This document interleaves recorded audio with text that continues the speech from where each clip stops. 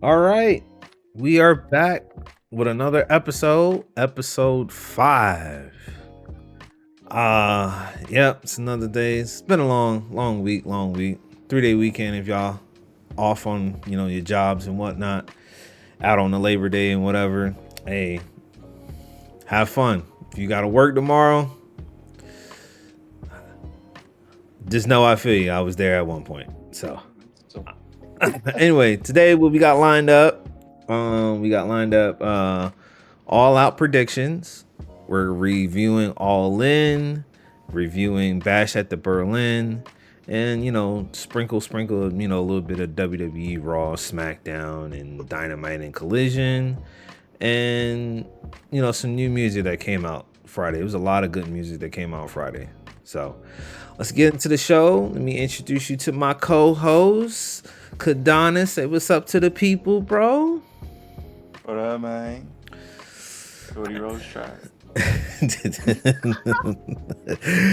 And then my other co-host, my man Super Saiyan Ace. Say what's up to the people, bro. What up, what up, what up? MJF is still God. All right, y'all niggas. Let's get into the motherfucking show. All right, so let's start with new music release. So we starting with that while we got that up. So, on Friday, a couple of albums came out. So we had Big Sean. He dropped an album called Better Me Than You. I have not listened to it. I I threw it on my playlist, so I was like, let me take a listen to it. Doche, anybody who knows who Doche is, she's a hip hop artist that was signed by TDE. So I heard a couple of songs from her recently, and I was like, not a couple of songs, but like a couple of snippets of her songs, and she got some bars. So I was like, let me listen to this album when she got. So it's I think it's Alligator Bites Never Heals. Okay, Alligator Bites Never Heals. That's the name of the album. So make sure y'all go out and take a listen on that. Also, have y'all been running around hearing about Tyrese's interview? That boy going crazy again. Anybody watch that Breakfast Club interview? That shit's legendary. Yeah, I watched that, bro. That shit. man is always in his feelings about something. That shit. Nah, it was just the fact that Charlamagne asked him about all the grief that he had, and he sat there and he was going through some tears, bro. I was like, I feel for him. And that quote that he said, that was a powerful quote that he said.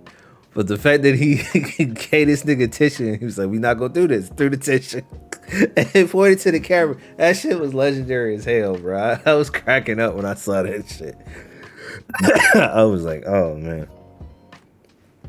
That was funny. But yes, his album dropped on Friday. Beautiful Pain. Make sure y'all go listen to that. That sounds like a good album. That explains the reason why he was looking like Marvin Gaye for the past couple of weeks. Yep, I seen the video. He was sense now. so because he was stuck into like the 1970s and 60s and shit. So he was mentally there. So I was like, okay. So that explains why.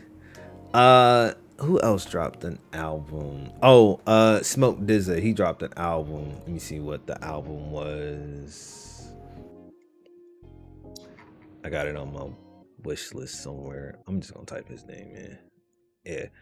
My man Smoke DZA dropped an album called TAC3 Kush God Bitches. So make sure y'all go out there and cop into that. Sound like a real dope album. I always, fuck with Kush God. Kush God always is that nigga to me. So, oh yeah, and ASAP Rocky, I don't know where, but for some odd reason he didn't drop his album. He was supposed to drop an album on the 30th. I guess it got pushed back, so I don't know. So instead of dropping an album, he dropped a song, and I don't know. But I guess the song had a couple of shots at Drake, and then he dropped a music video on Friday as well. So That's all the new music that I got out for today. That's all I got for right now. Anybody else got any interesting new music things that they wanted to share that they listened to this week? Nah, I mean, Big Sean trash. So I don't even know why you even trying to do something. ASAP ain't dropped nothing in like 10 years, bro. So I don't know what that hype was, which I thought y'all was gonna get. But I had no fingers crossed for that album releasing. It's almost like Rihanna saying she gonna drop an album. I gotta just see to believe it at this point, cause y'all just out here raising families and doing fashion shows. Y'all ain't doing nothing musically no more. And again, Big Sean trash. So he just need to go stay with his wife, raise his family, put the mic down. You been tapped out, bro. You tapped out years ago. Once Control dropped and everybody started picking sides, no one picked Big Sean. Like it was your song, and no one even remembers what you was talking about. The beef is done, bro. You don't gotta drop no diss track. Go to Jay-Z route. Talk about being a family man. You making investments. You know how to become a millionaire and go on with your life. Oh, Well, you know, next week, LL Cool J album drop. That's different yeah. though. That's a legend though, bro. No, I He know. already I'm just saying solidified that. himself. I know. I wasn't saying that he's not trash. Oh, I'm not oh, done. oh, but I I am was just, listening to that. I'm definitely listening to that. yeah. That's what I was saying. Like, shit. LL Cool J. Who would have thought another album? And he probably said the same thing himself, but he did that show. He went back to that Oh, concert. that's He's on feeling it this again. So album. Yeah. And then Oh, plus, it's let like, me put that on. he just dropped a new single over the weekend, but it's technically not a new single because it was already leaked. But he finally officially dropped it, which is him and M. Yeah, that's on the album. Yep. Yeah, so I saw that track listing for that. I guess I'll put this on here. Oh yeah, I just wanted to give a quick shout out to LL Cool J. Yeah, also, I want to do a quick shout out to Killer Mike. He dropped a new song for the Call of Duty game. Sounds pretty good, pretty dope. So, hoping Should have we. been for another video game. It wants to be for GTA so bad, bro. I'm telling you. I don't really care about that. I just want another album, another good ass album from Killer Mike, if not another Run the Jewels album. One of the two. Killer Mike is very dope. Hell of a dope MC. So yeah, that's about it. We got the listings over here for new songs. If anybody is really interested in most of these songs, some songs I might really check out, like Joel Santana, Meek Mill, and Jim Jones, Roddy Ripple, Boys in the Hood. What? Sounds like an L track. Then they got Ransom, Conway, V Don, and Lori Banks, Hired Killers. So there was a video that had Lori Banks in it. Him, 38 Special. I don't know what that song was. Victoria, Monette, and Usher, SOS. Oh, that might be a good song.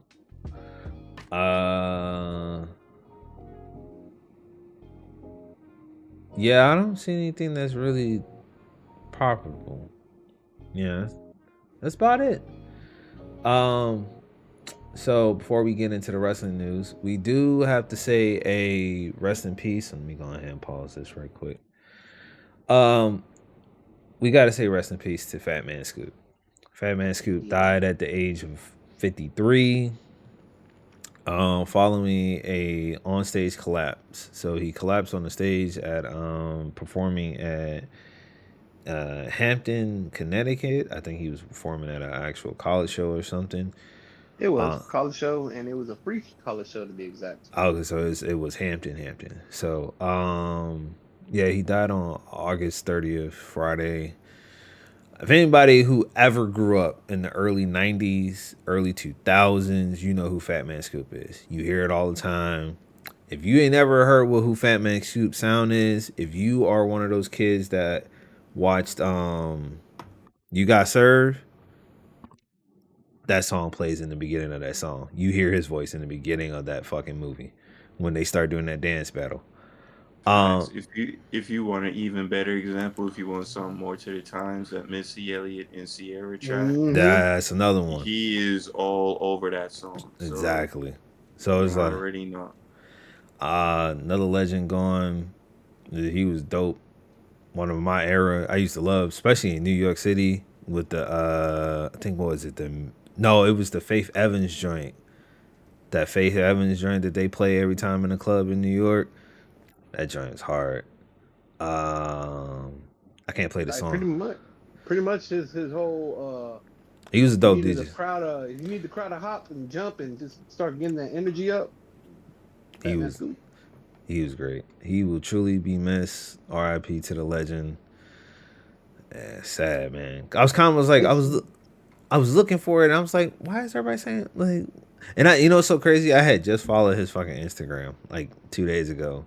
Like on that Friday. And then that's when I started hearing people saying RIP. And I was like, oh, come on. But I mean, like, cause how I know we spoke of it earlier. Like, I know some people, like you said earlier, like to pass away rather be in sleep. I mean, how many people can really say they passed away of what they've been loved doing, like right there, on stage? I Yeah, it's a mean, bit sad, especially nowadays, like with the whole phones and shit. But I mean, still, that's just like I in a way, I'm not trying to sound like it's a bad thing, but it's like just giving the props of, damn, he died what he loved to do. um, I don't know. I'm on indifferent. I'd rather die in my sleep than die in front of a bunch of people. I know people's gonna love me, but Mm-hmm. the era that we are in, motherfuckers Mm. pull out their phones and they record instead of helping people, and then like this is a sad era that we in. So I'm pretty sure you're gonna see footage of him collapsing on stage, and it's not gonna be Oh yeah, funny. I saw it. Then I saw it. there's gonna be a whole bunch of people out here outraging like, why'd you put that up? Why are you posting that? Blah blah blah blah. Blah. I'm like, why are you commenting? Just ignore it, mute them, block them. You know what I'm saying? They know they wrong for posting it up. You know what I'm saying? I know some Yeah. people, unless they, because sometimes some people will put it on there saying he passed away, but it's like, come on, bro. You could put a better clip up than you putting up a footage of a man passing, collapsing on stage, bro. Nah. Yeah, I feel you on that because it's like, rather have footage of him hyping up the crowd and all that and saying RIP, like you said, versus Or pick, actually seeing the yeah. dude passing away right then and there. Like, Or, so you know what I'm saying? Or a picture or anything. So, yeah. but I was looking at it on Twitter. It's sad too because you gotta kind of look on Twitter to see it was trending. It really wasn't trending, so I didn't really know until like today, and then I'm like, oh, he passed away. So it's like now I see a lot of people seeing why they saying R.I.P. to Fat Man Scoop because Yeah. So So be on the once again, lookout rest in on peace to that Tuesday. legend. Yeah, be on the lookout on Tuesday for more details and from anything, from your local radio shows and whatnot. They got more information, but basically 9 times out of 10 they're gonna go into details on what really happened and how it happened and all that stuff. So, but all I'm gonna say is like I said, R.I.P. to Fat Man Scoop, bro. Rest in peace. Rest in peace. RIP. Rest in paradise. All right. So now let's get into the wrestling. I guess we can start with All In. Hey, wouldn't you start with WWE since I was gonna be a shorter segment? But we gonna start through the week, bro. We Yeah. do All In, and we All do right, all right, all right. then. Yeah, I thought you were doing it by length, like which one's gonna be longer. All right. I mean, you want to go with the WWE route? I mean, we can Cause do that. that, cause that's, cause that's gonna be short, simple, and easy, bro. All right. I Well, just think that you just want to hate on Cody. All right, Bro, well. listen, I'm trying to pack Cody up immediately, bro. I ain't trying to hold this in. All right, well, we'll start All with right. Bash at the Berlin then. The Let five match MJF card. wait. The 5 match card that was just short, very short. Speaking of which, the first match on the card was the WWE Cody Rhodes versus Kevin Owens, which Cody Rhodes has retained his title in a great match. The match was very good. It was a really good match. I'm not gonna lie. To be an opener, it was a really good match. Still does not help the problem that Cody Rhodes is in that bloodline dilemma. So this is where I say this, and I was saying this yesterday. This is where long term booking can be good or bad. And in Cody's Rhodes case, it's looking like it's gonna be bad because he ain't gonna have no challengers. So, Just waiting for The Rock. and that's sad. Like you long term booked this whole thing just for the Rock to come back. Like all these people are just nothing, and then the Rock comes back. I'm like, next match on the card, something I truly didn't get No, to. hold on, bro. Hold Uh, on, bro. Oh See, no, there's he certain goes. He things. goes to the card. Yeah. He Go, goes to the man. card. He Yeah, goes to yeah. the card. Not Yeah. actually. No. We will stick on the Cody Rhodes. So, Okay. uh, Kadonis, go for it. yes. Bro. All right. You see, the problem I had. See, it was a great match. I like the lead up that they did Friday night, where Kevin Owens is saying, "Hey, I know your knees hurt. You don't have to have this match or whatever." Kevin's still trying to be a face, whatever. He's not trying to go heel or whatever. So you already knew Kevin Owens is going to lose this match. The problem is, I don't even think the WWE even knows how to end this story or even know what to do with Cody because he simply cannot lose yet. There is absolutely nobody he can face at this moment who he's gonna drop the title to. It ain't gonna be Solo. I don't even think he's gonna see Solo at Bad Blood. I think that's gonna be Roman somehow. Something stupid is gonna happen leading up to all of this.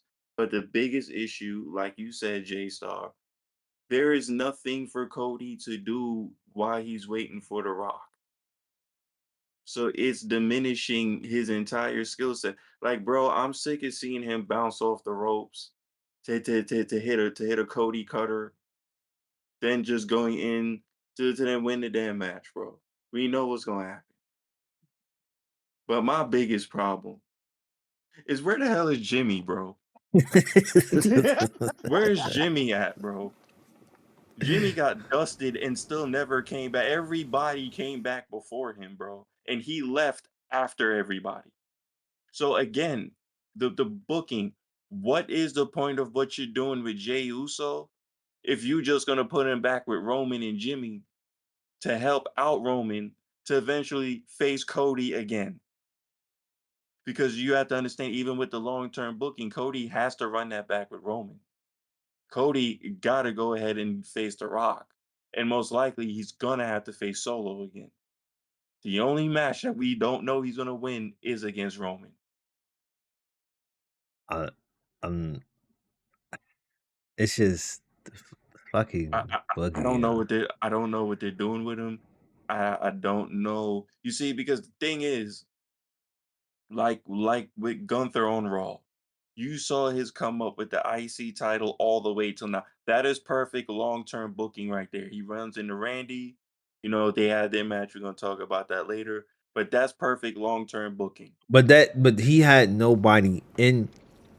He had no storyline. It was like more of the The storyline on was him, basically anybody who can come and beat him, who can beat Gunther for this title. That was the Exactly. that was the storyline. The issue, Exactly. That was the thing. The original storyline was who can beat Roman. It turned out to be Cody. yeah. Cody beat him. Why is Cody still in this storyline? They should have removed Cody from this storyline. Let Solo and Roman and whatever the bloodline gotta work out, do what they gotta do. But give Cody a fresher like a fresher breath of air, bro. And Give I'm him some better challengers, like people have a good chance to beat him. So you really don't know. But and I Kevin Owens, bro. Randy Orton is just here to pass the torch at this point. Like if you look at his track record for the past 4 or 5 years, if he doesn't have a 1 month title reign, he loses that match. Kevin Owens, he's not winning these matches, bro. He didn't even have a reason to face Roman but to give Roman something to do. Same thing with Cody Rhodes here. Just give him something to do with this event because they damn near left Cody off the last of major event, and he's a champ. So they had to put him on this one. And and who did they give him? They could have done something more exciting and say, yo, Carmelo Hayes or something, to do like an open challenge and that then ain't gonna make it work. exciting to where you had some close falls No, to where you damn near putting somebody else over without damaging yourself. they But ain't got nobody Kevin on. Owens, bro, They don't have nobody on the fucking show. SmackDown is that's ass. the problem. They have Raw, no Raw, fucking. Raw is too, unless you're gonna put Finn Balor against him. If we out here doing cross band championship title matches, you might as well put Finn Balor against him. At least that'll make more of a sense. But then it's like we sit here and say, like, once again, he's stuck into the.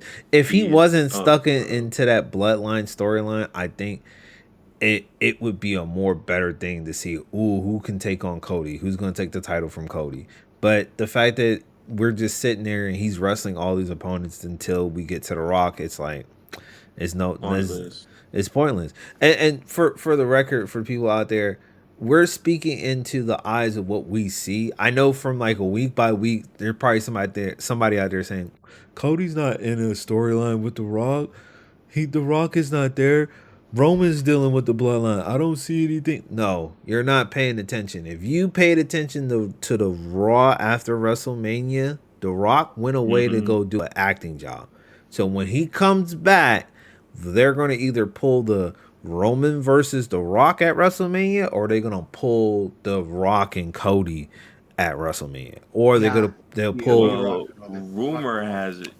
Yeah, the rumor has it that for next year, not this one coming up. I believe the one for 2026 is Roman and Rock, but this one coming up is Rock and Cody.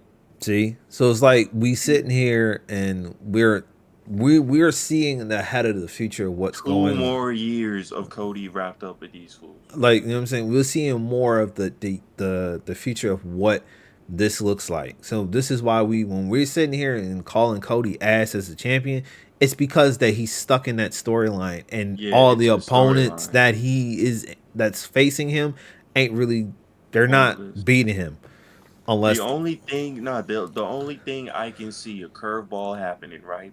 It ain't Solo that gets the opportunity to face Cody, is gonna end up being the Samoan werewolf who ends up getting that Jacob Fatu, and somehow, some way, he Oh, ends up winning that.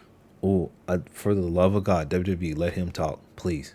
I saw If I saw a yeah, promo he for can this cut a promo. He can nigga. cut a I promo, saw bro. a promo clip of this nigga talking shit on on Instagram. One of That them man can real. cut a He promo. can talk shit. Let him talk, please. But they gonna let him, bro. But I'm telling you, unless they pull that trigger to randomly have him beat Cody at a major pay-per-view right before The Rock comes back, and The Rock be like, "All right, Jacob, you already know what to do. Gotta give me that title." And then Jacob don't do it. Then he call himself the tribal chief. Bro, that right there can give Cody some rest to get up out of this storyline, bro. I don't know. And let them do some infighting or something. But this is getting trash with Cody. I Out. don't look at none of Cody's matches. I don't even like his promos no more because I know Nah. what it is already. I I already I know what his promos is. My father, I'm happy. What do you want to talk about? I'm the champion for a reason. I don't go down without a fight. I don't care if it's the bloodline 4 or 5 guys. I'll still take care of it and handle myself because my dad was the American dream and I'm the American nightmare, damn it. And that's what I do. The next guy comes out, they talk trash, they have a match, he wins, and then rinse, repeat next week. That's all it is, bro. I mean, I don't have an issue. I mean, well, no, I do have an issue with what he is right now, but I watch his matches, and his matches can be, like I said, the Cody Rhodes Kevin Owens match was actually pretty good, It was even though good. even though it ain't going nowhere. It's the storyline and the storytell booking that's really pissing me off with Cody Rhodes, because he's looking like a champion. It's just he's holding the title until he either beats The Rock or loses to The Rock. It's one of the two.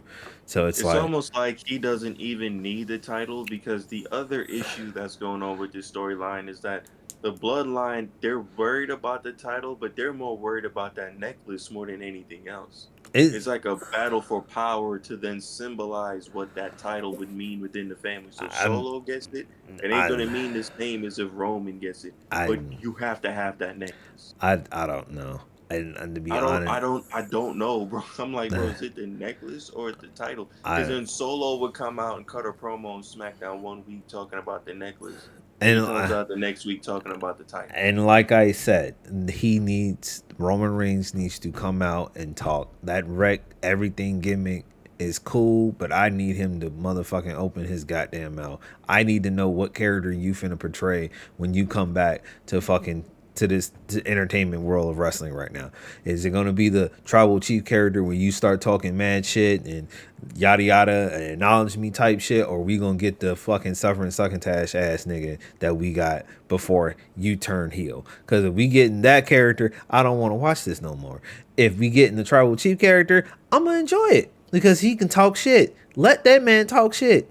But other than that, I don't know. And I'm going to pretty much stick to the highlights on it. There's no way they make him go back to that suffering succotash joint. That was all Vince McMahon right there. I I think, if anything, he's gonna have a similar same shtick to him, but he's gonna be the face he originally wanted to be when he should have been that. Not forced to where he's trying to sound cool and look cool and say I'm the guy type thing. He's gonna do the same thing, but it's gonna be more accepted because he's a face now. He just needs Jimmy and Jay back. which That'll suck. put him super over at that point. You have Jay back to where he's built up at this point. What sucks though, because it's like, what was the purpose of I Jay mean, Uso going that solo? was that was the thing. Just keep Jay able to do something because I think they knew Jimmy was going to have to sit down for a little bit anyway. Roman And was going to be gone for a minute. So what do you do with Jay? You give him something to do, but don't give him any titles. He ain't beating Braun Breaker for nothing. You out of your mind if you think that he is. well, He I'm for not damn even. sure ain't gonna beat Gunther at this point. So unless you putting him back on SmackDown to give him a shot at LA Knight or something, I'm I not. don't see what else he can do. There's a Fatal 4-Way match that's supposed to be coming up, and I know Monday they still got two Yeah, triple number threat. one contendership. They still got two triple threat matches. I know Jay's in there. Somebody else entered in there. I think the last two slots is gonna be fulfilled by Pete Dunne and Sheamus. I Yeah, think. Pete Dunne got one. Pete Dunne Oh, got one so of the so the slots. last two spots is gonna be fulfilled by Sheamus and Ilya Dragunov. Yeah, yeah, because Pete Dunne won that triple threat match against Kofi King. No, against what's his name? Yeah, Xavier Xavier Woods. Woods. Yeah. Okay. So And what's yeah. his face? So yeah. So there's gonna be Sheamus and Ilya Dragunov. So don't be surprised when you see those two guys win and they get in there. And then I think for the purpose of this whole situation, it might be Ilya Dragunov going against Braun Breaker to play back into the story that they had earlier Yeah, on. So that makes the that most sense. that might work. I think Sheamus is and Pete Dunne are gonna continue to feud, Continue their feud, of and then course. Jey Usos is gonna be left in the win once again, As usual, that's unless why Rikishi was kind of complaining, like, bro, what are y'all doing with him? Like, y'all didn't give him the unless briefcase, y'all didn't give him no, like, the title opportunities that y'all giving him, y'all know he's not even meant to win at that time, anyways. Like, y'all or making him a placeholder, even though, but Jay's one of those people who really don't need a title at this point, though. unless the fans are like they want to see him win a championship, they can do that the Exactly. That's Kobe shit. But like I said, it is what it is. We'll have to see later on. Monday night will be coming up later on tomorrow. I know NXT is coming up tonight, so I definitely want to get this done before NXT, so I can watch NXT, see what it is. Even though I don't watch the show, I know the cards is gonna be good. Oh So, yeah, it's gonna be a great show tonight. It's gonna be a Oh yeah, great show. real good I'm show. looking for that Joe Hendry. I'm going for Joe. I think oh, everyone's going for that nigga. so here's the funny thing. I was looking at rosters, WWE roster, AEW roster, SmackDown roster, not SmackDown roster, WWE roster, AEW roster. I looked at MLW roster, and I looked at TNA roster. So I was looking at the stars that could like leave AEW that can go to WWE, and the stars that could leave, WWE to go to AEW. We'll get into that another day, but let's just say there's quite a few stars that I see on the AEW roster that can jump shift to WWE, and it's probably very little superstars that can probably jump shift to AEW from WWE, and from TNA definitely there are two stars that they Oh, going definitely, they definitely. they're stealing two stars. WWE is definitely stealing some TNA people. And They're Jordan Grace is gonna be one of them. So, Jordan Grace and Joe Henry is a sure bet exactly, is for coming to sure. And WWE. Jordan Grace already beat everybody, so she's. I don't know. going They straight might to do that route. they might do the Tessa Blanchard on her though, because you know how No, because Tessa Blanchard won the world title. She's like the only woman in that company that won that that held a men's title. So they might do that and try to do it, but I don't know. I don't know. it depends on what she want to do because she got to sign a contract extension to do that. But if they do that, then they got to get her boyfriend, which is Jonathan Gresham, and I don't know if he wants to go to WWE. So What about what's his name? Matt Cardona? that He motherfucker actually needs spoke about that. that nigga needs to come to WWE before He John Cena actually retires. did a an interview about it. And he was like he wouldn't be coming back as Zack Ryder anyway. He would be No, coming back as no, Matt Cardona. no. So I want the Matt Cardona gimmick. I want that, but I need he him to said he's come. not doing Zack Ryder. He I said he's need. Yeah, not he doing said it, he's bro. done. I That shit. let Yeah, me he let me said he's finish. not doing it. Let me finish. I need him to come out as Zack Ryder. Cheers and everything, right? John Cena comes in. He didn't expect it. Zack Ryder comes out, comes celebrate, and then he fucking turns his ass and introduce motherfucking my name is Matt Cardona. That would kill it. That would kill it. Yeah. That's what I'm saying. Like if you book that, he comes back as Zack Ryder, and then he turns on John Cena, and he introduces himself into Matt Cardona. It's that would give him the biggest heel everything, and then you just play it week by week of why he turned on John Cena. It's a slew of reasons, bro. It would really It's a bunch of reasons. it would put him over. It would put him over. You want to talk WWE. long-term storytelling? He said the reason why I'm even Matt Cardona now is because of John Cena.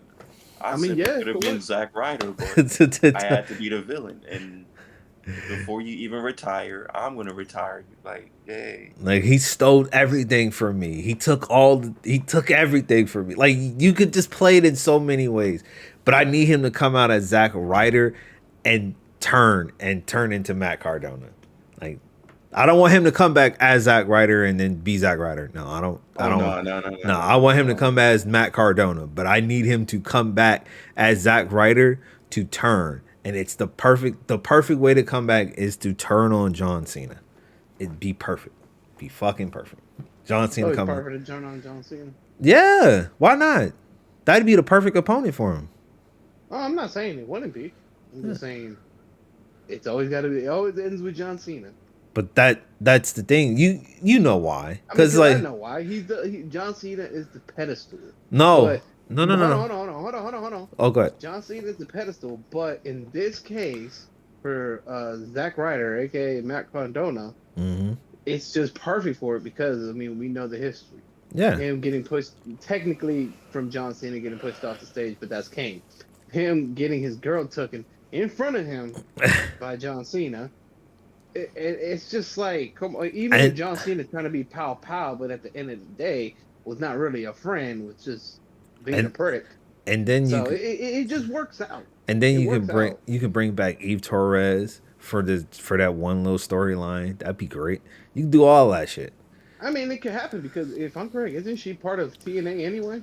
No, Eve Torres is not. No, she don't wrestle no more. Eve Torres, no, she don't wrestle no more. Yeah. I guess I'm getting confused with what's her name, Maria. Maria still wrestles too? I think so. If I'm correct, I think she still wrestles. Maria who? I mean, don't quote me on it, but I do believe she still wrestles. Maria. Like, just Maria. You don't remember Maria? She was always like the slow one. The slow, dumb one. No, she's part of Ring of Honor. She's a manager. Oh. Yeah, Okay. she's Oh, she married. was Her husband is in AEW. Her husband that is I a do part. know. Yeah, yeah. Yeah, I her do know her husband is a husband's part in. of Okay. of the Undisputed Kingdom. Yeah. That's who y'all were talking. I was like, Maria, who y'all talking about? And I'm like, oh, now I know that. Yeah, she's in A. Once you heard the dumb slow one, you were like, okay, I got Yeah, and I was like, yeah, Yeah, she she's was it. like it was only her and Christy Hemme were the only two who were really yeah. basketball. I don't know what Okay. Chrissy Amy do. I haven't seen her in TNA in a long time. She retired, bro. Yeah. She's Um, up out of there. She don't want But nothing to do with we're entertainment. going way off track. So Fact. let's go back to Batch of Berlin. So yeah. Cody versus. Oh, Yeah. we done on that. I think everybody Yeah, said. be done on that. I think it And was a I mean, tag but team like, match after. yeah, it was the next one was a tag team match. But I was gonna say, what's your rating on that match? Though? Oh, that match itself, I'll give it a smooth 9 out of 10. yeah, I'll probably give that because it was a good match. It was a real Yeah, it was a good. good match. Told the story, did what it was supposed to do. It was just that we knew who was gonna win. Yeah. Yeah. So now the next match was the women's tag team championships: Jade With Cargill and Bianca Belair versus Bry and Dawn. I'm not gonna say the first name. the unholy union. I think that's the name of their tag team. Okay. I thought it was just called the bathroom break. No, it's the unholy union. Insane. I don't like I said. I don't care. I don't know why this was on the card because this shit didn't make no sense. But congrats You to know what they Beyond. should have done? No. You know what pissed me off? They made the LA Knight match the open invitational on SmackDown instead of putting this match there. But the thing was, Ludwig Kaiser. It's his home, look, bro. It would have But hit, bro. It but would have been you're right. crazy if he popped out during the actual But event and not SmackDown. but he got his moment in the in announcing Gunther. So It's not the same, bro. It's Because not the then same. maybe what not would have to. happened is he would have had that 50-50 chance, like you don't know, but because it was on SmackDown, you knew LA Knight wasn't gonna lose like that. I But mean, but like think about it. That tag team championship match between four women who really don't have good chemistry amongst each other, because bro, even the ending of that match was sloppy.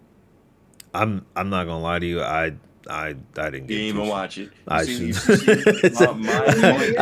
I glanced through that My point motherfucker. It was just see on at my this point, bro. Bro, I didn't was care. walking around my house during that match. I was just listening to it because I knew one thing. Every time Jade gets hit, it's like she gets hit by a bus, bro. She has to fall down. She gotta I roll over like she I don't know would what's I happening. wouldn't pay attention to that match. And then she was But like, like I don't, bro. It's like I don't know what happened to the quality of the women's wrestling match, but you can no, no, just no, no, see no, the no, botch mania ready to no, no, no, happen, no, no, bro. no, no, no, no, no. Don't say that. Because there's quality there in women's wrestling match. It's I'm just No. sorry. Oh, hold There's on. There quality there, is but as quality, of late, with quantity. the WWE, I don't know what's happening. There's too many women's matches, or No, it's what, no, not. There's not even no, enough, bro, dog. There's only bro, been no. one. bro, No. There's only bro, been like one bro, match, if that, every week bro. or every other week, It's bro. it's Listen to I'm me, a bro. AEW Listen been to having me, a lot bro. more win. No. AEW had been having a lot Listen, more bro. win matches than WWE, and I that's When kind I of like say iffy. women's matches in WWE, I mean matches that aren't throwaways, bro.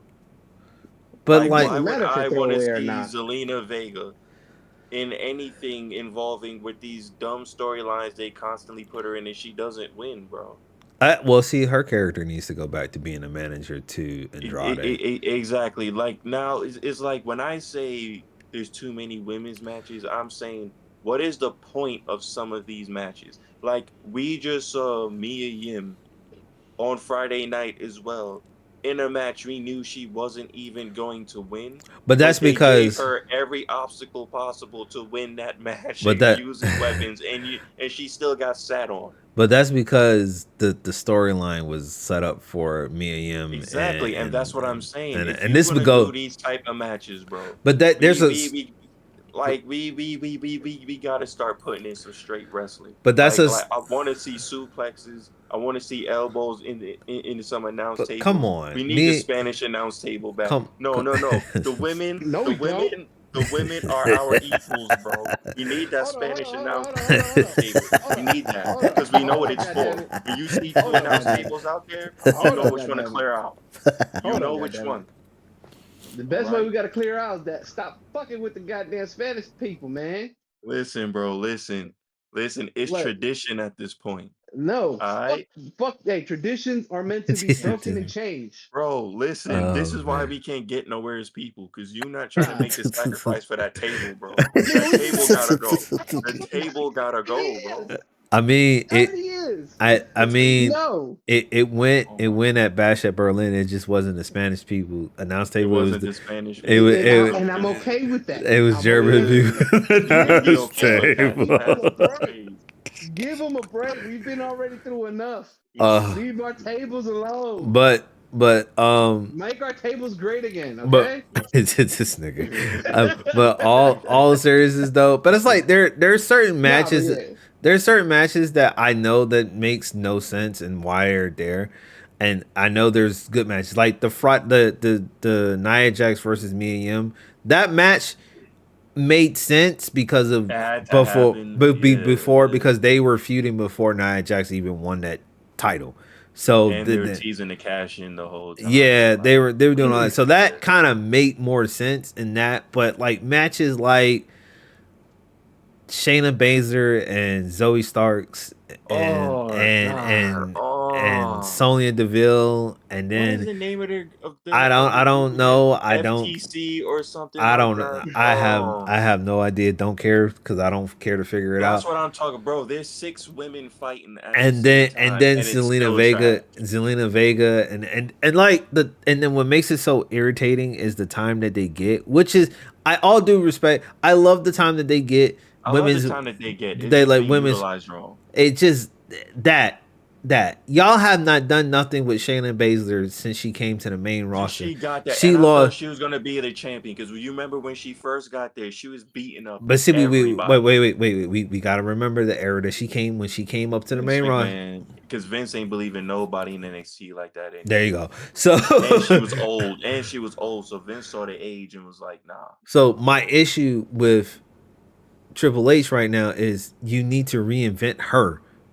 please, bro, because Make her why a you still keep badass. putting her in these tag teams, bro? Cause Like, you her know it don't you work." need to reinvent her. Like if you're gonna do this trios thing, they need to be a dominant force.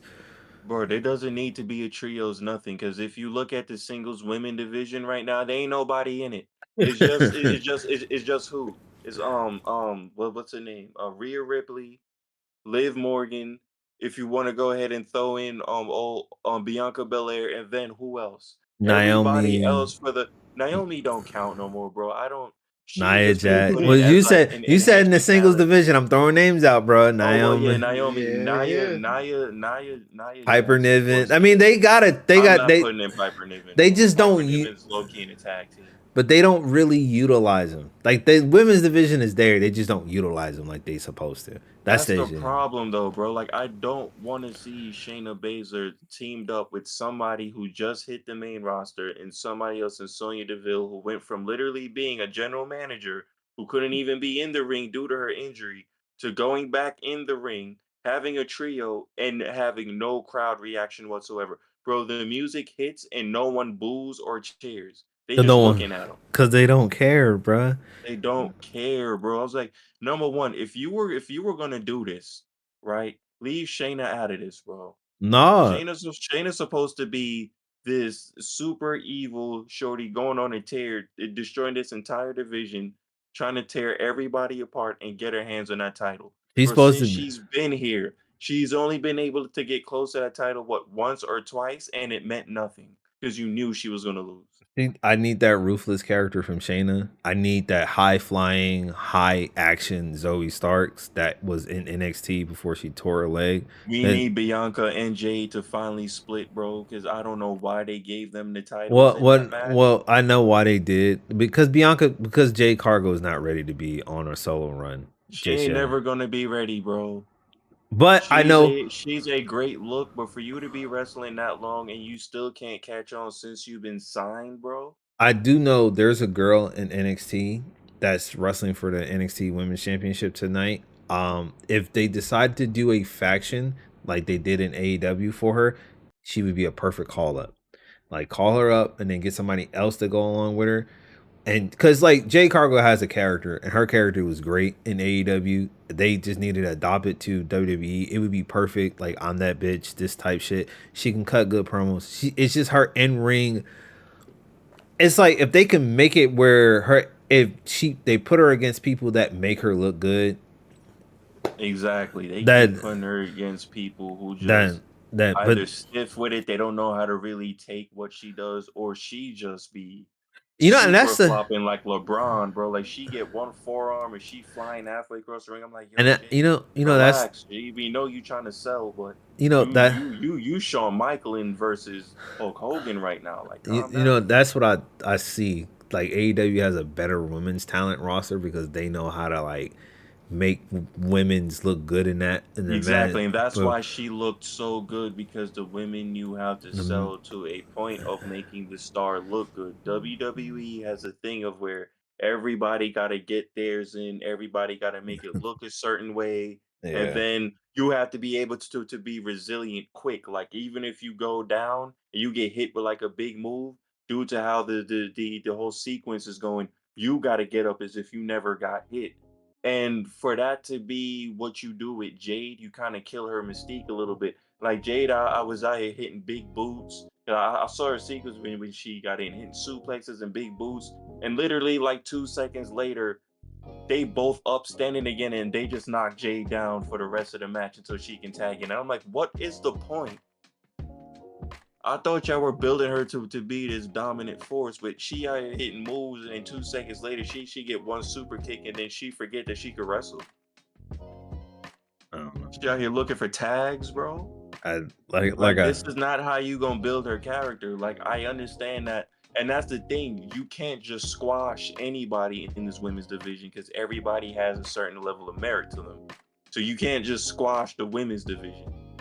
all I So know. that's the other thing with Jay. Like you said, she gonna need that faction to pull this off, but Bianca can't be in it unless But Bianca going heel too. I mean, it's just not far from her. Like Bianca can go heel, but Yeah, that's what I'm saying. But Bianca's like the John Cena of the women's division, though. nah, Bro, nah, she's a bro. nah, She all up in them. She all up nah, in them hospital centers. She out here nah. holding. She out here, bro. She gets That that's empowerment out. from That's little probably black girls, bro. that's the. Imagine if she end up going heel, all her merch getting pulled. They But gotta redo the merch. that's the outside look. Like if I compare it, there's no John Cena female wrestler in AEW. There's really, I mean, not in AEW, in WWE. There's really no John Cena It wrestler. never was one. There's not going to be one. So it's like I I'm don't. saying I'm saying like the closest thing to it in terms of like fandom outside of the Oh, ring. outside of it, yeah, Yeah. okay. Like how kids see them. Like if you've noticed why they never really turned John fully heel. Like you saw him have those moments against like Rey Mysterio and against people like that when he wanted his title back. You see that he could give you a flash of it, Because he was but the merch he's the seller. good. Exactly, and that's Bianca for the women. Like, if you turn her heel, you have to either get Charlotte Flair back, Becky Lynch gonna have to come back. You gonna have to Well, have somebody fill up those voids because well, outside of the wrestling ring, she can't be all well. goody trying to sign autographs and Charlotte be at Flair. children hospitals. Well, Charlotte Flair is supposed to be making her return sometime soon. So we'll And they gonna probably. put the title right up on her. So I don't know that. That was Vince McMahon's I don't know idea. about that. I don't know, That but was I all know Vince. that she might be in a feud with somebody, but I don't know if they're gonna like slap the it damn championship is on her like going that. to be whoever wins between Nia Jax and what's her name? That I Tiffany might. Stratton. I want to see what that looks like. Nia Jax versus Charlotte Because Flair again. yeah, because I don't see the Yeah. point of putting her on I know Raw why you want to with see it. that Oh win yeah. behind. I mean, they You good know what I mean? friends. They good friends outside of work. So it's like it makes it seem like they're gonna play into the point where they don't like each other and they can get real physical. So it's like that would it. Oh, I remember that. Yeah, I that's forgot why I'm they laughing had about it. that Yeah, altercation before when it Yeah. got like super it was in the serious and it ring. wasn't Yeah, supposed to. Yeah. Yeah. So it's like that's what I know for Yeah, that. that's what. Yeah, might as well if you want to do long-term storytelling like Triple H loved doing. There it is. Um. so Anyway. And overall, then Tiffany can always cash in after that. Because Yeah. Charlotte, they're oh most yeah, likely gonna make Charlotte do it, but Charlotte's gonna be beat up, bro. Like She done got sat on like twice, I'm not 3 gonna lie. times, and kicked I mean, out. I'll give it to Charlotte though. Like, for her, I yeah, don't. she's a great wrestler, but she can also take a great ass whooping and make it look like it Exactly. fucking hurt. I'm not gonna lie. Exactly. I'd rather not. I'd rather Tiffany Stratton cash in on Liv Morgan or whoever's gonna win that title. It ain't gonna happen. It ain't gonna It's happen. I'm not. sorry. No, It's it's gonna be not. with Nia Jax just because of the whole Yeah. storyline between the two. Yeah, because you anyway. wouldn't pair them up to then send her off to Raw, or else they would have been on Raw plotting a long time ago, and then that whole thing Exactly. would be stupid if you. But end you up never doing know. that. The money in cash, the money bank cash in is never sealed. Well, Like, you know what? You are right, because if so let's say Liv and Rhea had a match, and then next thing you know, of course, Judgment Day get involved, but then Judgment Day gets scared off somehow by like Damian Priest, and the only person left in the ring is Liv, and Liv already beat up, and then you just get Nia Jackson there. She beat down Liv a little bit, and then she end up cashing in, then Tiffany cash in, and now they both chance. It's gonna be two yeah, twin belts, the same thing that happened between what's her name, Mercedes Monet, which she's known as now, and what's her name, Bailey, when they did that whole thing. So yeah, that could definitely go, but that would have to be out the blue. Like, we don't even see that coming, type of thing. and you know what? That's the thing that they need to do. Some out of the blue shit. Yeah, Some shit that like have it to be where it looks like she gonna cash in on Nia the whole night, and then it's be one of those events where where you're she not expecting Tiffany to even be at. and But she it's Liv in the middle of the ring, knocked out. Next thing you know, and you hear that music hit. and she cashes in on her, and then bam, she's the new world heavyweight champion, which is like, okay, that's more interesting, makes it, and then you build the storyline from there. So Build the that storyline from there. so that like Yeah. that would make more sense. But yeah, so overall for this match, I'm gonna give it 3 out of 10. I wasn't gonna give it no score. I was gonna give it the I didn't really watch this shit. This was just thrown I watched it. together. I watched it enough to give it a 3 out of 10. I gave it a glance. That's all I'm gonna give it. A glance out of 10 because I didn't watch that shit. But But- I'm really giving it a 3 because of the after promo that they cut. Iridon, everybody that they cut afterwards. That's why I'm giving it a 3. Did they When it's up favoritism, and I'm like, favoritism, bro? Y'all was gonna lose regardless. no? Y'all Did wasn't they? supposed to win originally? What did the reporter say? Because she kind of got irritated about someone mentioning about AEW. Oh yeah, so I wanted to get on that one. So Jade is stupid because the question was not even about AEW. It mentioned the word AEW, but it wasn't even about AEW. The question was, how do you feel after leaving AEW, like of your position wise? Right, that was the question. So there's no involvement of how was AEW, how did that, like it was nothing about it. It was just after that, right? So her response was, okay, I'm tired of it. I'm tired of everyone asking me about AEW. Why can't you ask me about right now, about me and AEW? And the reporter's like, well, bitch, I am. Like, fuck. But she was all like, no, I don't want to talk about AEW anymore. Now, in one side, I do get her part. Like, yeah, you've been in WWE since what? September? October? I can't remember. She's been there for a minute now. But like you made yourself look stupid by answering his question without realizing you answered his question. Then on top of that, Bianca Belair carried that whole press conference. Of course you did. She carried that So it entire just segment proves, for that press it just conference. proves more that how green, and for people who don't know that, like how rookie she is with the WWE form. She's still like, Yeah, because she cut them acts like, AEW style promos where it's like ultra aggressive and too straightforward. Like, This is bro, why I say her character should have just been healed from the start, and she should have just went to NXT and kind of exactly. got some I legs up. thought that's what they were gonna No, do. they weren't gonna do. nah, Let because of her grow a little popularity bit. from AEW. Yeah, Pushed her to the main roster. but WWE kind of killed that because they sat on her for like a couple of months before she Because even. she couldn't because they Before she finally debuted. discovered that she couldn't wrestle. You just finally discovering that? Like, come the fuck on. Oh, that's No, right. because No. Wait. Let me because, finish. you know, a presentation can go a long way. I get that, I get that. So it furthers and enforce my situation on the fact that you niggas been watching AEW so y'all can poach talent. So when you poach these talents, you be looking at them and be like, oh, Honestly, they bro. can't do this. Oh, Honestly, they can't do that. So it's like, my guy, honestly, I don't think they were really even watching AEW. I think they were just looking no, at who the top people were, and they saw no, Jade and saw her look and saw what she can do in the ring a little bit, and said, no, "Yo, we can build on that and make her even better." Until they realized, bro, this is gonna take longer than what it is, no, that because ain't, that's not a she lie. really can't wrestle. That's a lie. Because every AEW signing had WWE talks before they decided to Oh, of fucking course. yeah, like Daniel Garcia, the Lucha Brothers. This is why the Lucha Brothers is going to Yeah, yeah, going to they were talking WWE. about. So Ricky Starks, he's going to WWE. So they've been watching him. Another person who I know they might steal from, Powerhouse Hobbs. They've been No, watching but you him. see, they probably Warlow. watching it now because they don't want to make the same mistake No, twice. they been watching these niggas. They watched them. They just didn't I watch don't know how they fumbled the J thing there, bro. because the thing is, remember what we were just saying? Everybody in AEW in that women's locker room makes each other look good. So everybody in Yeah, that locker room made her look good. So, they got the illusion of the fact that she was good. I was like, no, she's not that good, bro. She green as shit, bro. They just made her look good because she was the champion and she was like the forefront and it's a new company and they need she her. never lost. And she never lost. So it was just that was in those scenarios, bro.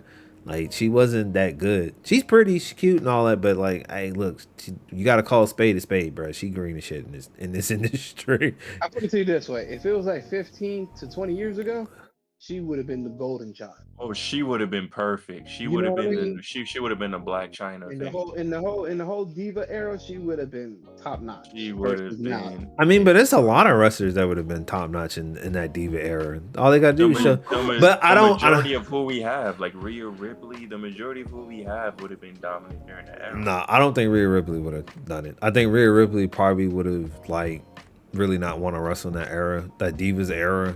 Yeah, nah. Charlotte wouldn't want to wrestle in that Divas era. Like the women that I know that would wrestle in I that mean, Divas. how they had to dress and all of that. Oh no, Yeah, like I keep forgetting we gotta take all of that into account, bro. that It bras really and wasn't even panties, wrestling. man. It Bras wasn't and wrestling though. panties It was matches and all that pillow shit. fighting, kiss Yeah. my ass, love for the Oh, yeah. It was. oh, It was before we get into our next match, is dark time. so there's an announcement. Netflix on the 25th of September. Vince McMahon has a Oh, yeah. docu-series on Netflix. It's coming in. So, if you got Netflix and you really want to see what the inside of WWE is like, watch that docu-series. And y'all let me know what that shit's gonna look like and how it sounds and whatever. I'm gonna watch it, but I'm gonna watch it on my own terms.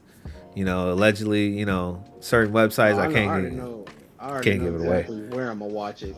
But Where I'm stuck in 3.5 hours. I know exactly what I'm watching. And I'm gonna tell you like this: this shit was not supposed to come out anyway. no. So That's the thing. Like, because all right. Let me say. Go ahead. It was supposed to come out a couple years ago until the whole bullshit thing. I can't even say bullshit. The The Janelle whole thing Grant that lawsuit. Exactly. With against Vince McMahon. So once that happened, the shit dropped. We knew that shit dropped. We knew Because it was of like, that. Okay, we're not gonna see it no more. Like it's in the scraps. It's in the whatever you want to call it, the vault. And then just out the fucking blue, hey, we're dropping this shit. But And it's just the coincidence of what the fuck is dropping, what it is, and where it's dropping. So let me explain. But my question is, before you explain, my question is, why? Why are we doing this now? If it's canceled, Easy. if it was canceled because of the Janelle Grant lawsuit, then why are y'all doing this right now? And rumors are having it that they're only going to have a little bit of that Janelle Grant lawsuit in the docuseries. So, what is the point of doing that? Because the footage. And who greenlit that shit to go on WWE? That I don't know.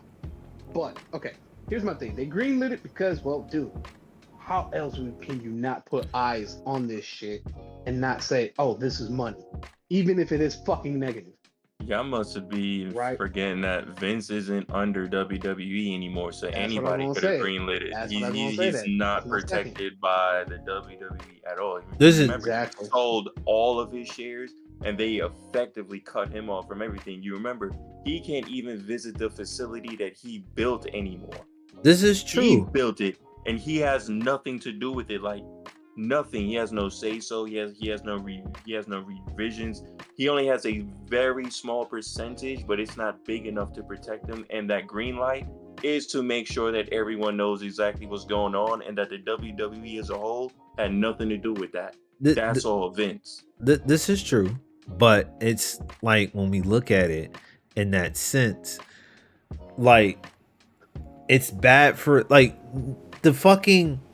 So let's trace it back. Cody Rhodes was doing Triple H this Hmm. during the press conference. So Triple H wasn't there. He had to go see his daughter go off to college and whatnot.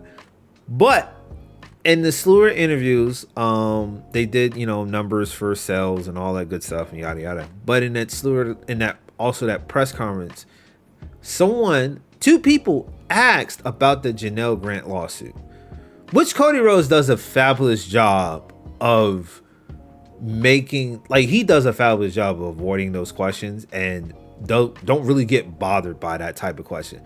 Had Triple H been there, Triple H would have got real bothered by that fucking question, and he would have got real upset like he did last time. That's I mean, another. but can you blame him though? Like that is his But it's the company. father-in-law But in the company.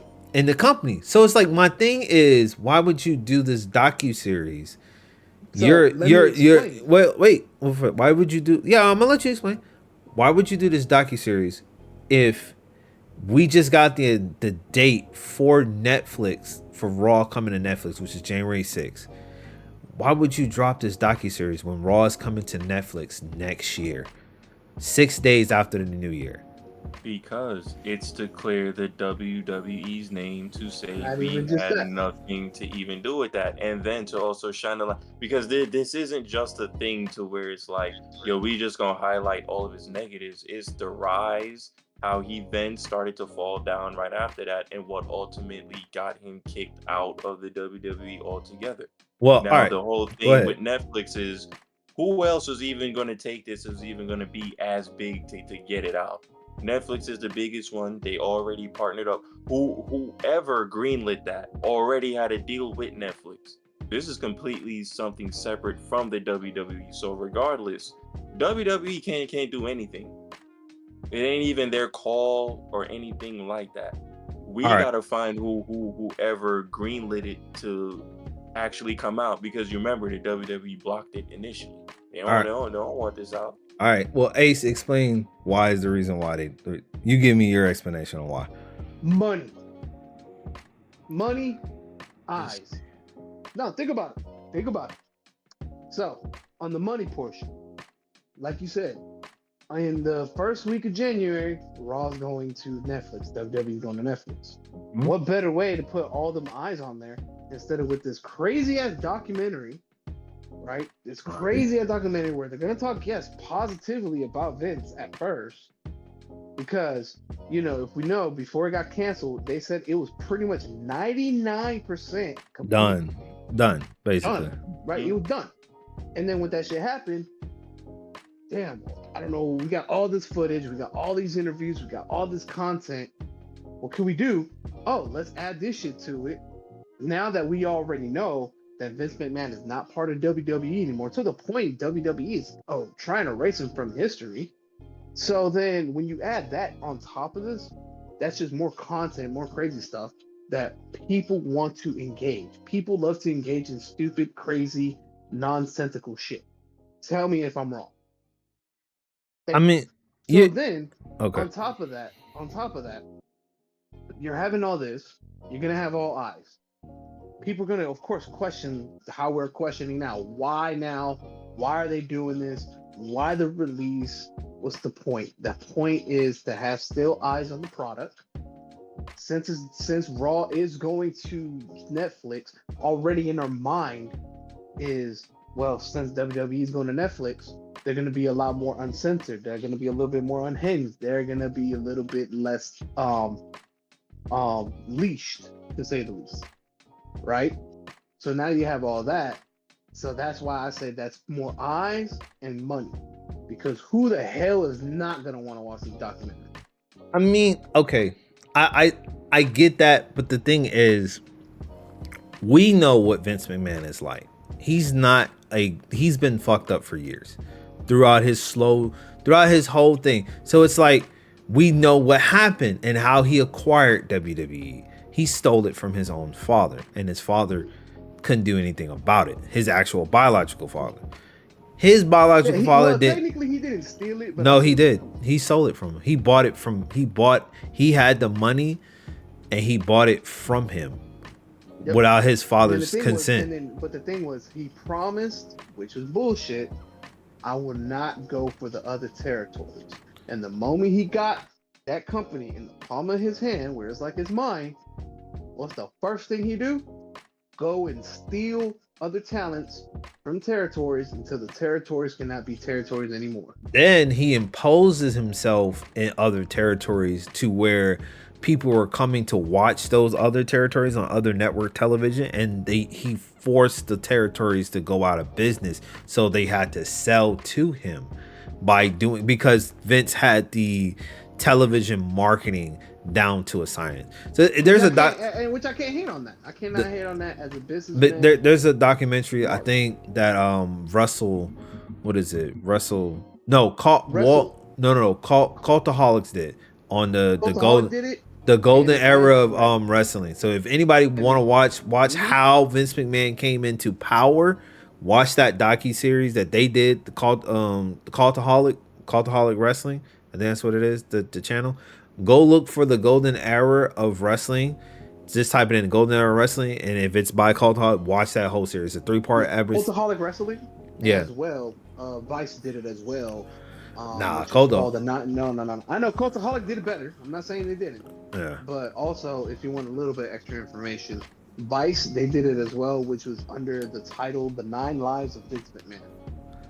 But see, that was like one episode, and they only have like one episode up there. They don't have like the whole. That's why. And the reason why I brought it up is because it's the same people who are doing this documentary that's going to be dropping on Netflix this month. But see, that's what. So this is another thing. What I'm saying, like, we don't know what this docuseries is going to be about. We don't know if it's going to be a good thing about fucking Vince McMahon, or they're going to get into. It's gonna be they're gonna get it's everything. They said it on SmackDown. They said it was gonna be how he came into power. So everything that you were talking about with his dad, how he built the company, and then the golden age, Attitude Era, all of that, and then the downfall, the lawsuits, everything. It's the end that everybody's really wanting to see. Those final. Exactly. But the end is the end. I'm talking about in the duration of his whole fucking existence in WWE. The man been doing fucked up shit since he's been in WWE.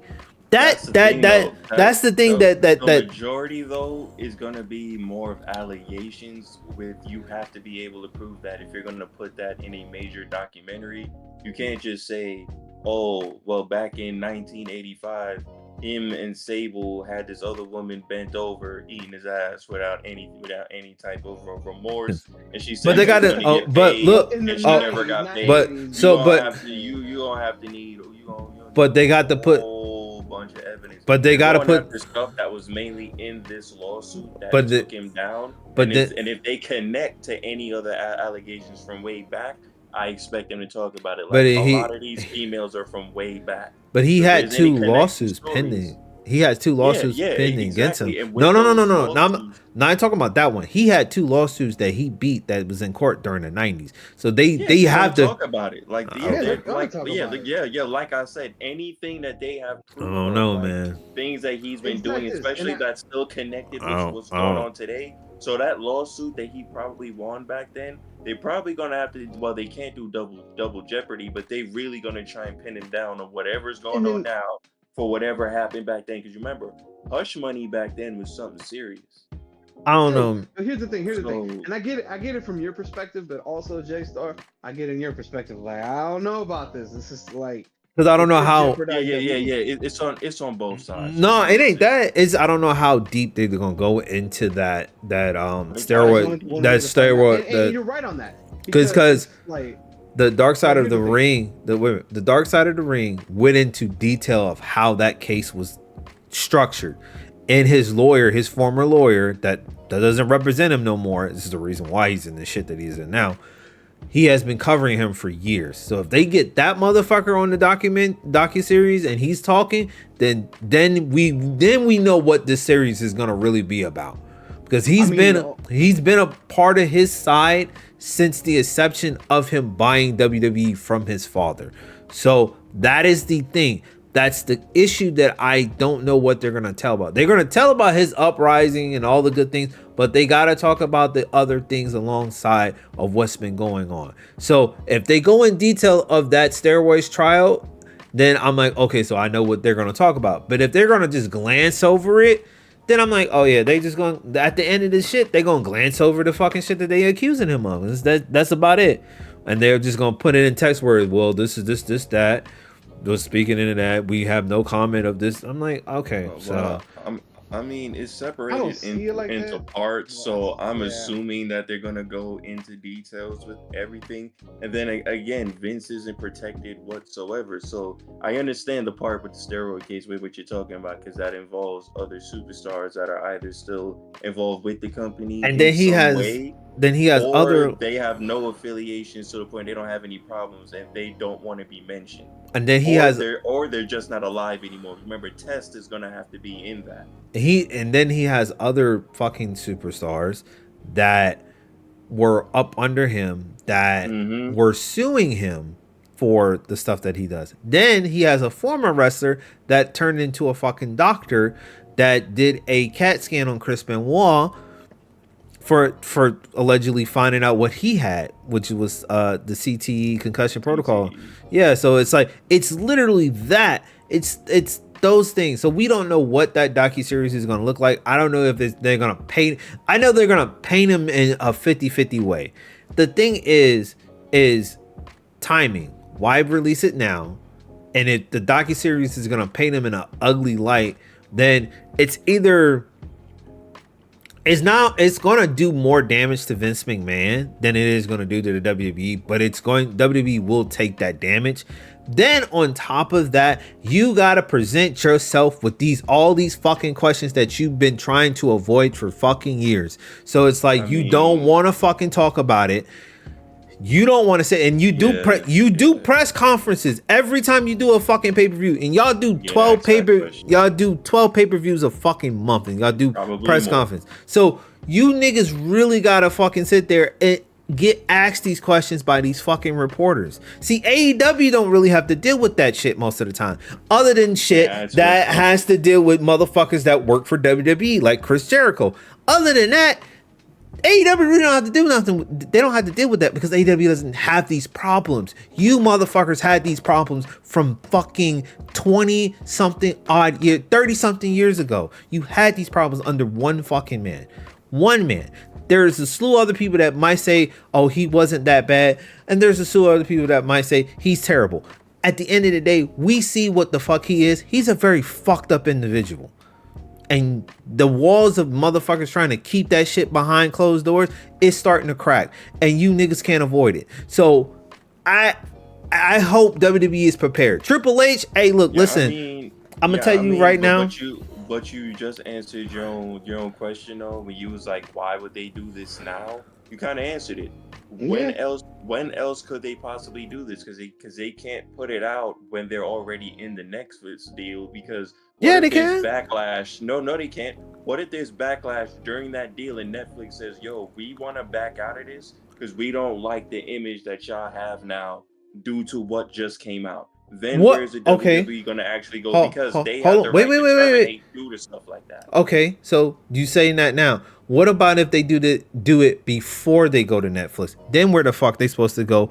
All right, they can Oh, I can always tell you strike that up easy. another deal. They can stay on cable, or they can even do something with their own WWE network again. Go to Hulu, go to But Sling. here's the thing. They have options of people actually wanting their products simply because But here, of Roman hold Reigns, on, hold on. Cody Rhodes, who they have there. So they got options. I guess that's why they want to do it now, to actually test the waters, to see, is this going to hurt us too negative to where we can't do this deal, because regardless, it's coming out on Netflix.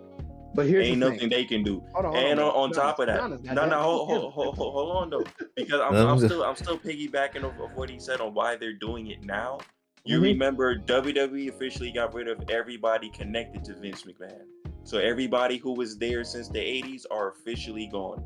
They dropping that mm, documentary, fam. Not no, not 100% of it. 100% because Bruce Hey man, Pritchard's still there. hold No, on, he ain't going nowhere. He ain't Bruce, going But but nowhere. what Bruce I'm saying, Pritchard, He ain't what going I wanted nowhere. to but add, go ahead, go on. ahead. But what I wanted to add is why now? Before, let's say how they said, like, what happened is they did it like a week before the Netflix for WWE come out. Hmm. Well, here's the thing, and if you really, really pay attention, the attention span for a lot of people is very, very short. Like they'll be like, "Oh my God, I can't believe this happened. Why would they do this? Oh my God, Vince is a horrible person." Yada yada yada. Right? Then about a couple weeks later, people are gonna forget about it, and just No, keep moving forward. No, not in no, no, no, Think wrestling, about it. bro. Not not in okay. wrestling, bro. No, no, no, no, no. Think about it. I'm gonna tell you this. I'm gonna say it like this. It's not. I'll say it like this. Say if this documentary come out and they paint Vince McMahon in the wrong light, and Vince McMahon looks bad, he looks terrible, and he looks like a villain, and um WWE takes a hit for it, and all of this shit's happening, and they got to get questioned about everything that goes on, right? Say if Netflix continues to move forward with WWE, and they do go premiere on, Raw does premiere on fucking January 6th on Netflix. Say that documentary got so many backlashes due to social media. Guess how many people are going to try to boycott that whole situation? Now, I know it's not going to fully go through, but it will go there, and there are going to be people in the comments saying, "Hey, if you support Netflix because they support monsters and ish like that, it's going to be that situation." So it's like it's going to turn it into something else because we don't know what this docuseries is going to look like. So that's my thing that I kind of want to know is like, what is this going to be about, and are they going to tell the truth about how he is and how he is as a person? He's a very fucked up They ain't individual. gonna have no No, he choice. is. But the thing is, we will get hopefully an idea before it comes out, aka a trailer. We should be getting a trailer Definitely, either this yeah, week or yeah. next week, right? Because we're Definitely already in getting the a month. trailer. Yeah. It comes So out when again? The 25th? 25th of September. Yeah, so I'm pretty sure we're gonna have a trailer, at least Definitely. getting the idea of what it is too, because we're already get the idea that okay, we're intrigued. What the fuck are they gonna take? Are they gonna be good? Is it gonna be bad? Is it gonna be horrible? We don't know. Once the trailer comes out, at least we have hopefully an idea, if not a direction, of what they're gonna go with. But then I also have to add this, that the people that are making this shit might not be even 100% educated with wrestling. The only reason I say that, Nobody's look educated at the with cover. anything. No. Listen. Look at the cover Yeah. of that Netflix. Yeah. That is not a fucking wrestling ring. No. That is a fucking No. boxing ring. I don't really care about That's one. I don't care about what that is. Like the ring. I didn't care about that. You know what I saw on that cover? Look, if you really look at that fucking cover, look at that cover of that series. You see, I saw something very, very, very fucking disturbing with that cover. Which is? Take a look at this cover, bro. Hold on, bro. Puppet Yeah, hand. and I know you had it on camera. Like Pup- pull it up so we can all see it together. Well, I'm not live streaming, bro. I'm just recording. Oh. Yeah. So. Well then. So y'all see it when this comes up. Anyway, it's the puppet strings. You see how they made it look like he got puppet strings? Yeah. See what I'm Yeah. saying? So that's why I'm saying, like, what kind of doc series are they gonna fucking tell me on it? Okay, I see. I see That's- what this is probably gonna be, where he's gonna be the one that's still kind of control the narrative to a sense. So I see where your concern is. Are they going to talk about everything, or is it still gonna be this control thing? Because yeah, that's one, a boxing ring. Yeah, Two, I didn't. yeah, I don't know what the puppet strings are for unless you telling us that he's still having some control behind the Well, scenes that yeah, we don't the know about. control, The the But one puppet side strings. would be the one side for the puppet string. On one side is that, well, I'm Vince McMahon, but then on TV screen, I'm Mr. McMahon. That's one side of a puppet string. The I other don't. puppet string would be how I look at it more is how I I mean, control the company, how I control the outlook, how I control what everything I Yeah, really want to before see my is strings are cut off. yeah. exactly. And with those strings, I want to see who's all involved, if they're really going to call everybody out. So, if Triple H was involved in anything, like the same way they got Brock Lesnar's name tied into stuff, His daughter. exactly why is it? Are y'all going to go in depth? Are y'all His, going to say, what was he in this room when this happened? He what ain't I do mean, nothing, you or he was can't. told something, or like, what are we going to do? Because there's too many superstars who come out talking out against Vince throughout my lifetime alone, bro. But So then you imagine got. before we were even born, the people who had issues with him. And then you got wrestlers now, even the wrestlers that's in that company that never saw the side of Vince McMahon, so they can't really say anything because they didn't Can't. really because Vince McMahon has showed them a different side of him that they didn't really see. And then like John Cena, Triple H, The Rock, Randy Orton, yeah, all yeah, these guys, yeah. they The way can't that they say it. speak, they like, nah, we ain't never They like never no business with him. they Yeah. never seen the side of him. Like they Nope. never seen that wild side or the side that's very fucked up or all this Because stuff. I think he said that for like his more corporate comrades. Like he Or wasn't just people doing it that with he superstars because he knew at the end of the day, if I release you, you might say something. So if we ain't close, like for it to be Brock Lesnar, it kind of makes sense because he's always wanted Brock to stay. Like it was just always something about Brock. He's always wanted to keep around. Wasn't really because he no was a other name draw. thrown around like that. Like he I was a mean, dog, fanboy for Brock, it's bro. it's fucking Brock Lesnar. Brock Lesnar is a fucking draw. Like he like Honestly, Exactly, bro. Brock He was Lesnar doing anything for Brock. So I was like, for if Brock's Brock name to be thrown in it, I get it. if But Brock is it Lesnar real though? but then you got to I think mean, about it. that nigga threw the fucking streak to Brock. But you got to So think about it. Exactly. Chris Jericho's name in it as well, but they didn't allude to that. So like I think in a couple of like what was it a couple months back during those AEW pay-per-views, somebody asked Tony Khan about Chris Jericho being caught in that Janelle Grant lawsuit because he was there. Jericho was there before he left the AEW. And that Janelle Grant lawsuit goes back to like 2011, 2012 type shit. So it yeah, goes way back. Jericho was around that time when Brock Lesnar came back. Yeah, yeah. He was So definitely in the WWE doing that whole "you just made the list." yeah. Wasn't it So during that time? yeah, he was there for that shit. So it's we're looking. Oh no, that means he was heavy with Vince because that's when he Yeah, came back and he was getting everything. Wasn't he standing next to Kevin Owens at one point too when he was Kevin Owens won that title? he And was he was his running buddy. that was Triple H's thing. That was Triple Oh, H. But okay, see, the thing okay. is, Triple H, you see how Triple H gets frustrated because he knows the fucked up shit. This is the same reason why it's very odd that they brought back Stephanie McMahon because Stephanie McMahon was one of the people that were She was one named. of the main ones, bro. Hate to The say, and that's why names, probably Shane names. ain't being brought back either. Like Shane, you better stay away No, from because him, Shane bro. wasn't a part of that business. yeah, he Shane was was never just part of that he was shit. never part of that business. Maybe early Hey, on, and maybe that's what we think. no. Maybe early on when Shane, before he quit and left the company and realized it's not gonna go to him, maybe that's probably all that. But no one has any lawsuits from the 90s that Vince was doing. So that's my take. There's nobody has lawsuits. All it is during the Triple H and the fucking Stephanie McMahon era. So Stephanie had to endure a lot of this shit that her dad did in that thing, and she had to turn a Yeah, blind eye. It's Triple scary H how had I to do can the see. same thing. So that's I why can see her doing that. all I can say is, they get frustrated all I when they can get say, asked. right? Because here's my thing. This is all I can say. Boy, I can't wait for that day when it does come out, and we can talk about it on that episode of podcasting. Matter of Bro, that's fact, gonna have to be its I can't whole wait until own the episode, bro. I can't wait until we get a fucking trailer for that shit. But That's what I'm saying. when we get Because the it's like we trailer, hear, like, listen to us. Just pay attention to us. How fucking tight that we are about this shit. I I ain't It's tight. like I'm this is just not tight, but you know what I mean. Like it's so intrigued, intriguing. and I'm trying to figure it out because so much was going on during those time periods, It's especially during that insane. You steroid had scandal. that. You and got I we still steroids. never understood because I was like, is Vince protecting some of these dudes? Because you no, know a lot of them are on roids, bro. he was Like the protect. way some of them looked last year compared to the year after when they But came back from an injury. Come you on, did son. you watch that Dark Side of the Ring episode? Yes, yes, So I so it's watched like he was protecting protecting like a Hulk motherfucker, Hogan. bro.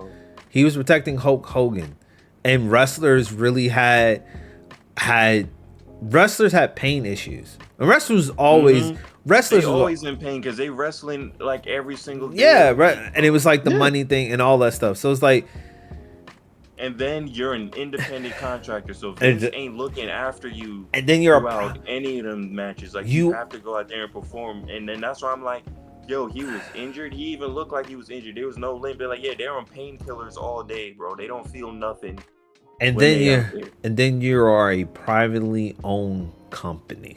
Yep. So it didn't really start going into fruition until Eddie Guerrero passed away, and then it really ramped up when Chris Benoit died. But the Oh, thing Yeah. is, they won't mention those two because oh no, WWE definitely not. kind of distanced themselves away from Chris Benoit. Now the issue is if WWE kind of like digged in, not WWE, if people digged into that situation, and if there was like a lawsuit and they can tie it to that, then that would kill WWE all Which the way. might end up happening, bro, because like you said with that whole doctor, what if somebody says, well, Benoit's diagnosis, like, yeah, CTE, and he was actually diagnosed with that a whole year before anything happened, and the WWE did nothing about it. No, And then they're gonna say, well, because he was an independent contractor, no, no, no, really no, no, wasn't our no, problem. no. He used to get his prescriptions from certain people, a doctor. And then the thing is, there were like really no check-in protocols from WWE. So WWE was aware of the stuff that they take. Most wrestlers they take performance enhancements. So WWE is aware of most of the wrestlers that take it. This is why Randy Orton 9 times out of 10 didn't get fired from WWE because one, he's a top star. Two, Yeah. They even admitted that. Yeah, Even he ain't Yeah. going even though nowhere. even Yeah, even He's a top- he knew Maven, that. he's a top even star. Maven from his YouTube, Maven, he which by the way, go check that shit out.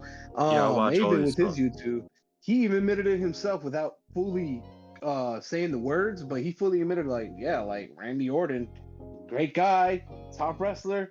Yeah, he got into a lot of shit, but he never got the consequences for a lot of his shit that he's done. I mean, Yeah, because but honestly, wasn't that episode where he was talking about why he and Randy aren't friends anymore, like they don't talk anymore? Was it that uh, episode? I think no, I so. mean, because Or was it another one? I think I it's think it probably was that that one. one. I think it was that one or right after that one. And I mean, he still says like he still has a lot of love for Randy Orton. Oh yeah, and like, definitely, if, you know, definitely. whatever it is. But it was just that where he's seen.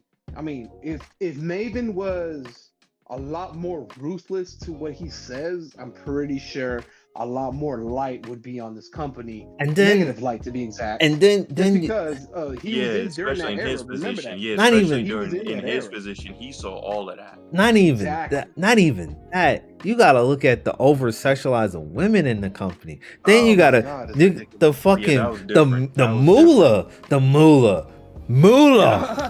Fucking moolah. You gotta talk That about was like that's moolah. what I say is like this docuseries is really gonna open people's eyes if they expose Vince McMahon. That's why when I look at the public string shit, I'm like, are they gonna talk about everything that went on?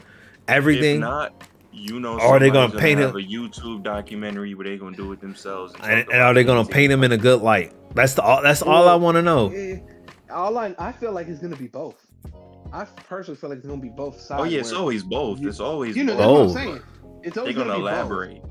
You're gonna elaborate. It's gonna be both. Where one side is fuck him, the other side is we praise him, and No, I don't think there's gonna be no praising, bro. Because you remember people fell out of love with Vince years ago, bro. true, Not but they're even still not up, even but just for nah. wrestling, but just how he just does business overall. No, which is true, but I- still, there's still people who fuck with Vince, even with all this shit, because of what Vince did for their career.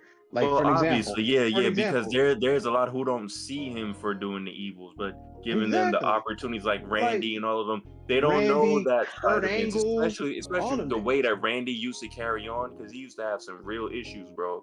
That Oh character you yeah, see on TV ain't all made up. That's all him, bro. So it was he like even he admitted it used to himself. really punt people, like you No, he used to used to really pump get people. kicked. So He it, said it he used to wasn't. already. He even had that whole theme song of his. Like I hear voices in my head. That nigga was not bullshitting when he said he had He voices in his wasn't, head. bro. He was not. So there's certain wrestlers who's gonna praise him. So it's I mean, gonna hurt dude, to watch this Undertaker. documentary.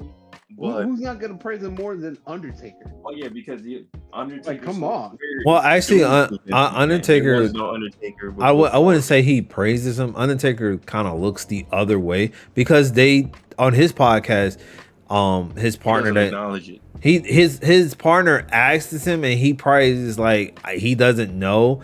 It's a very tough thing for him because Undertaker and Vince has like a big brother little brother Yeah, it's a relationship. big brother, little Exactly. brother, That's or a father son family type relationship. of that's a family Yeah, type of which I get, relationship. and that's what I'm saying. Like for Undertaker, let's say if he was in this documentary, I highly fucking doubt it.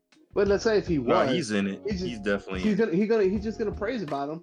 And All then I if they know, do ask him about a Exactly. lineage That's stuff, all he's it's gonna gonna push be. that shit away. He's gonna be all the praising part. all I know is expect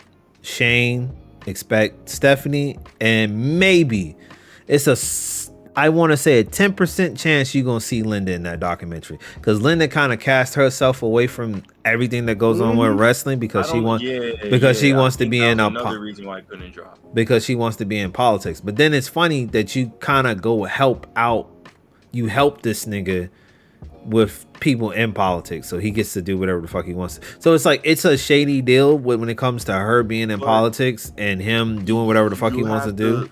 So But you have to understand in the terms of Linda as well, she could have been duped to end up doing some business moves that she wasn't even understanding at that time either. Because trust. it's Vince Oh, and because she just sits in that high seat, Vince could have been like, yo, just go over here, talk to this person, do this and that. She oh, probably didn't even know she was striking for real. And she was like, man. all right, bet. And then next thing you know, she Look, hearing about all the background stuff. like I said, You know, she 9 times out of 10 it's a 10% chance we gonna see her in this documentary because I don't think she won't have any attachment to the man, rest. she gonna be in that documentary whether she like it or not, I bro. don't They gonna know. mention her Oh, for all of like look, 10 minutes because they have to.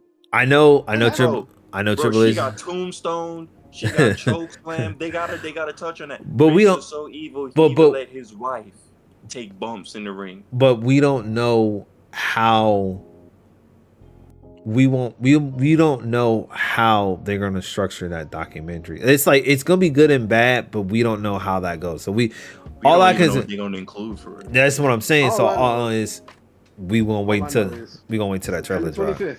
Yep. So Trailer, wait. can't wait for the trailer, and I definitely can't wait when it comes out Exactly. because Exactly. overall, so we can kind of move forward. Yeah, Is because that we Because still, we gotta get through this card, bro. All right, like, listen, bro. hold on. Let me just This whole finish this match guy. card trash. Hold on, damn it. Let me at least finish it. yeah, let him finish, man. Damn. All I'm Match saying is card. I'm trying to get to AEW. I know you are, but you can wait for like another 10 seconds. Finish, man. You, me, and you, we're all excited for the trailer. We're all excited for the damn documentary. For And sure. boy, oh boy, can't wait for that conversation. Now we can go. All right, now back to Yeah, this Bash in Berlin card so we can finish this up to go to AEW. Okay, so it's now. So the match is CM Punk versus Is Drew McIntyre. Drew McIntyre in that strap match. The strap match was actually pretty good. It was fun. Had some really dope spots. It was funny. CM Punk bled. He didn't bleed like crazy, but he bled. A little bit of color. Yeah. Strap match was a decent match. I know from this it's gonna set up the Hell in a Cell match. I don't know what is the next pay-per-view that they're supposed to have in September? Bad Blood. No, that's In October. September? Yeah, it's there is none from September. There is none? I don't think One there leads is. into Oh, early okay. October, doesn't it? Yeah. Because Bad Blood comes on the 5th of October. Okay, Yeah, so it's an early show. So for this month is more of like a build-up month. Like they why they get didn't? all So 4 weeks. Finally, ooh, they get all 4 weeks. ooh. I think the only type of pay-per-view, or at least in their term, the PLE Premium Live Event, honestly would come from NXT. I wouldn't That's the say only way Yeah, I can see that. yeah. You're right. You're I right. I wouldn't say I would say it was like, why didn't they just do it next Saturday? But then I thought about it. That's when AEW would do Oh, it, and they gonna do that. So yeah. I So like it was. I get it now. I kind of get it. I understand why. So I wouldn't be surprised. Don't be surprised. If you watch All Out this Saturday, that's coming up Saturday. Don't be surprised that you're gonna see some of your WWE stars. Well, except Mr. CM Punk, but Ricochet. you're gonna see a lot of other WWE superstars that's gonna show up. But anyway, um, yeah, this match was actually pretty good. It was a good match. I enjoyed it. Can't wait for their Hell in a Cell blow off. It's gonna be good. I give it a 8 out of 10. This match was pretty decent. Anybody else got ratings Yeah, for it? it was what we expected. We knew CM Punk had to win this match because he had to tie up the series, and he got his bracelet back, so they can finally end that dumb storyline about that bracelet and get back to this final bout, so everybody can get ready for the Royal Rumble leading into WrestleMania. So Yeah. I feel like it could have been better without fucking them light bulbs. Yeah. Personally, yeah, for me. that's why I was never a fan of Strat Matt. That's why it is just what it is. No, with because that think match. about it. The strap match in AEW, which was Ricky Starks versus Daniel Bryan, was great. It was great. There was no gimmick behind it. It's just two motherfuckers with a strap beat each other up. What more do you want? I mean, but Don't you get me got wrong. This but- was good. but- This was good. no. But you got to think about it. WWE, their strap matches is always gimmick than AEW it's- strap it's- matches. Of course. Always gimmick. Everything so- about Of course. WWE is a gimmick. Like the moment I saw them fucking light bulbs was the moment I thought of Vince Russo with his whole pole or whatever match. Nope. The first thing I thought about, I don't know if you remember it, the Eddie Guerrero versus JBL strap match from way back in the day, with Eddie on JBL's back hitting every single turnbuckle after JBL hit it. Yep. JBL almost didn't realize it, bro. So that's the first thing I remember. I don't know. A lot of these matches just go back to Eddie, bro. I wasn't even thinking about that match. Every time I turned, I just thought about that JBL and Eddie match. Because Eddie's GOAT. But what I'm saying is, the Facts. strap match, it was still good. Don't It was get me still wrong, good. Yeah, still it was good. fun. It was fun, just entertaining. it was just a little too gimmick, but I get it because it is It's WWE, at the WWE, end of bro. the day. Yeah, you gotta expect that. But now we know the blow off is going to be a bad blood. Hell in It's a gonna be a Hell in Cell. a Cell match. The My last question match? is how is it going to go into that? Because like you said, CM Punk got his bracelets back, even though it was all on the nuts and dick of Drew McIntyre. simple. And he kissed Oh, it that's anyway. simple. Drew Drew Mac- McIntyre is gonna have to win this feud because CM Punk is going right into a program with Seth Rollins right after that. Drew McIntyre. So McIntyre has to take this W more than anything because No. gonna be straight regardless. No, he's basically trying to ask like, what is the setup? Like, how are they gonna set this up to get to the Hell in a Cell? Basically, Right. Drew. And my Easy. idea- They just gonna continue to build up on it because after all, it's tied 1-1. You already know throughout the weeks it's gonna be some dumb stuff that they're gonna use. You already know Drew's gonna go back on a whole crash out tour. Yeah. He don't like losing, especially not to Punk. So it's He's like, gonna go on a whole crash out tour. Hold on. No. So here's my idea. Yeah. Here's my idea. what? I feel like to kind of increase the rivalry, or at least to kind of bring it into the Hell in a Cell, me personally, bring back AJ Lee. Bro, bring back AJ Lee and then she gets Claymored by accident. I don't know, because I don't know if she's gonna come back because she's doing other stuff. Not No, even I'm to sign, confused, just for one night. He gets the Just for one bracelet night. back. He's out there celebrating. AJ Lee's with him. McIntyre comes out there, he gets in the ring, they are cutting a promo. Next thing you know, they start fighting, but AJ Lee don't get out you the know ring. what? AJ Lee just standing in the turnbuckle. Next thing you know, she just gets Claymored, bro. Bam. You know what? Now all of a And sudden that's it's why- bad blood. I need you in that Hell in a Cell first. And it blood makes match, sense Hell in with a the Cell. title. Let's And it makes sense I- with the title. I know makes how Not sense this with only the did you take my bracelet, you didn't Claymored my bitch. No, I know how You this. would have Claymored my dog, but you Claymored No, my bitch. I know is exactly how this is gonna go. So on Monday night, Gunther's gonna come out. He's gonna talk, and then CM Punk Probably going to interrupt him, and he's going to talk to him. Because remember, at the end of his match, he said he has a match to watch to see who he's going to face for the world title. So that's going to happen. And then they're going to have a number one contenders match. And then Drew McIntyre comes out and costs CM Punk his number one contender match for the gold. Oh, definitely. And definitely. then we get.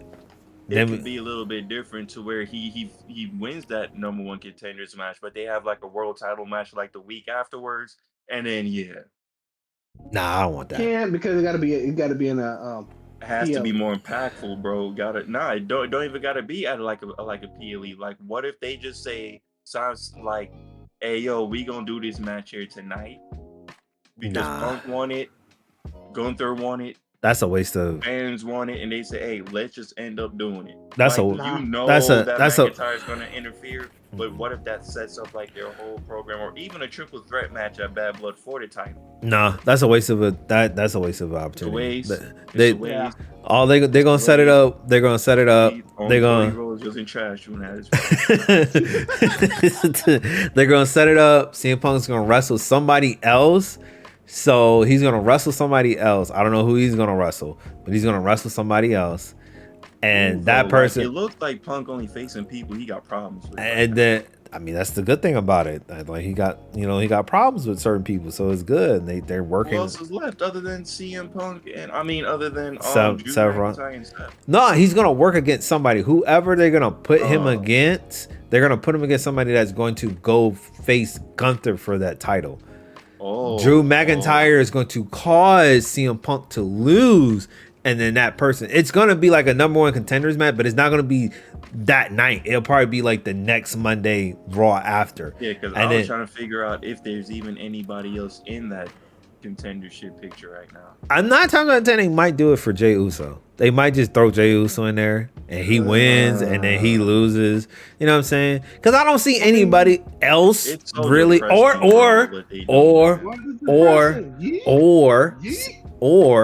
Sami Zayn. Sami Zayn could. Sami's hurt. Sammy's hurt right now. He is?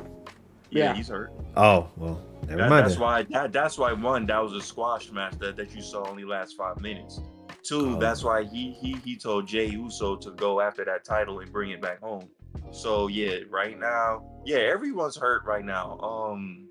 A lot of people are either working injured or they have to take time off. So everyone you see missing, they're legit hurt right now. Well, we shall see what happens. I don't know who's gonna come out, but they're gonna set it up for next week's next Monday. I don't know. I don't know because he's in a feud with Damian Priest. It don't matter. It's perfect. Put them in a triple threat match, but neither one of them win because their emotions get too drawn over. Boom. But Bad blood match right there. the setup for that match has to be to get that Drew McIntyre and CM Punk Hell in a Cell match. It's gonna go where CM Punk comes out and interrupts Gunther and interrupts him, and he's gonna challenge him for that title, and then somebody's gonna come out. Hold on, bros. We're not asking the right question here.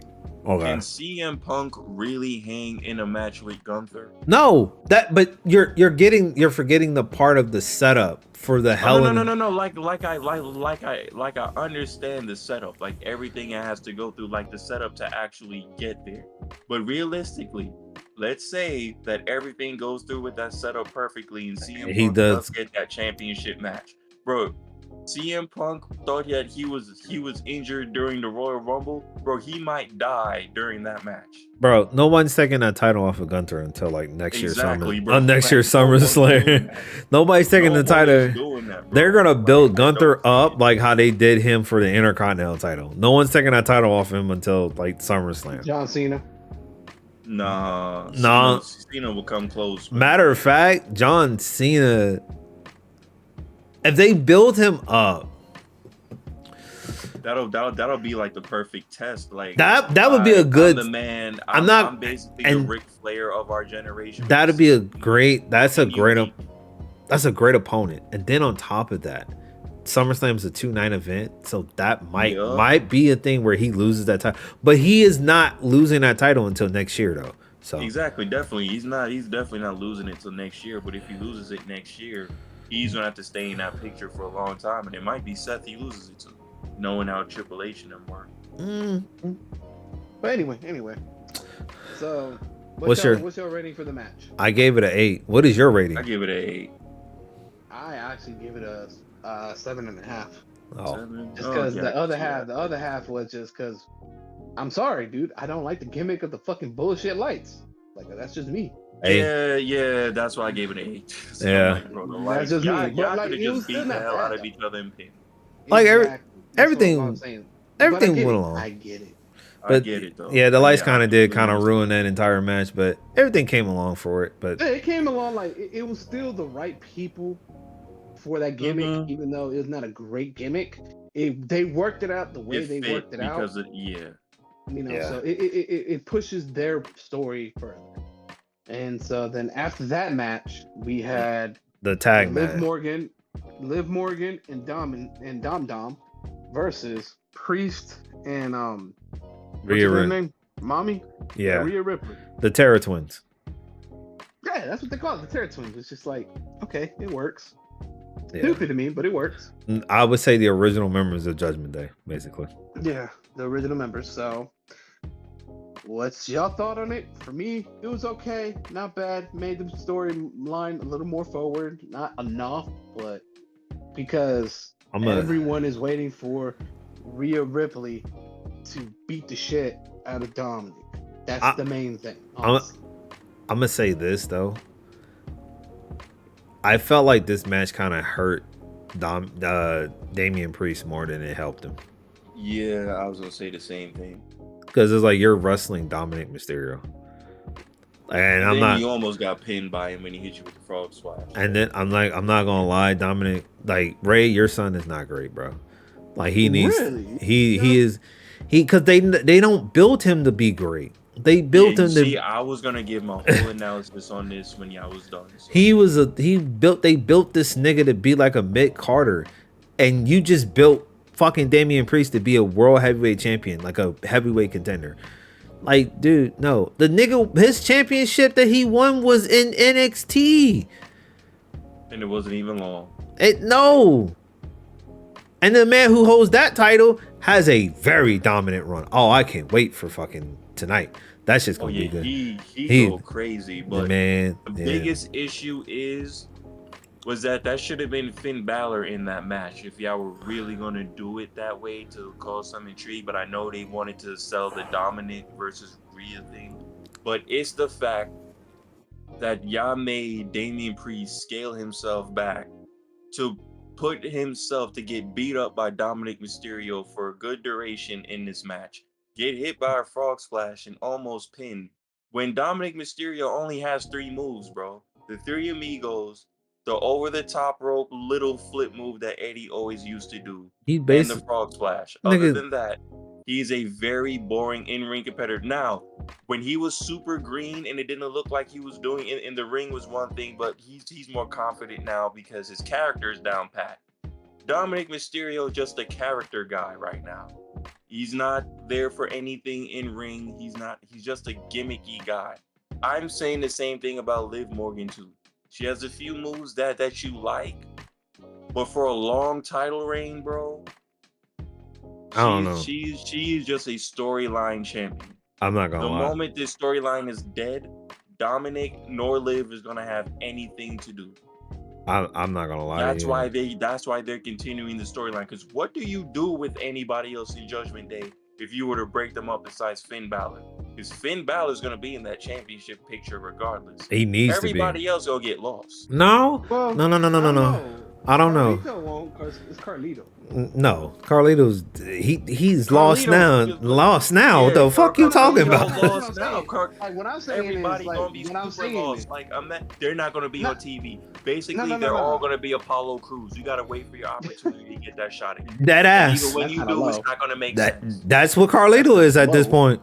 That's what I'm saying. That's why I'm saying he needs to leave. That's what I'm saying. He needs to separate from the whole Judgment Day. No, he needs to be in it. Like it's weird that like my thing is, what was the point of you bringing your ass back to WWE in the first place? Money.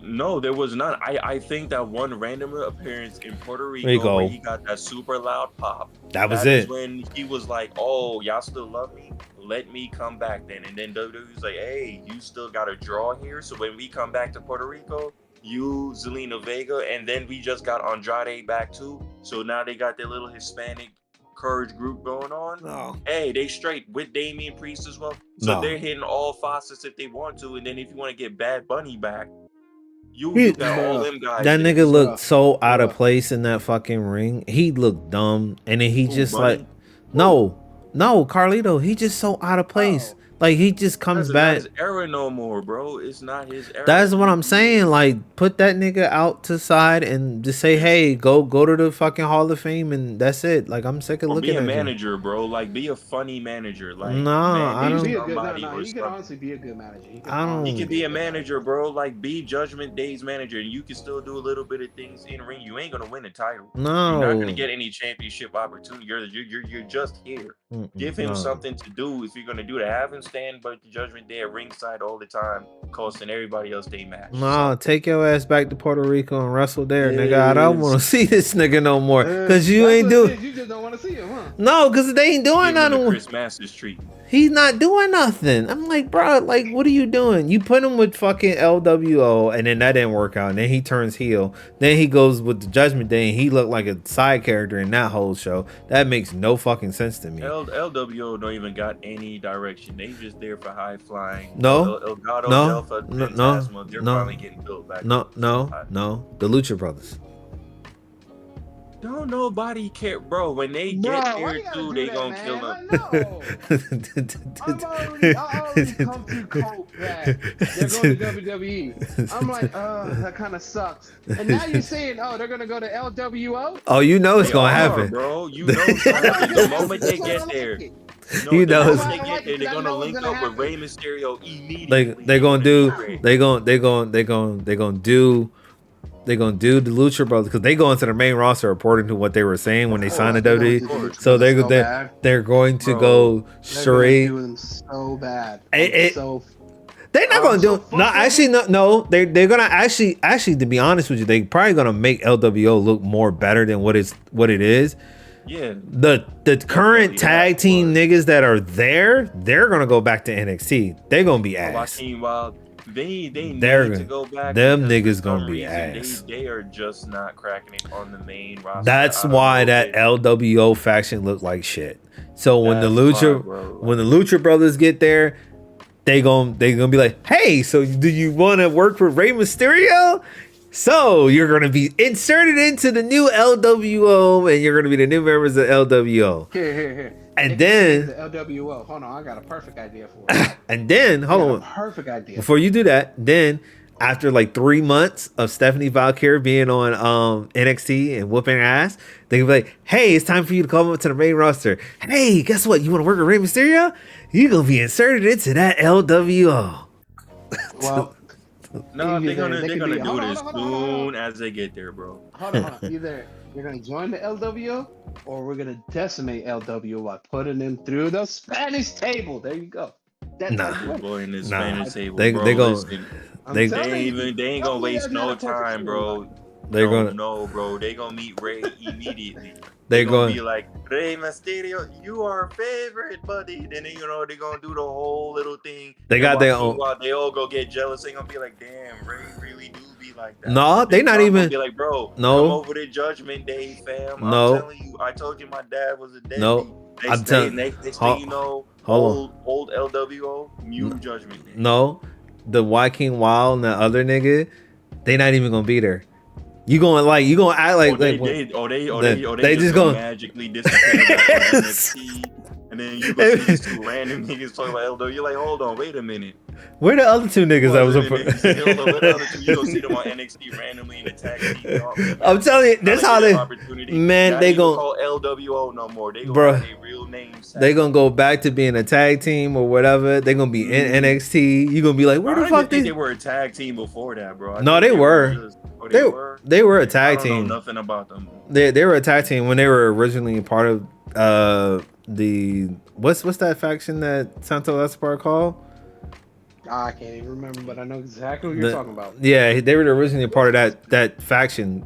Oh, the With Legado the del Fantasma. yeah, that one, and with Yeah. Electra Lopez on there, that was the Oh, yeah. original members of that faction. Then they switched it up when they came to the main roster. He turned their back on them because they all joined the LWO. He changed it. They turned it back on him. So when he got his faction back and they brought it to the main roster, he got Electra Lopez instead of Zelina Vega, and then he got Angel Garza and Humberto Carrillo. yeah, Carrillo. They got those two. And to be honest, Angel Garza and Humberto are really better at being part of that faction than Oh, definitely. they're way better because They did it better. because they're more established and they're more better and they're more Okay. established as a person. I remember when Humberto used to be so green in that ring, bro. Now No. he Mm-mm, looking he like won't. he got nah. When he was first on Raw during Vince's era, before he got swole and he was skinny in that ring, bro. He had moves, but you knew he wasn't gonna win. No, it's He had because moves. he didn't. But They didn't know what to do with him, and then he wore exactly, max, bro. And and then he then got injured and came back swole as hell. I was like, and then Angel Garza. Yeah. Angel Garza already had a gimmick. He had a yeah, super. Angel Garza was always fired. He always had a gimmick. They just WWE never did nothing with They him. ain't know what to do with him. They So, ain't know. but they paired them each other up, so they became a tag team because they real life cousins. So Yeah, and they're real life. Yeah, I was about to say they real life family, anyways. so they paired them up, and then so having them fit into that tag match is gonna be cool. But I already know Lucha Brothers is gonna be a part of the LWO.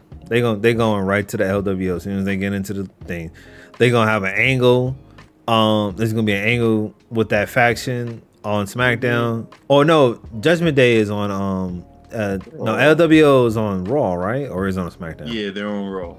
Oh, LWO's on Raw. so they're gonna do something, and then they're gonna just then they're gonna help Ray, and then they're gonna be a part of the new LWO, and them other two niggas is gonna disappear. They can disappear like They're just gonna disappear. and no one's even gonna notice for real. No, because no one Be paying honest attention with to LWO. No one- That's exactly no one like bro. They be off TV for 2 weeks at a time, and no one says anything. the only thing that they got That's is how Rey you know they don't Mysterio. That's they, Exactly, that is it.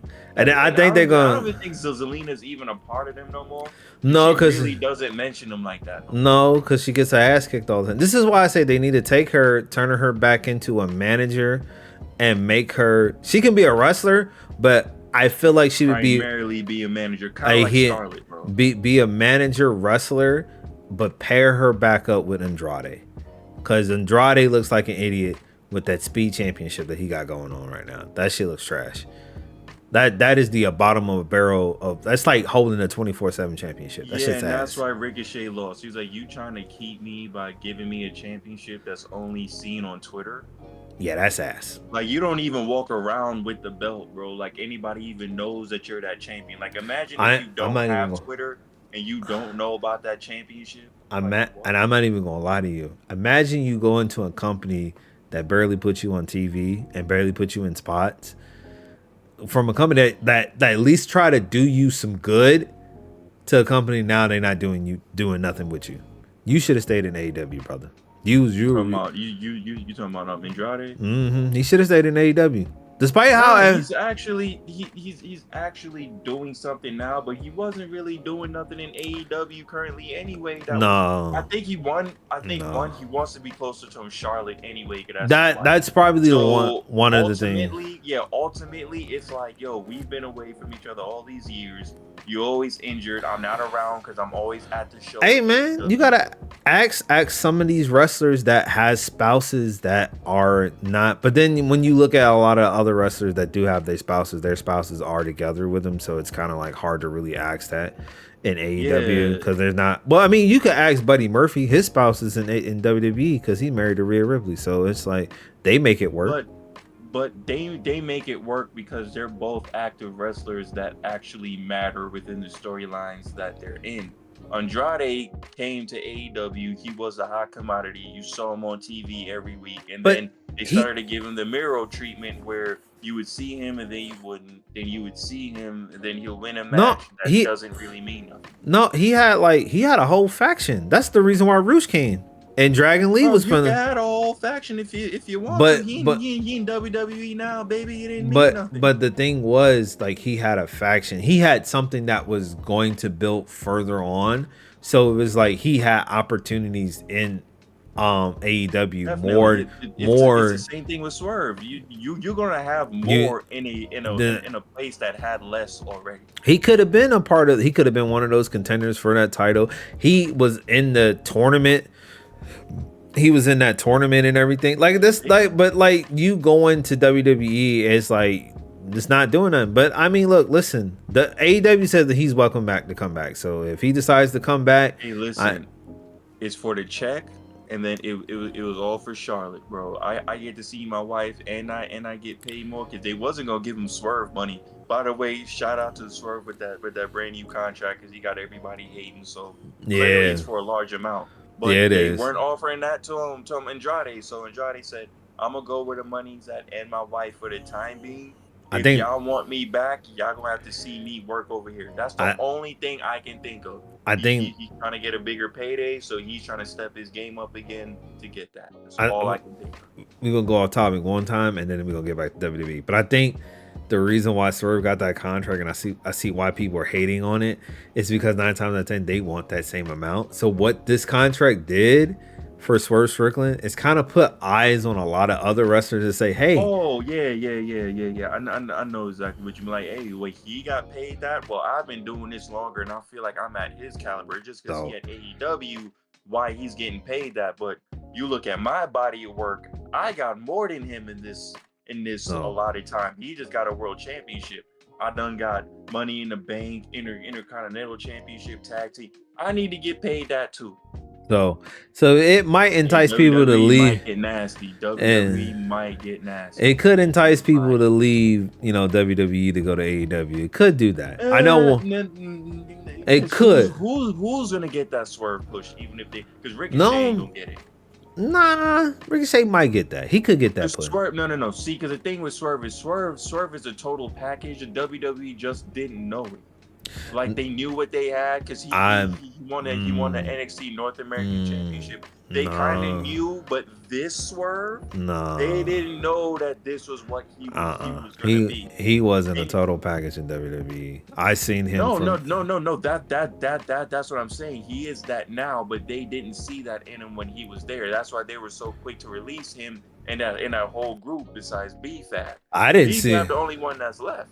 I didn't see that in him either. Because when I looked at it, Yeah, I honestly, when I saw him backstage, when they called him up too, and I was looking at him, he I didn't didn't look. see nothing in that group at all. Not And even then him. I didn't look at him as anything. when he came to AEW, he didn't really do anything neither when he He started. didn't have, yeah, that's what I'm saying. He had to build up to be that because he understood if this don't work here, fam, I'm gonna be a TNA wrestler. I think what it took that faction that he created, Prince Nana, and then that feud with Hangman Adam Page, which is probably one of the best. And it kind of really And the theme helped. song. And then it kind of really helped both of their fucking career. It helped Hangman Adam Page's career because he don't look crazy no more.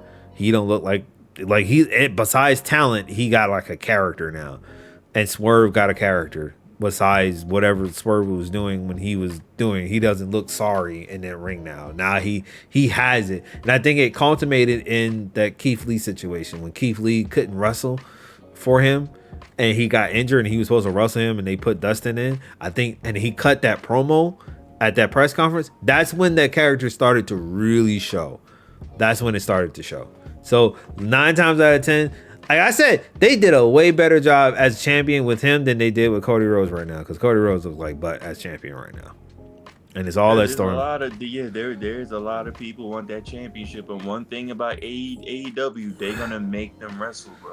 Yep. They're gonna give you 30 to 40 minutes to go ahead and put on But that whole spectacle. We'll get to AEW. Let's get through this WWE shit. So yeah, back to this the Terra Twins match. Yeah, this match. Yeah, it was all right. I didn't really care for everything that was supposed to happen in that match happened. The whole shenanigans, everything happened. Yeah, I didn't care for it. I just all I said is it's kind of hurting Damian Priest a little bit more because it's like, Wasting time. yeah, it's like give us the Finn Balor versus Oh yeah, just give us Damian, that already. because to be honest, those two need to really elevate themselves. And Mhm. then going back to what you were saying, like if Judgment Day disbanded, like who's gonna be a person of caliber? I say only person who might be a person of caliber is probably JD. JD is probably Honestly, yeah, because he can actually. I know, like with those the thing he can he gonna cut stick with promo. Finn regardless. He can stick with Finn, He but gonna stick with Finn regardless. he can cut promos. So now if they can revamp that Judgment Day and we can get the reimagining of Bullet Club, throwing That's Kyle what I was and gonna say, like a throw whole UK style Judgment no. Day. No, throw in Kyle Anderson, throw in Luke Gallows, bring them in there because they ain't been on TV at all. And they're a good tag team, so And they I could be don't know tag team why they champions. went back to WWE. I know why, because the money was there and they got Yeah, more the money. money's there. But AJ, like they already have but rapport. they You have to understand, some of these niggas they just want to break, dog. They'll take that 2-3 year break, get paid, and then go right back to AEW somewhere to go wrestle for real. but that's I think most of these are just chill little money grabs. You ain't gotta be on TV too much. Do a few house shows that don't really mean nothing. Get paid for it, and then we dipping again. I don't know. I mean, that'd be a good life though. To come in, That's do what it that. looked like, bro. Because I've never seen people willingly sign with somewhere they know they're not gonna get that much TV time for. It has to be the money at that point. Cause them dudes don't look like they really are getting any TV time. And so I'm looking at it like, why don't you just put him with? Cause y'all put him with AJ Styles, and then he decides to AJ go. gone, he gone. He decides to go turn heel and shit. I'm like, so Randomly. yeah. So like, put him with the original person that they were with, which was Finn Balor, and let that Judgment Day be more better. Get rid of Carlito. I Keep would say JD. Finn just need to come out one day, And- call everyone out to the ring. They don't Then do just that. say we have some new members. Those members come out. You see the AJ Styles, Luke Gallows, Carl Anderson. And he says, "Hey yo, JD, just step to the side real quick." Step to the Nah, JD could be a part of He beats it. the hell out of everybody else besides JD. He beats up Carlito, beats up Dom. He's like, no, this is the real Judgment Day now. There's no more shenanigans. There's no more playing around, boyfriend, girlfriend, none of that. I want that world title, fam. AJ's going after that other WWE title. We bringing all the gold here, fam. There's no more of that playing around. That would be dope if they let him do that. I don't know. Dominic not going nowhere. We know no. Liv and Dom. That storyline is not. They're not staying together because Liv is eventually gonna break it to him. I only got with you to break Rhea's heart, and then once that whole thing was over with, I didn't even want you no more. That whole thing is gonna break down. Dom is gonna be out of Judgment Day anyway. Carlito's gonna be out. So you're gonna have to rebuild that all the way from scratch, or just call it the Bullet Club, fam. Yeah, they mention it all the time on WWE, so they can use Might it as well. And then Cody used to be in it. So imagine if AJ has another feud with him and they're really in the actual Bullet Club at that point. And Cody's like, "Am I still in it, bros? Can we do the handshake? Can we do the hand sign? Please." I don't know. Bro, But I used to be the boss. I used to be the head, bros. Come on. No. Anyway, so I guess the match, I give it, like I said, 6 out of 10. Ace, what you giving it, man? You didn't even watch it. Which match again? Rhea Ripley. Y'all were going so off with it. I was so lost. I'm like, okay, they're like really into it. The Terror Twins. Yeah, Terror Twins versus Dom and Liv. I give it a 7. 7. Yeah. All right. 7, between 6 or 7. So we honestly, all. I think it'll be a 6.5. Mm-hmm. Yeah, that match was just. It was just there. Yeah, kept it on TV. Pretty much. Pretty much. I'll put it to you this way: y'all already pointed everything out. I have nothing to say about this match because it would just be redundant and repeating, y'all. Yeah, it's ass. It's ass. It was ass. I'm not saying no. It wasn't ass. No, I'm saying like what they're doing with it for that particular match was ass. They could have kept it on TV. It's not going anywhere. Yeah, like it's not going anywhere. They're gonna come out tomorrow and talk about the same thing. Like it. That's why it's just like whatever. Honestly, it should have been Rhea Ripley versus Dominic. That's how. Nah, they're not gonna do that. It should have been Rhea Ripley versus Liv Morgan for the fucking For what? for the world title. Too soon. For too soon. the world title. Let me hear me out. For the world title, and you have Damian Priest on the side, and Dom is there. So that would have made a lot more sense than them having a mixed It tag. actually would have been a lot more it would have been more suspenseful. Yeah. That you're wishing that Rio would win, but of course Judgment Day would get involved, and then you really wouldn't know. And then it turns into a DQ. The Territories is gonna win this. No, it would like okay. So if they did it like for a world title match, and then Rhea doesn't win, Liv retains her title, but Rhea goes out strong because disqualification. Yeah, disqualification. So it's like it furthers that storyline. Damien's on the side. Judgment Day is gonna come out, and it furthers the feud between Damien and fucking and Finn Balor. Instead of them having this match on pay-per-view, which really hurt Damian Priest, it's like, yeah. So like that. Mysterio versus Damien. I ain't putting no asses in those seats, bro. Like Dom ain't that character, bro.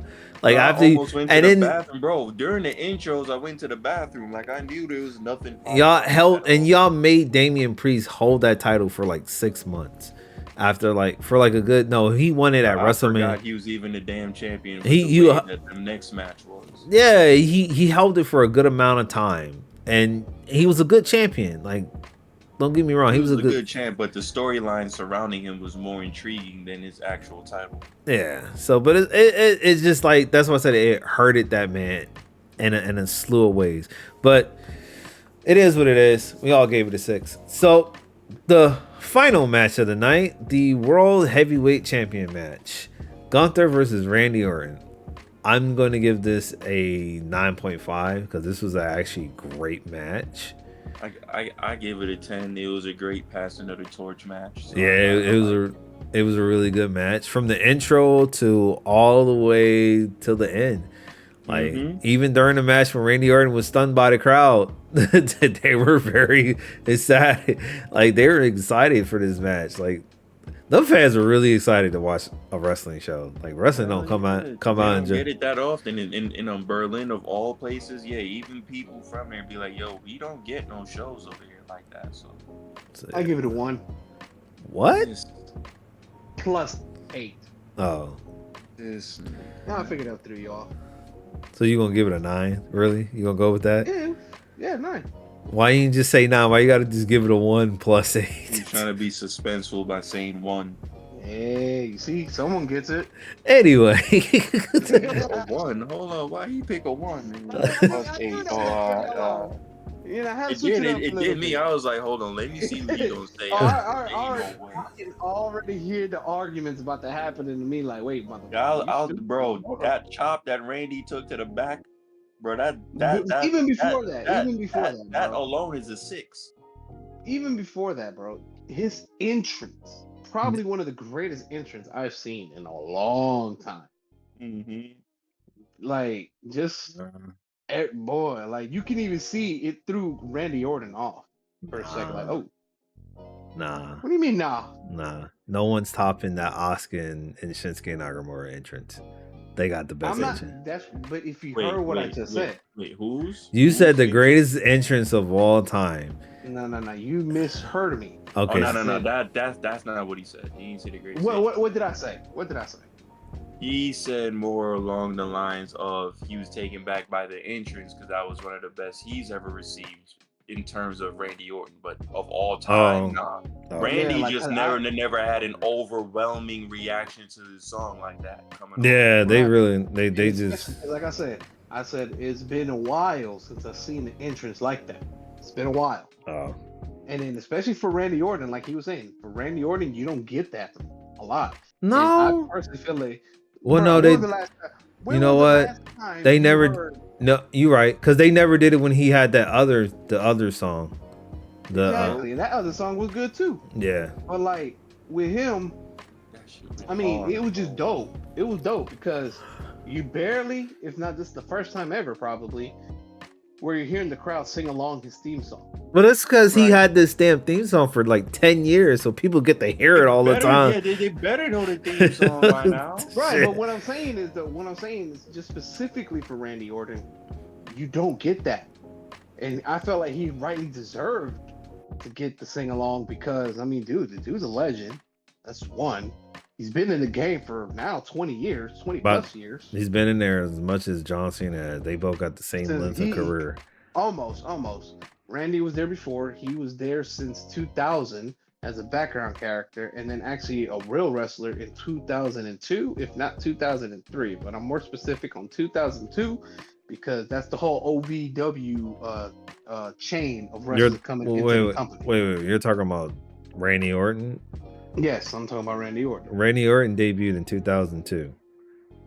So In that's April. what I'm saying, like in 2002, 2003. In April of 2002.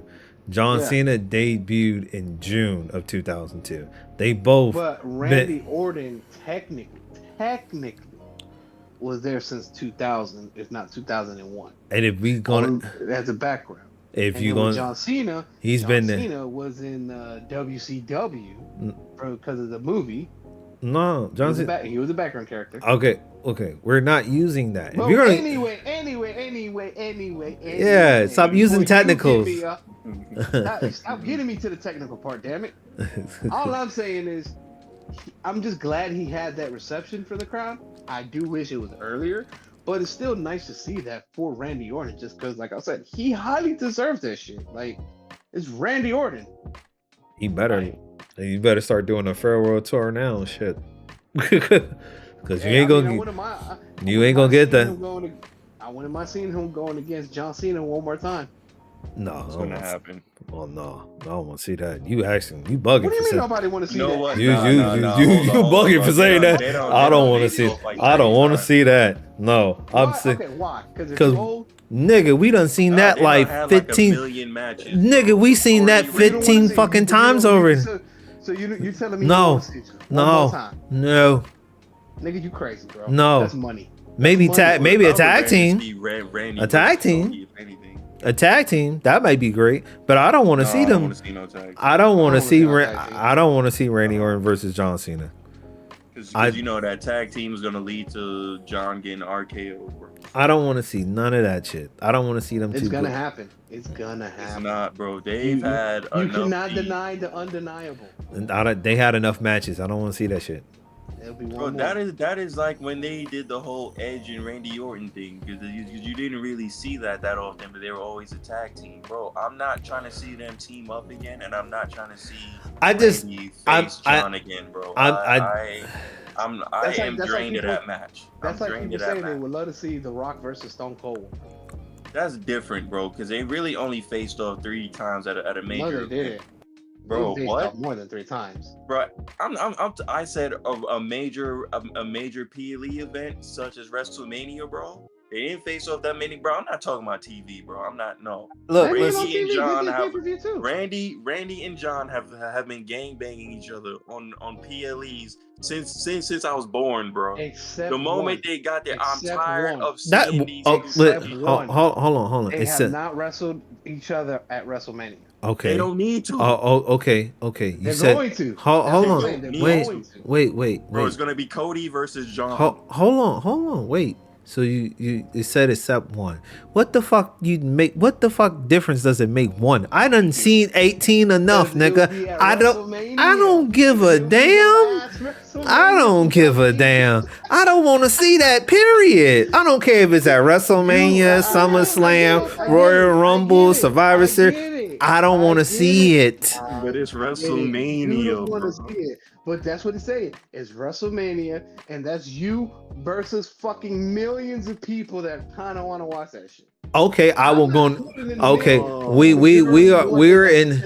we're gonna be in the millions with the other millions of people that's gonna repost the shit of we have seen these two niggas fight enough. I don't want to see this no more. You see that? Nostalgia, bro. It's a nostalgia. That is nostalgia I don't want to see. Oh, you going to see? I don't want to see Oh, that. Anyway, yes. back to the match. So yeah, this match was like I said, it was great. Great world title match. Great great ending overall. And then the pay-per-view as a whole, I give it a 7. Yeah, I'll give it a 7. Pay-per-view as a whole, since it was short, it was 7, and it came on really good in the afternoon too. So I was like, yeah, Well, good I shit. like the crowd. The crowd was definitely hype than Crowds. others. I feel like the crowd made the pay-per-view better. Now Definitely. I do like that's because they were very excited to see wrestling there. So like yeah. But I could say the one thing I do like about WWE's and what I like about AEW that they're trying to do is what WWE starts off their pre-shows looks very good. They started off out in the crowd and the crowd gets hyped before the doors start opening in. um at this point, seeing Big E out there is kind of going to be a thing now since he's not going to wrestle. The Miz fits perfectly well, so I think if he decides to walk away from wrestling, he can do that shit. Um, they need a female. I don't get me wrong. The one that does the hosting, she's not gonna be Renee. She's not gonna be Renee. Oh, definitely not. No, Nah, no it's gonna one's be gonna hard to replace her. she's not gonna be Renee. She does a good enough job, but she's not gonna be Renee. But they do have other people to carry it. Bro, But just put Zelina Vega up there, bro. Get it over with. nah, She ain't winning no titles. She ain't gonna go. Just put her up nah, there, nah. I think they got a slew of people that they can do. They just need somebody that has like Sonya a. Deville. Nah, I don't want to see that. Nah, I definitely ain't gonna tune into that, bro. But she got like Big E. She got. I think the Miz will be good. Seeing damn. Cody Rhodes' wife. No. What's his name? The nigga from Hot 97. Um, Pete Rosenberg. Pete Rosenberg, the Jewish He's dude. up there. Sometimes seeing Greg Miller to come there. He's a part of that show too. So it's like Why seeing don't they just sign him on long term? Like Pete Rosenberg is always there. because bro. his contribution is he still does radio. 97. Don't nobody listen to that. Unless it's a freestyle, I ain't checking out nothing on Hot 97. If you don't go to the big money in WWE and start touring, bro. I mean, but he nobody got listening on radio. but then he has what is it? He has a podcast that he does. No one listens to. With Cyber Sounds. Well, I don't know. He got a slew, but he uses that studio though for a slew of other things. So that's why he's still a part of Hot 97 because you get to use that studio for a whole lot of other shit outside of the stuff. A lot of them niggas use that studio. If they don't have it, they don't have their own shit. They use the studio. That's what Charlamagne and Andrew Schultz used to do when they did their Brilliant Idiots. They used to use the fucking studio when they were doing their shows before they got their little section that they got now. But they do a lot of shit. They use the studio because it's like all the equipment's there. You get the people there, and then you get all the engineers and board ops or whatever. You can just do all that from there. So it's like it's real easy and simple. So that's why that other dude, the dude with the curly hair, I forgot what his name is, but yeah, he's another huge wrestling fan. He be on WWE PLEs. I forgot what his name is, but like you'll see him when he has like a beard and he has like the curly hair going in the back type shit. I feel like I know who you're talking about. He shows up every once in a while, but I haven't seen him lately. So, but yeah, he has a radio station too. So like when you get signed to radio, it's kind of like hard. But they only come out during PLE time. They don't really come out for anything. Yeah, they don't be out during any other time. No. Especially the major ones of Roman Reigns is on it, and they doing like a radio interview for him and all of that. That's when they utilize Rosenberg. So yeah. So I see his use for it. Yeah, you get that outreach with the media too. So like that's probably the thing. Yeah. So that's it for WWE. Yeah, that's it. So and I do like how what AEW is trying to do with that. So the pre-show to AEW was kind of good. I wish they kind of like put a little bit more effort into putting Renee Young. Renee, what's her name is? Renee. It's not Young. Renee. I'm gonna go by what her real name is. Renee Moxley or whatever. I think she goes by that there. No, she goes. Renee Young. She does. What's her name? I don't know what her name is. Anyway, I ain't gonna worry about it right now. But I do like how they have her out there, Renee, that other dude, and sometimes Jeff Jarrett. If they can put them outside when they start doing their shows, would be great. They make it look like how they do WWE, and then they come in and they do it inside. You know, they got Daddy Magic out there. He got to change his fucking name. He got to change his name. Why? You don't feel comfortable? Bruh, do you feel comfortable by a man who used to cut promos by talking about his fucking nipples being hard? All right, let's move on to the next thing. Like, come the fuck on, bro. His character was crazy, bro. It's crazy, but unfortunately, I hate to say it, it was entertaining. No, his character was not entertaining. It was just wild. It's just like he just said anything, and then his partner was no better with combing his hair. At least he got some nipples to suck on at this point because he got somebody pregnant, so he good on that. But his partner, no, that nigga is crazy, bro. Like that shit was nuts. What he used to say. Hey, it works for him though. So Nipples are I just hard. can't. I'm glad he don't say. I can't hate on the unfortunate weird success that he's getting from it, but. Hey. No, he don't do it no more. So that's the thing about it. Until, you know, and when Tony Schiavone came to him at the post conference of All In, and he said something about his shirt. I was like, yo, Tony's stupid. Why you bring that up, nigga? Anyway, All In results. So let's start off with this pre-show. I forgot this was here. 16-man tag. Yes. I forgot this was here. And then you know who I also forgot that was on this fucking card? Fucking Sadman Singh. I thought they fired that nigga. No, not at all. That's crazy. That's what I heard. I thought he got fired. I really thought he got or let him go or something. He even had a dark match this past Dynamite. You know what he is? He's a part of the broadcast team though. Yeah, for I forgot what language, but yeah. That's crazy. Anyway, yeah, the 16 man tag match. So the participants were Private Party, Dark Order, Jay Lethal, Davari, the big ass nigga that you say, Stan Nam, and Anthony Gogo. You said Stan. You said Stan Nam. It's Sad. I thought it was Sadman Singh. Sadman Singh, whatever. I can't pronounce that big motherfucking name. That's his name, Sadman Singh. Okay, you got that nigga name. Congratulations. Versus Dynamite Kid. Shut up. Dynamite Kid, aka Tommy Bellington, Kip Sabian, Rocky Romero, Top Flight, Action Andretti, and Leo Rush. What about Kyle Fletcher? Because he was a part of that. Kyle Fletcher? His name. They got it. His name. You got his picture there. Yeah. Picture's there, but I don't see. Yeah, I don't see his name on the thing. Let me see. Yeah, I don't see his name on there. He ain't do nothing for real, so. Yeah. So yeah, that's great. Oh, okay. So yeah, that's pretty much the beginning of the pre-pay-per-view that happened, that kicked off. So, any thoughts on that? I didn't really care for it too much. I didn't care for it. I felt like there's too many people involved. 8 versus 8 is kind of crazy, but I understand it's AEW. They stepping out the box. They trying new things. I appreciate the effort. So overall, I didn't care for the match, but it was something to enjoy as like a kickoff to like get you pumped up and get you started for something action packed.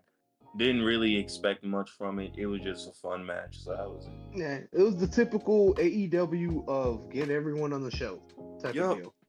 Basically. And like I said, it was it bad? Nah. Was it great? Nah. But it's something to just start off by for people to coming in. Yeah. Exactly. Just kind of warm up the crowd, you know. So, you know, I looked at it. It was just a simple, okay, whatever. So I give it a solid 6, 5, just in the middle. It's not bad, but it's not great. Give it a 5. You know, yeah. I give it. I didn't pay it no goddamn mind. So. Alrighty then. Next match. The next match was Willie Nightingale Willow and Nightingale. Ishii versus Chris Statlander and Stokely Hathaway. I barely forgot this match too. God I mean, damn, I think this match was pretty much a given as well. Yeah. I pretty forgot about this I match. looked at it more like it's a comedy match because why not? Hey, I want to give a shout out to Willow Nightingale. She really made her impressions in AEW since she came into AEW. Like, she really stuck out. And she has been a great addition to AEW's women roster. Like, she has built her from a person who had to work ground up and not get caught into the bullshit that she gets caught into, like most women do when they come into AEW. She really, shout outs to her, bro, because she's like a star at this point. Like, not a superstar, but like you can't like keep her off TV. That's what I would say. You can't like just sit her at home and 6 months, then she shows up 6 months later and then leaves. Like, you can't do that with her. So I like shout out to Willow Nightingale. She's really having fun. And this nigga Ishii, this nigga's been having some great matches, especially the one that he had with Kyle Fletcher last night was crazy. That match was great. Then the match that he had with Hangman Adam Page, great. The boy looked like he was about to do a breakdance. Bruh. That head spot was crazy. That head spot was crazy. But then I looked at it, I was like, oh, okay, I see how he do it. But that head spot was crazy, though. I was like, oh, man, that nigga really got a flat head for real. So, with that result, Nightingale and Ishii defeated Statlander and Hathaway. That's expected. So, that, like I said, to me, I'd give it a 5-6 just because it was just there. Yep, it was just a continuation match from what happened earlier in the year, and it just to get y'all attention real quick. Exactly. I don't want to say I don't care for it because I am excited to see those two women wrestle for that CMLL title. Just not in this fashion. I'm gonna give it a 5 because I truth be told, I didn't really pay attention to it, but when I heard she won, and I was like, oh, okay. Yeah, it makes sense for her to win anyway. Yeah. Makes sense. So she got the she got the stipulation. I don't forgot what that stipulation is, but we'll probably we'll get into it for all out predictions. But she has the stipulations for their match coming up at All Out on this Saturday. If I'm correct, I think it's to not have Hathaway be in the match. I don't know. AKA, it's on the card, but we'll look at it when I get a chance. when we get there. Alrighty. So the next following match was 10-man tag team match. So another tag match. Now this one, this whole pre-show was just straight tag matches. No, but this one was actually pretty good. It was pretty decent. It was. And then it had Kevin Von Erich come out. He came out to London. Before you get into it, let me just give the people the participation who was in the match. Oh yeah, go ahead. So the team number one was Dustin Rhodes, Sammy Guevara, the wrestler Katsuya Shibata, and Ross and Marshall, aka the Von Erichs, versus Matt Taven, Mike Benedict, aka the Undisputed Kingdom, Koa Leona. I can never pronounce that nigga name. Cage of Agony. Just say that, bro. Cage of Agony. Thank you. You ain't got to go into all the wrestlers in there. Just Hey. Some people like to know. Some people, that's just going by the book. Cage of Agony. So we go with that. What was interesting and just slightly confusing was Sammy Guevara and Brian Cage with their outfits. Well, I don't know if you noticed. Well, I don't know what Brian Cage's outfit was supposed to be. Well, I don't know what. Well, I figured what it was, but I mean, well, actually, I know why. Because he does look like a Wolverine with his face. Sammy Guevara. Well, see, their outfits kind of make sense because it's complimenting. So Sammy Guevara's outfit complements Dustin Rhodes' outfit because he had, which I get. He had the red thing, and then. I looked at it this way though. To me, I was just slightly confused at first. I was like, so are these niggas teammates because they're wearing the same shit, or what the fuck? Oh, did they do the Spider-Man point thing too in the match? I think they did when they wrestled. when they wrestled off? I don't remember. I just remember at the end they won. Shibata, the Von Erichs, Guevara, and Rhodes won, and then they all did like the claw. They did the claw. Now the funny thing is, so the Von Erich boys had they called the they called the one nigga from the Gates of Agony, the big Samoan nigga. So one had his hand on his head, the other one had his hand on his fucking side. I was like, what are y'all doing? That shit looks so fucking terrible. I was like, man, y'all get this nigga up out of here. But like I said, man, Kevin Von Erich, man, it's a joy to see his two sons wrestling. You know what I'm saying? And praises go. If anybody ever what's the name of that movie? Damn, I forgot. The Iron Claw. Yes, if anybody has not seen that movie, go watch that movie. It's a very sad movie, but it's a great movie. And Zac Efron did a phenomenal job playing Kevin Von Erich. And the only thing, when I saw the movie, it was a great movie, like you say, great storyline. But why they had to cut my boy MJF's screen off, bro? I don't know. I didn't know he was there. Oh, he was in the movie. He's the executive producer. I actually did see his scene, which is still short, but they should have still let it be in it. They cut a lot of people's shit out. Oh, they cut a lot of his other two brothers' deaths out. Yeah, they did. I mean, because like in all honesty, like the story of the movie was real good, almost as accurate as it can be. Yeah. But in real life, it's a lot more fucking darker. It's super dark. But most of the stuff that they played out in the movie played out exactly how it played out in life. Oh yeah, because I mean, the homeboy, the Von Erich, right? That's his name. I can't remember. The one that's still alive that was just there this past Sunday. Or, Kevin. Saturday. Kevin, thank you. Mm-hmm. Kevin, he was on the movie set every single day, putting in his input to make sure that the story is being told correctly. Yeah, so it's like, it was accurate to the T to me. So from what I heard, and then I after I watched that movie, I went back to watch the Dark Side of the Ring. So it really was accurate to that core, especially about his brother David when he went to Japan and he came back from Japan.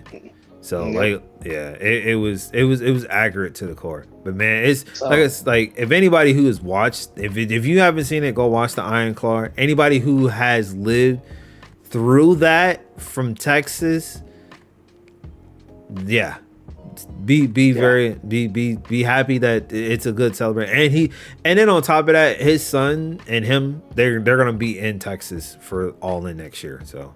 That's gonna So they're not gonna be on for a huge pop. They're not gonna be on the main. They're not gonna be on the 0 hour. They're probably gonna be on that main card. So they have to. I don't know what they're gonna do with them, but they're probably gonna be on the main card. So, but yeah, all in all, this was the 0 hour match. This is one I actually paid attention to a little bit more. The Cage of Agony. I'm not gonna lie, they haven't really been doing well on TV, and I feel like they need a little bit rub, and I feel like they should have been in this tournament. I'm gonna tell you about this trios match when we get there. I have my gripes with this shit, and it kind of was the dumbest shit ever that they did, but I got my gripes. We'll get to it when we get there. The Undisputed Kingdom, yeah, I don't know what they're gonna do with these fools, because these fools look like a joke tag team to me at this point now. And then that whole faction is ass, because we haven't seen Adam Cole in a while, or Wardlow. So I don't know what the fuck is going on with those two niggas. So just pull the plug on that faction. If not, put them in the trios thing with with Roderick Strong. So what's the grade on it? For the Von Erich sake, I give it like I'm gonna give it. We're gonna change the grade. I'm gonna give it like a B, like a B minus. I'm gonna give it a B because it was good. It was a good one. It was a good match. So I'll give it like a B. It was a good feel good match. Yeah, it was. So Yeah, basically. I give it. Yeah, I mean, I give it a. If you want to say that, I give it a C plus. Well, that's the grade. It's So still good. that's the grade It was that good. Bleacher Report gave it. Oh, did it? Yeah, they gave it a C plus for that Well, match. I mean, yeah, I mean that's how I felt about it. Like it was okay, it was average, but with the Von Erichs, that just made it a feel good moment, I and know. it was nice. It was good. It wasn't bad. Yeah, I think you know And what. then I think mhm. before we get into the next match, I think going forward, I think they're gonna start putting pay-per-views on YouTube now. So Oh yeah, now since it's been working well, yeah, I'm thinking I'm probably gonna stick to the YouTubes instead of buying this shit on Bleacher Report. I mean, I don't have any hate on Bleacher Report because Bleacher Report is a little bit better if you want to go back and rewatch those matches. You can always because you pay for them. YouTube, on the other hand, you pay for them, they're gonna be gone. They're gonna be there for a certain time and then they're gone. So just letting people know if you want to go to YouTube over Bleacher Report, the only difference is between YouTube and Bleacher Report, you have a little bit more control of watching the show, qualities or whatever, and versus Bleacher Report. If Bleacher Report shit acts up, then you just fuck. So, all right. yeah.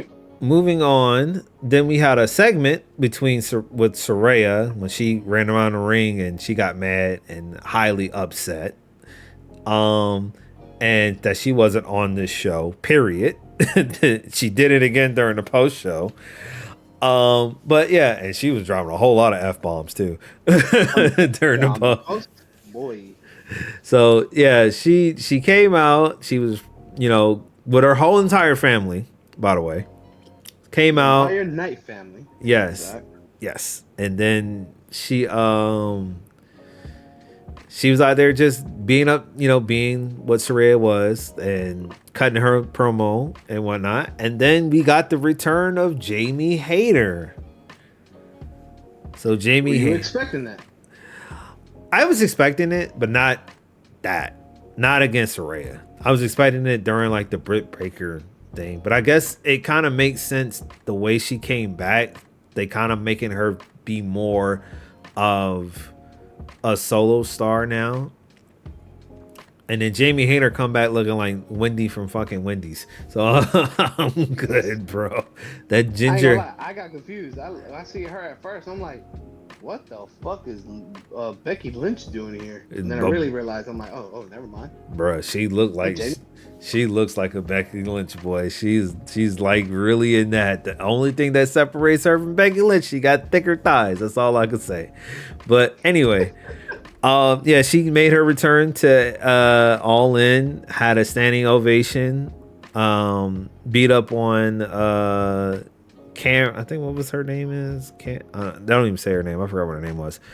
But yeah, she had a beat down, had a standing ovation from the crowd, and letting everybody know that she's back. So hopefully she'll be the next person that probably is going to challenge Mariah May for her AEW World Title, since she never lost it, I think.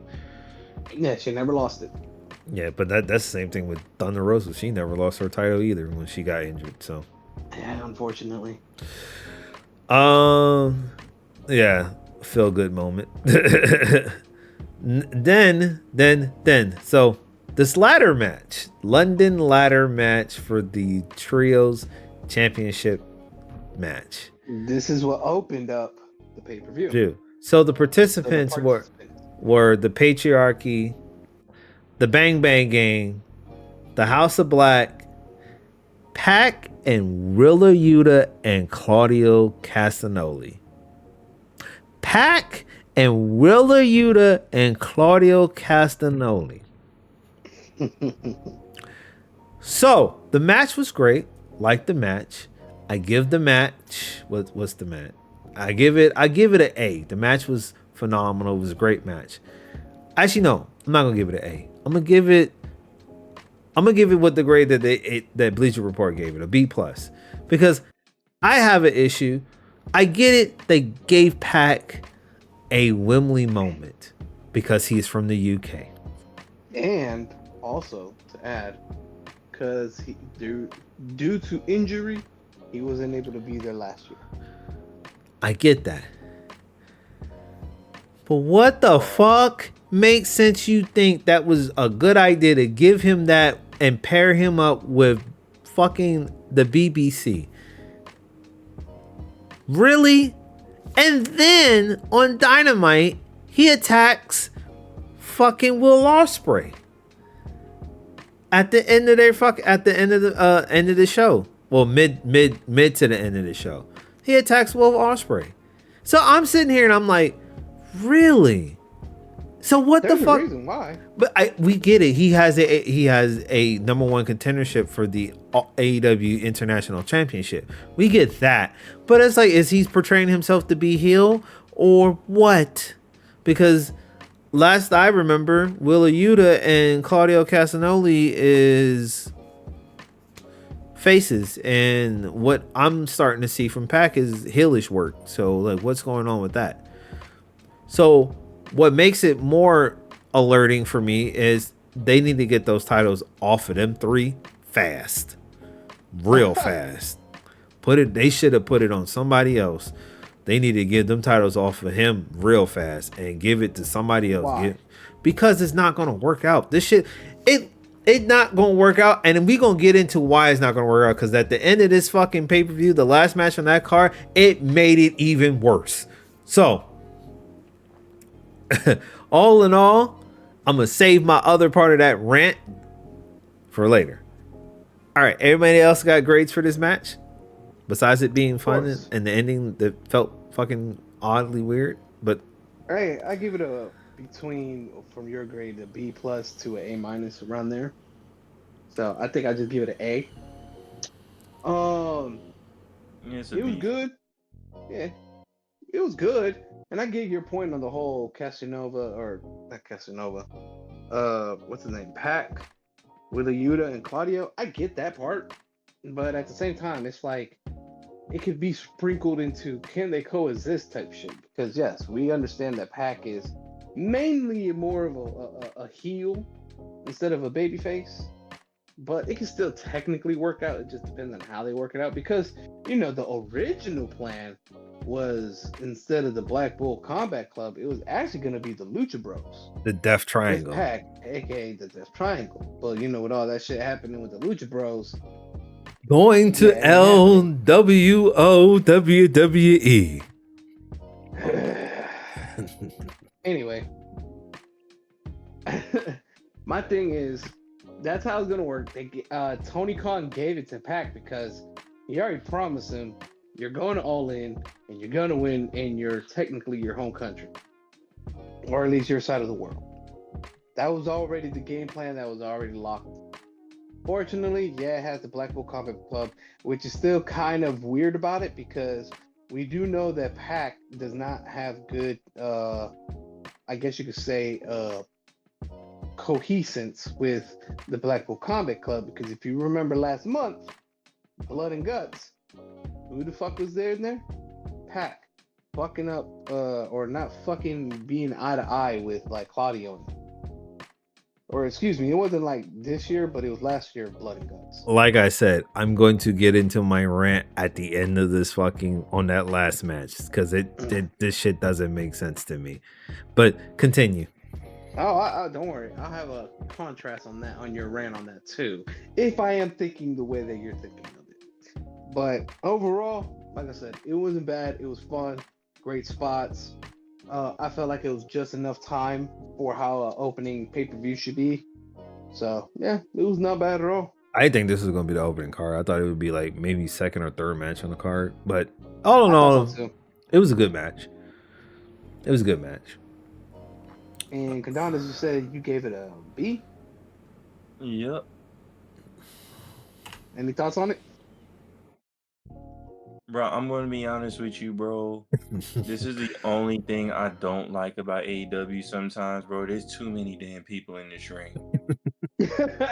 All right, bro. So it's like that. That's why the endings are always so awkward. Cause I'm like, there's no way all of y'all are down right now. Somebody got to be at the stop sign. And then I'm just like, bro, what is the point of having 40 people in the ring? No, I got a way worse rant than that, but we gonna get into it later. It's I, probably gonna I, come. It's gonna come into a title match that we might talk about. So, all right, man. Yeah, uh, this is just a B for me. But I am happy that Pac got something around his waist now. So Yeah. So then, all right. So I guess we all now, concluded to B and 1A. And yep, then the next match was the AEW Women's was World Championship. Mariah Timeless May. Tony Storm versus that bitch, Mariah May. I don't That's think what I'm she. calling her. Um, I alluded I to like this. this. I alluded to this probably earlier. Well, no, I didn't allude to this earlier, but we was speaking about it before we started recording on this podcast. I'm gonna go into detail. I might as well go into it now since I'm talking. But yeah, I figured this was gonna. I figured she was gonna win. Mariah May was gonna win that title championship match. It was all right. I'm gonna give it. What's the grade on this thing? I'll give it an A. It had all the emotional drama into it. Don't get me wrong. Um, my issue with this though, um, she's the AEW Women's World Champion, right? Mercedes Moné is the TBS champion, right? Mm-hmm. So why did this match go higher up and early on in the card over a championship that is second tier? I get the fact that the person is more important, but I feel like if they could swap championship titles, it kind of would make more sense if they did. Now, I'm not taking away Mariah May's credit of being ability great. I just feel like she's holding the wrong championship title. Unfortunately, they couldn't really prevent the way how the impact of what Mercedes Moné was going to turn out, because this storyline was kind of built way before Mercedes Moné got signed to AEW. So it kind of, made more sense. But now in hindsight of what we're looking at, she's the champion, Mercedes Moné is champion, but Mercedes Moné gets more of a world heavyweight champion feel for a title that's not world heavyweight championship worthy. And Mariah May is getting treated with a title that should be celebrated as a top tier title that it's supposed to be, but it's not. So that is kind of like one of my issues at this particular point. And putting the title on Mariah May does not help her in any fashion, because it's like you're world champion, but now it's like you're not even gonna be built, and you're not gonna be filled like you're not gonna be a big deal because you're a world champion. Like someone else is a big deal, and she's holding a title that's not even it's not even for her to hold. Really, she just held it because she didn't want to take it away from Tony Storm at one point, because they wanted to do this. So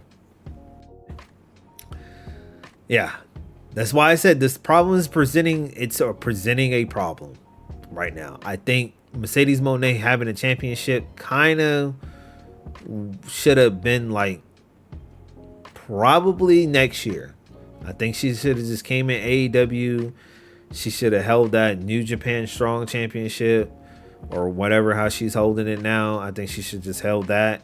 The TBS title should be relegated to what it is, because now the contenders that are contending for that championship should be contending for the AEW Women's Championship.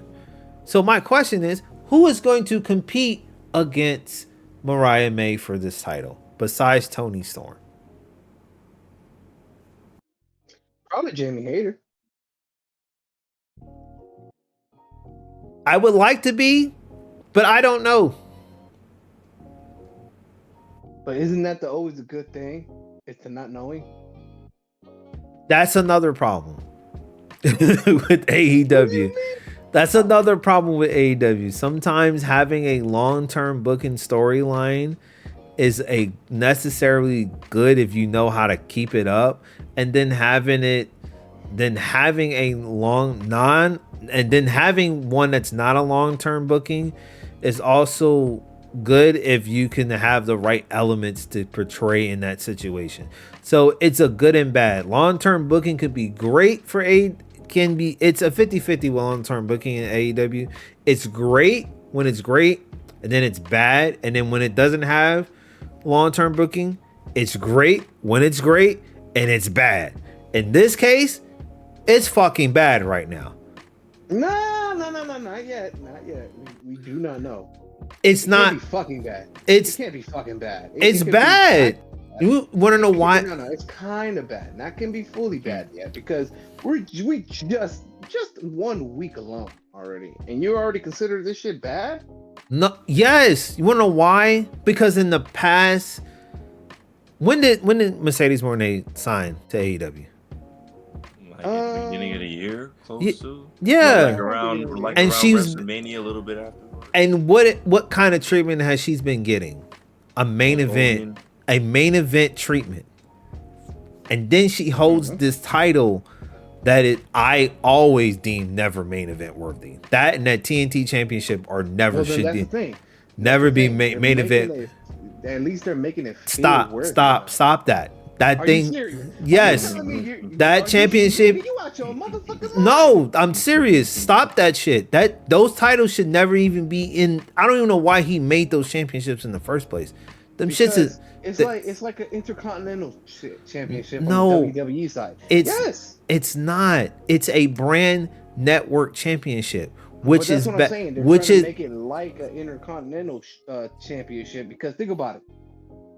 If they only had the women's belt, what the fuck else was the women's gonna be doing?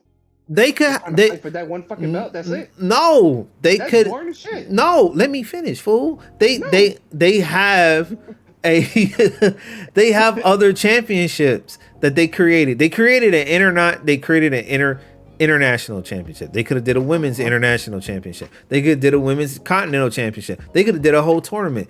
Having a brand championship, TBS Women's Championship, is not helping. Having the TNT Championship is not helping. Why? Because if you don't have a deal put in place to stay on that network, what the fuck are you going to do with those two titles? You got to let them go. This is why WWE never did shit like that. They don't have a USA Network Championship. They don't have a Sci-Fi Network Championship. They have their... WWE used to do. Yeah. That shit was dumb. That's why I'm saying get rid of that title. Rechange the title to something else. Simple. Just It's plenty of fucking championships that fucking Tony Khan has keep inserting into that shit.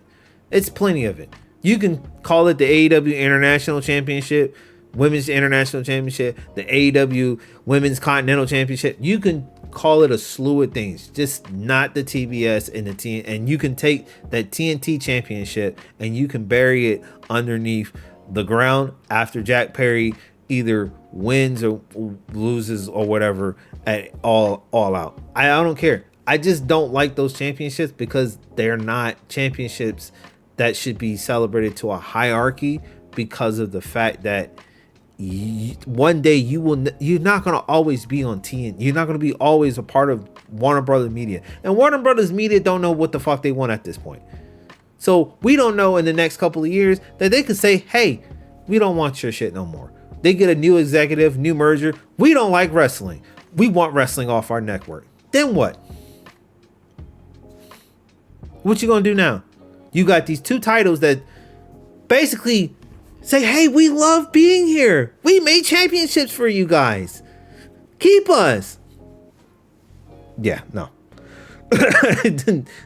That's my biggest gripe. And that other gripe is the Mercedes Moné thing is because of the fact that they're making her like a main event and she's holding a title that she shouldn't be holding. She should be holding this title but I get why she didn't hold this title, because they had a storyline built for this before she got there.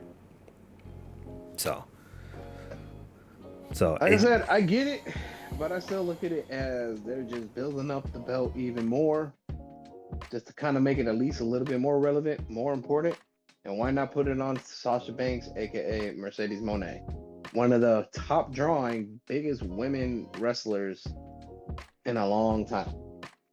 Either is that because they put it on her for that reason, or they put it on her because they didn't want to meddle with the Toni Storm and Mariah May championship. I feel like it's both.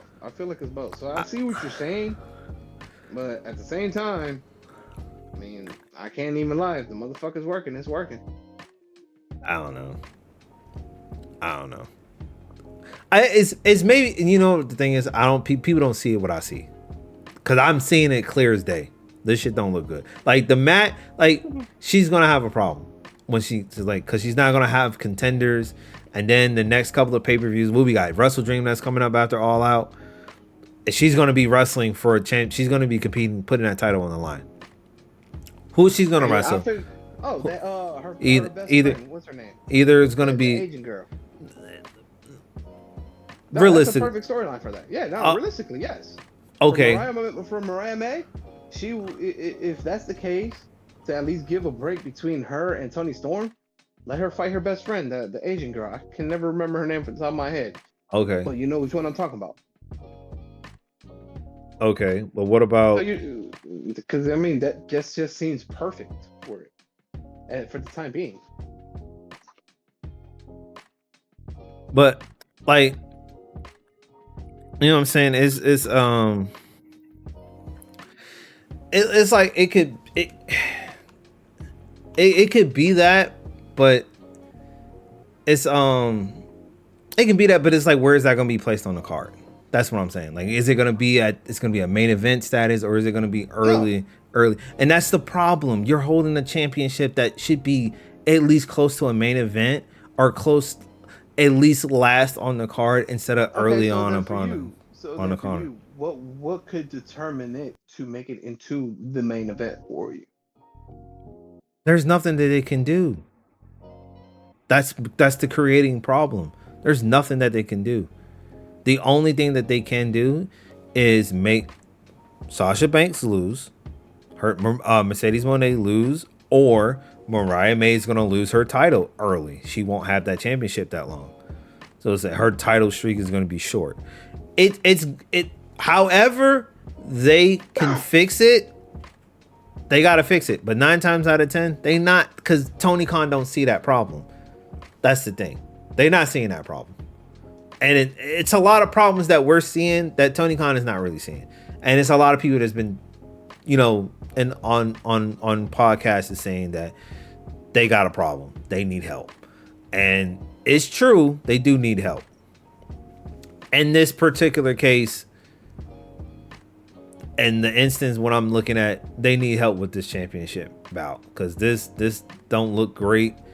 And if you're not going to push Mariah May to be a top 10 contender, or at least close to a main event star, she should be holding that title. At least she should be holding the TBS championship.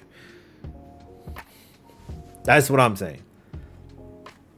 Because I'm pretty sure Wrestle Dream, Mercedes Moné is going to get at least slot between the last 3 slots of that show, because she's not gonna go in the middle of the match. She's gonna go on the last 3 slots of the show. See what I'm saying? So, because she's a big star, so it's like a big star should hold a big championship that can elevate the championship. We'll see. Anyway, like I said, I gave it a. You said you gave it a what? A? Or yeah. No, I give it an A, because it has a lot of emotional drama to it. Yeah, I give it an A myself as well. You know, it was. How can I say it? Cinematic. Huh? It was cinematic for me. Yeah. That's the word I was looking for. Cinematic. It was cinematic. I mean, I can't lie. She really slapped the shit out of her mom. Yeah, she did. Like she fucking slapped the shit out of her mama, her own mama. Yeah. Like I was not expecting that, but at the same time, I can't even front. I gave it a pop because I mean, I get it. You slap your mom, but she like did the whole Uncle Elroy and Craig's daddy type of slap. She You know what I mean? Mama was holding her face for a good minute when she Oh, said. I don't blame her. But Like, I thought she got a concussion, but I but like that. really did, bro.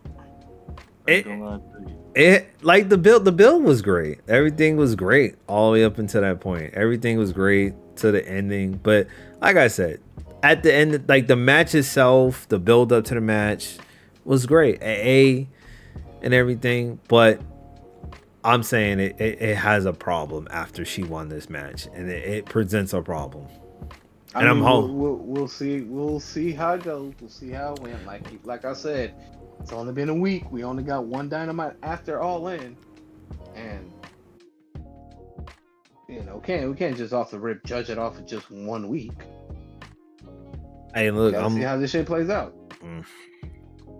I mean, am I wrong on that? No, but then I know how it's gonna play out as terms of match cards on the show. She's not gonna get main event. She's not getting that push of a main event. The championship is not gonna be main event worthy. We'll see. There's like, I mean, it's not we'll see. We know, like Mercedes Moné. I give like for me personally, I give it 2 to 3 weeks before I could fully be like, all right, I know exactly where it's going. Just cause, like, in 1 week is not enough time. Like, we have the idea, yes, but as we know, they can always flip the script without a fucking blue, and you're like, whoa, what's this? I'm looking at it in as terms of how they putting people on the card. I get that every wrestler is getting put on the card at a certain time, but I'm looking at it as Mercedes Moné is getting that treatment. Like she's getting that I am a main eventer treatment, but she doesn't have a main event title on her arm for this company. She has a mid-card title. Mariah May was supposed to be treated like a main event star, but Mercedes Moné has came and took that away from her.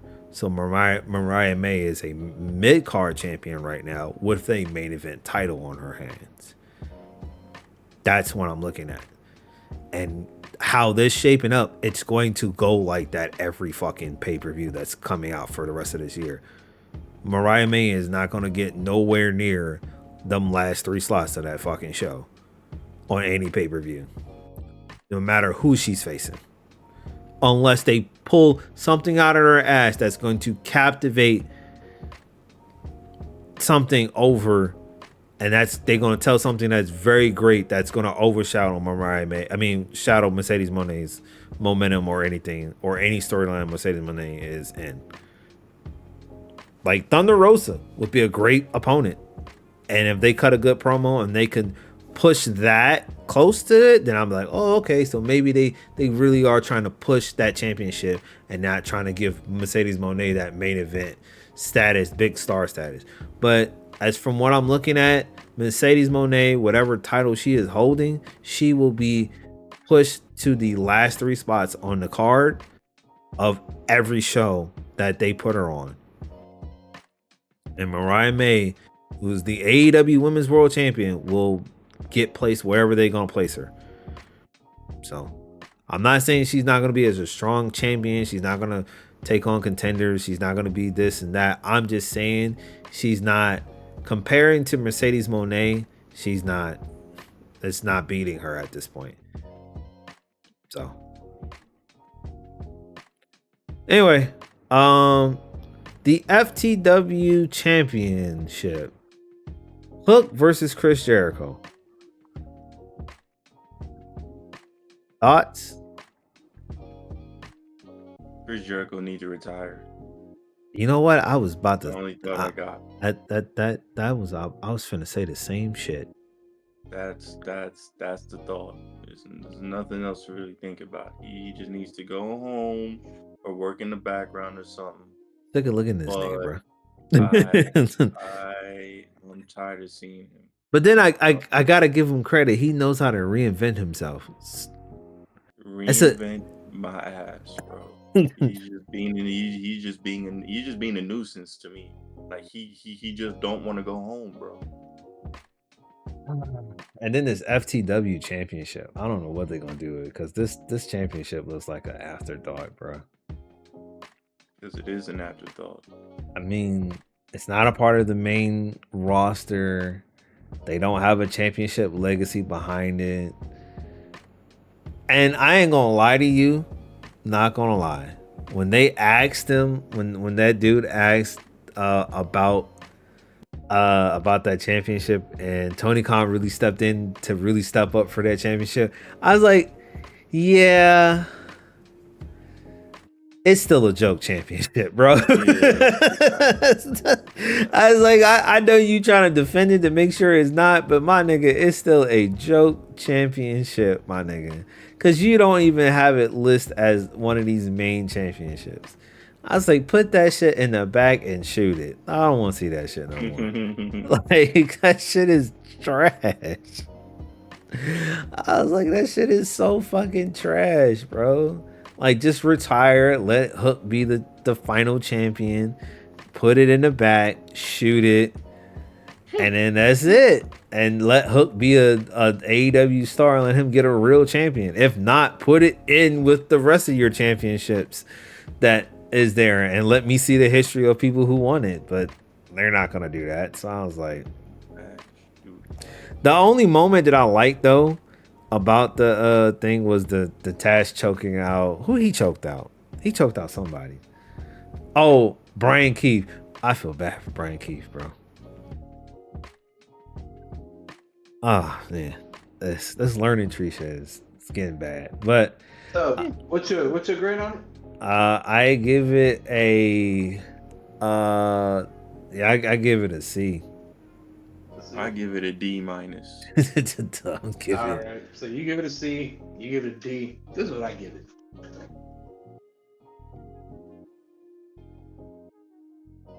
That's what I give it. Okay. Man gave it absolutely nothing. All right. Ass. Well, I was trying to make it to close to the mic, but I'm not trying to get it low to the toilet. But that shit was straight dog shit to me. Just because it's like it was just ass. I mean, I get it. I get the point. Like in reality, it was a fucking B minus. It was just honestly, I think this should have been on the fucking pre-show. Anyway, I think it just shouldn't have happened at all. that too.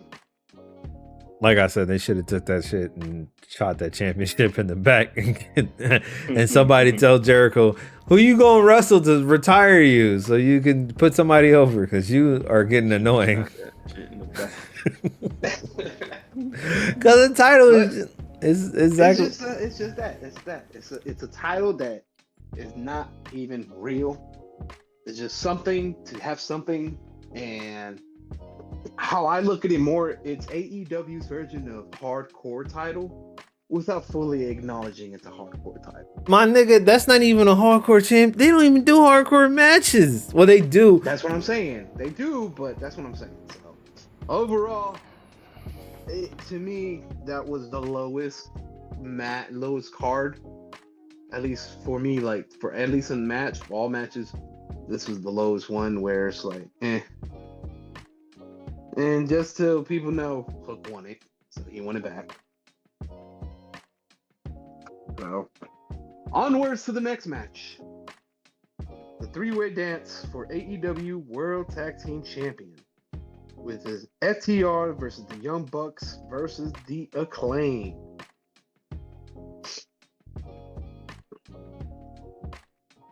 Not gonna lie. Uh-huh. Well, you can start it off. For me or? Yeah, you. Oh, okay. So, how I looked at it is, it was pretty all right. Not bad. Good little spots. You know, definitely a lot of actions. And as always with these tag matches, there's always too many fucking bodies.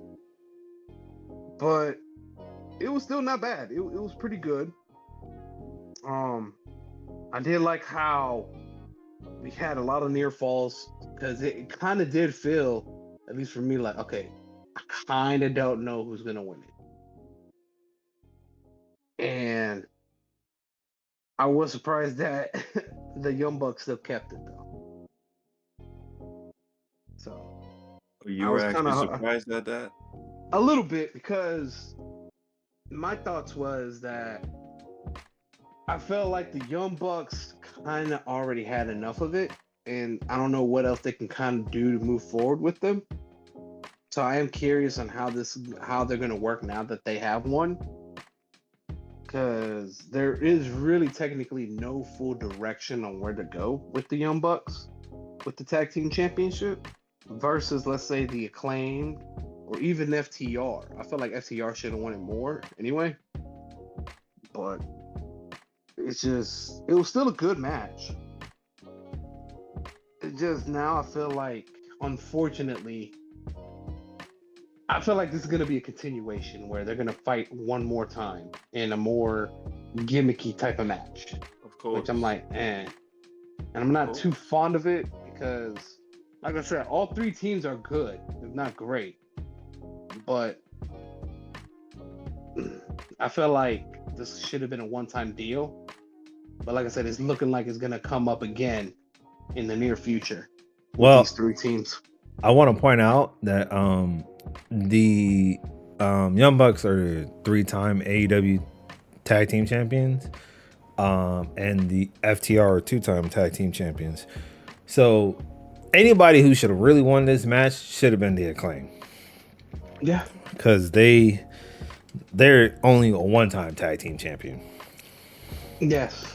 So I was looking at the championship history behind that, and I was like, who has more titles? And Young Bucks are currently a 3-time tag team champion right now. So this match was good. I was hoping that this was going to be like a ladder match because I really wanted to see like what they could do. Because when I look at these 3 tag teams, I see Edge, Christian, and the Hardys, and I was hoping that they were going to do that, like put it in a ladder match and get that ladder match experience. So I was hoping for that, but the finish was it was all right. I didn't really mind it. The match was good. I'll give it like a B plus.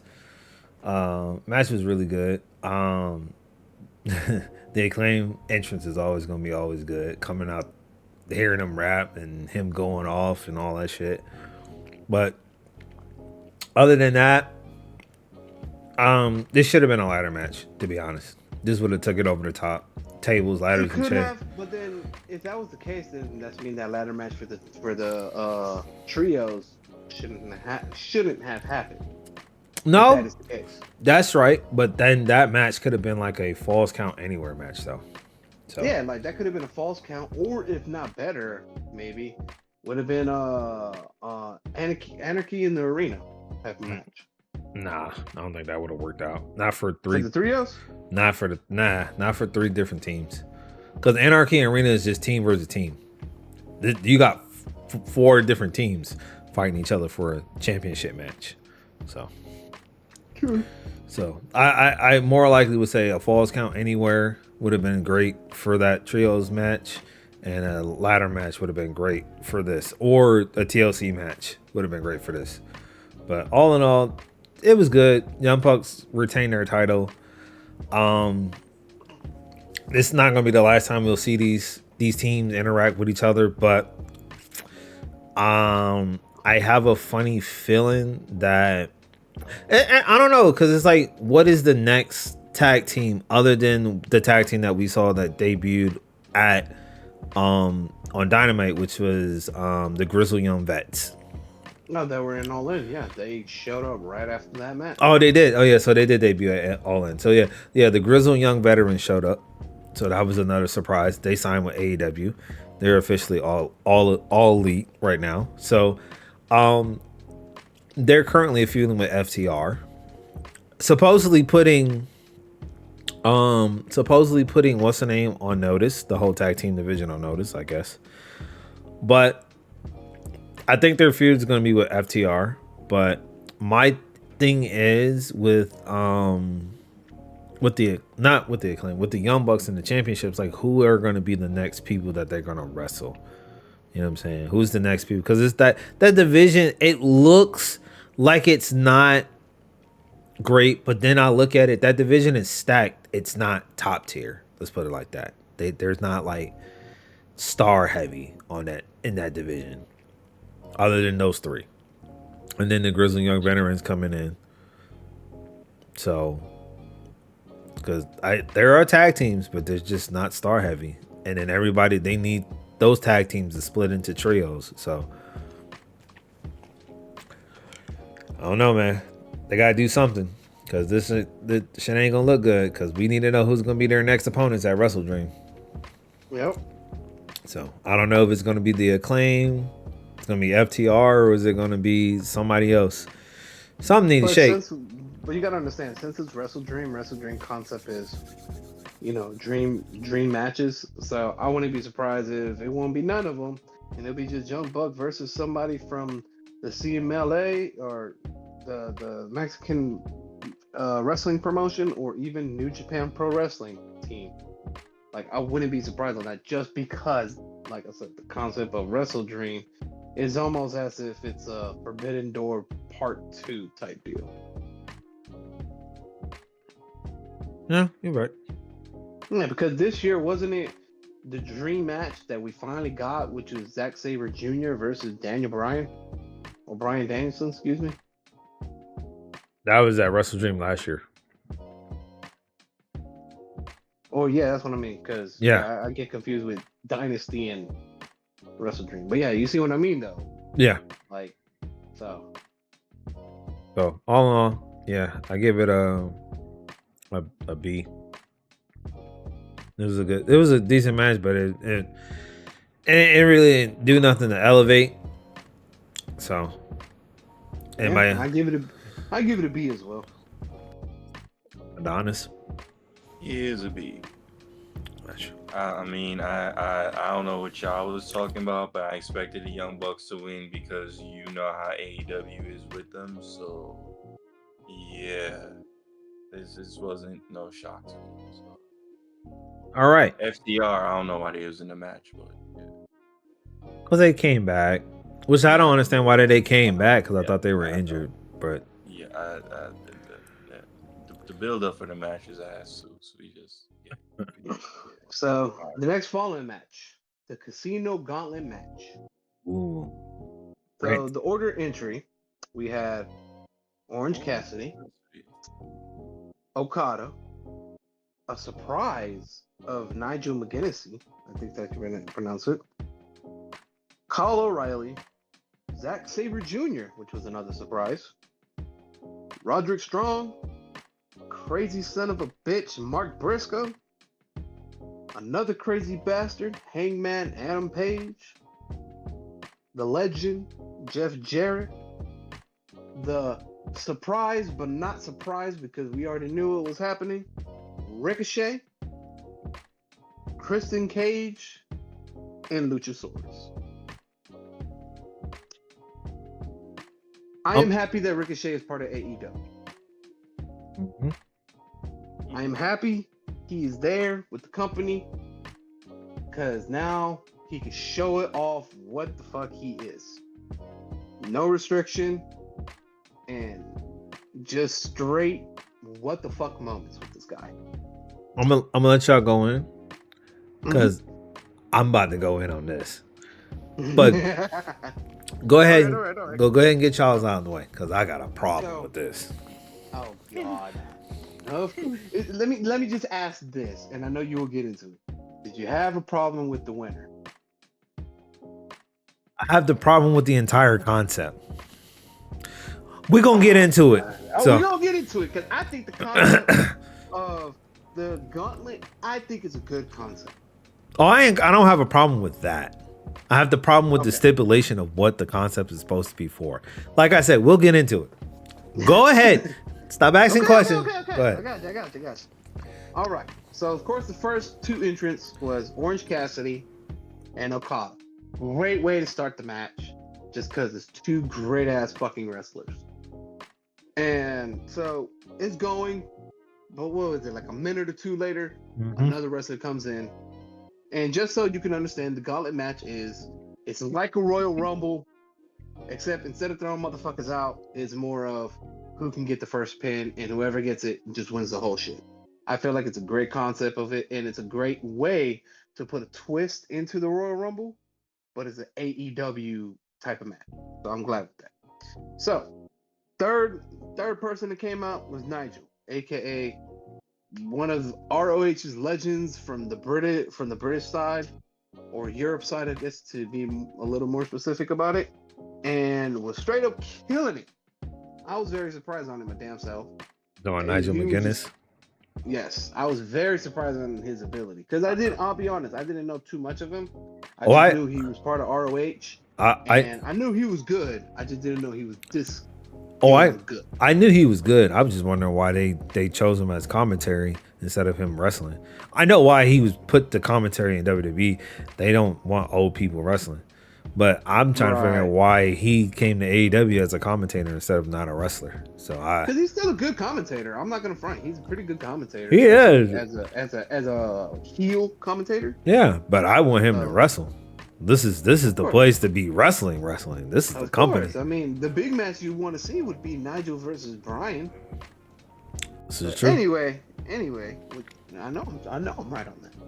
But anyway, so he comes out, do his things, whipping ass. Next person come out is Kyle O'Reilly. I think Kyle's okay. I think he could be better, but he looks happy and he's having fun, and that's really what matters. I'm gonna say this: Kyle O'Reilly has been having the best time at AEW, and he has looked great since he came to AEW after his return of the injury. Before he came in, it was kind of a little stagnant, but then when he came back from injury, he kind of has been, what they're doing with him right now, he's kind of floating, but he kind of started out with a real strong singles push, and he was getting a real good singles push when he came back, so it was kind of looking good. His single push looks a lot better than it was in WWE, so I'll just put it like that. Yes. So then after that, for a while, another surprise that I was like kind of expecting, but I was still like, oh shit, would be Zack Sabre Jr. because that is just one badass wrestler. The winner of the G1 Classic. Thank you for adding that. Yes, the winner of the G1 Classic that soon will be New Japan Pro Wrestling Heavyweight Champion very fucking soon. Yep. So then after that, you have Roderick Strong coming in. He's doing his thing, but honestly, out of all the participants, I hate to say it, to me, Roderick Strong looked like the weakest link. As you just because, unfortunately, because I personally like him. He's a great wrestler. I know he can do great promos. What the fuck is he doing now? I have no fucking clue, and I just don't like it. That's just me. I mean, I was liking him. I liked him when he was fucking screaming at him every fucking episode. But you got to look at it. He kind of had a better. He had a better run than he did when he was in NXT when they had that departure of the Undisputed Era and everybody went their little separate ways.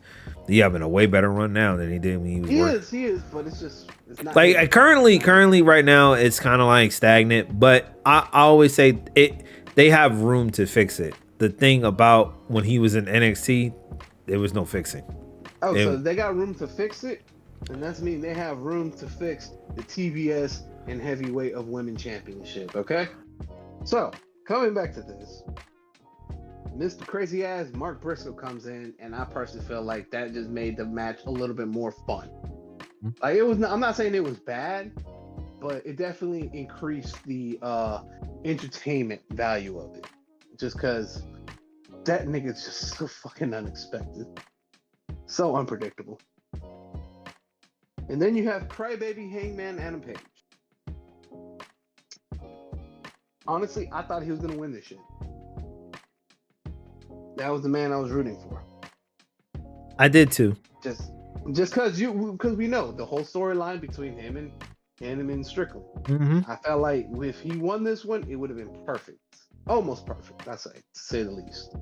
I mean, we're still getting the match between the two in a cage match, which I think is going to be incredible. We'll talk about that later. I'm not gonna lie, Dynamite was very awkward, but we'll get into that. It was. We'll get in that. So Hangman and Page come in, doing his thing, whipping people's asses, whatever. Next thing you know, Jeff Jarrett comes in the fucking scene. I got nothing to say about him except legend, do his thing. He seems happy as fuck. Continue to do what you do. That stare down between Jeff Jarrett and Heyman and Adam Page was great. It was. Just because they have a little history themselves now as well. So it just worked out. Like it's almost as if how I felt is as if almost every entrance kind of made sense in a way. Just because on who was in the match. Then the debut, which probably had one of the loudest pops of the night, Ricochet. And I can give a perfect example on why this man is incredible and why people are now really gonna know who the hell Ricochet is. He comes in, and I'm watching it at my brother's, watching the pay-per-view. Who the fuck is this bald-headed ass nigga? Give it about 10 seconds, bro. Watch. And the most smoothest moves he was coming in, so smooth, like you couldn't even tell if it was rehearsed or made up on the spot. That's how good Ricochet is. And my brother was just like, holy shit. Forgot what the fuck he was doing. Forgot what he was doing and turned around and sat back on the sofa to watch the whole shit because that's how great Ricochet could pull the motherfucker in to watch. I don't know, but that Dynamite match, I don't know. He looked a little gassed though. He looked a little gassed, but we're right now talking about All In. And All In, he showed not 100% of his move, but just enough to grab you in and be like, yeah, I'm Ricochet. Watch me do my work. And he was doing a lot of work. And then a surprise entrance for me that honestly wasn't expecting, was not hating at first, was Christian Cage. Motherfucker limping back because he got his ass whooped, lost the belt. Almost in a way, because we know who won, which is Christian Cage at this match, gave me a slight reminisce. I forgot what year it was. I think it was 2010 or 2009 in WWE when Elimination Chamber, Edge was the it was the WWE Championship and got eliminated first from the Elimination Chamber. Later on that night, whooped Kofi Kingston's ass, got in the match, and won the World Heavyweight Championship. So in the same night. So I kind of felt that reminisce with Christian Cage here. So I'm not saying it was better than that. Fuck no. But it was just like, oh, I see what they're doing with this. I don't like it, but I see what they're doing with this. And then the last person, Luchasaurus, which surprisingly he came out as Luchasaurus instead of Kill Switch. So I was like, oh shit, he's gonna fuck over Christian Cage. No, he's gonna just still be his continuous bitch, which I fucking do not like. So, yeah, I mean, just to run down with all that, it was still great. It was still a fun gauntlet match. Like I said, I think AEW should still keep this concept. And of course, the winner of it wins a contract to face the World Heavyweight Champion. So, me stating that and ending with that, I gave it a solid A for the whole thing. Winner-wise, I'm not a fan of the winner, but I'm pretty fucking certain J-Star has something to say about that. So, the floor is yours, sir. No, I'm gonna let Kandana. You got anything to say? Because I give it an A. I'm gonna just say I do give it an A, but this concept gotta go. I understand it. I know it's different. It's like the Elimination Chamber without the chamber and the early eliminations. Is everybody gets in the ring after once everybody's in there, and then it's pinfall time. That's where it gets stupid for me. So well, that's not a cool concept though. It's not really a cool concept. That's almost like you saying in the Royal Rumble, no one can get eliminated until all 30 entrants are in the ring. There's really no difference. Like, think about how ridiculous. Like, no one is going to be eliminated. So you already know whoever gets in there is going to be basically dead by the time the last person gets in the match because you can't even be eliminated. So you wrestling this entire time, these fresh legs come in there last. You expecting them to win. If the last person don't win, I'm gonna have to start writing letters. No, but the thing I is, the don't- whole concept is, it's not that all wrestlers come in and then it's pinfall. It's just whoever gets the pinfall first, and if they don't That's get it in still that matter of what, a minute or two, you have another wrestler coming in. And that's another still 2 butt minutes, another cheeks wrestler. because who's doing that, bro? Have you seen the type of damage these AEW wrestlers be doing to each other? Who is doing anything in a minute or two before the next person gets in, bro? I've seen someone get bounced off the side of the apron, thrown into the ring post, go to the announce table, take a swanton off the top, and still kick out. And you think we getting this over with in a minute or two? Bro, you know it's not. You know I, you're gonna have to see everybody in the ring at the same time. Now, someone does get eliminated early. It'll be like, oh, that's the beauty of the match. Cool. But that ain't what I'm here for, bro. I want to see everybody in the ring just die.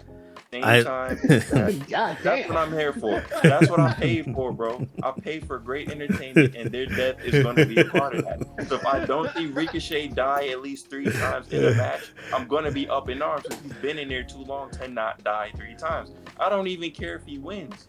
He's the greatest seller I've ever seen next to Dolph, and y'all know how I feel about Dolph. No, I'm not gonna lie. I don't agree with him 100%, but I do agree with him that this concept is kind of dumb. And I told you this concept was dumb. It's nothing wrong to rip off the other company in their matches. Go ahead and just rip off the Royal Rumble and put do it, it, bro. and it makes more sense. Exactly, and then just throw like a slight twist on it. You probably don't gotta go at the top rope. If your feet should just hit the floor for any reason, you can go in between the ropes, underneath it. You're eliminated. Or Done. or if you're gonna do that, if you're gonna do this gauntlet match, at least make it where the person has to eliminate the person, and then it comes in, and then it stops at 15 or whatever. But having that concept of all of them coming in, and then they like, yeah, and then one person gets the pin and they win. It makes no sense. And it's just like, it's kind of confusing. So like if they explain this match on screen one day, it's gonna get real confusing, and people are gonna be like, just make a Royal Rumble match, just copy WWE. It's not that fucking hard. All you gotta do is just change the fucking name. But they don't want to copy it. They want to do their own thing. Yeah, and sometimes doing their own thing is gonna cause you to look crazy. So it's okay to steal something from the company that does it better and has been doing it for a very long time. You could just change the name. And you got wrestlers that know what that concept is. Fucking Nigel McGuinness, Kyle O'Reilly, Jeff Jarrett, Christian Cage. Exactly, bro. Like, You they might as know well what just that concept is, bro. Just do that, bro. And then what if their Royal Rumble is better than WWE's Royal Rumble? Exactly. You know what I'm saying? And they can do it, and they don't have to dedicate a pay-per-view to it. They could just do it at another. They can do a certain, pay-per-view, and it don't have to be 30 man. It could just be a 20 man or a 15. Like, I like what was the one they had it beforehand with the wild card shit. That was confusing as fuck. I mean, it was confusing as fuck. I'd rather have this instead of that bullshit. I'm sorry, bro. Well, yeah, I wasn't with all that, bro. Like, that shit was confusing as fuck. Like, oh, here's the club. Here's club. Well, no, the concept, the concept was, that concept was. It just, like I said, just go ahead and just steal WWE shit and then call it a day. Rant time, because my problem with this shit. So, the winner of this fucking match, I don't care about whoever won. Ricochet could have won this bitch. Before you fully start, we didn't get. What was your grade, Condonis? Oh, I give this match a B minus. B minus. Like I said, I gave it an A. Now, go for it, bro. I gave it for A. I just didn't want to be rude for him, I'm not gonna lie to you. This presents as a problem. I don't care about whoever won. I don't care about Christian Cage. Christian Cage could have won. Ricochet could have won. Jeff Jarrett could have won. Any of these motherfuckers could have won. Okada could have won. I don't care who won the match. The description of the title of the match of it is the winner gets a title shot at the AEW World Championship, right? Right. Didn't they just do a match that announces a number one contender for the AEW World Championship already? Who won that? Darby Allin. Most definitely. So I'm like, when does this nigga get a chance to... Christian Cage won this match. When does he get to challenge the new World Heavyweight Championship for that title?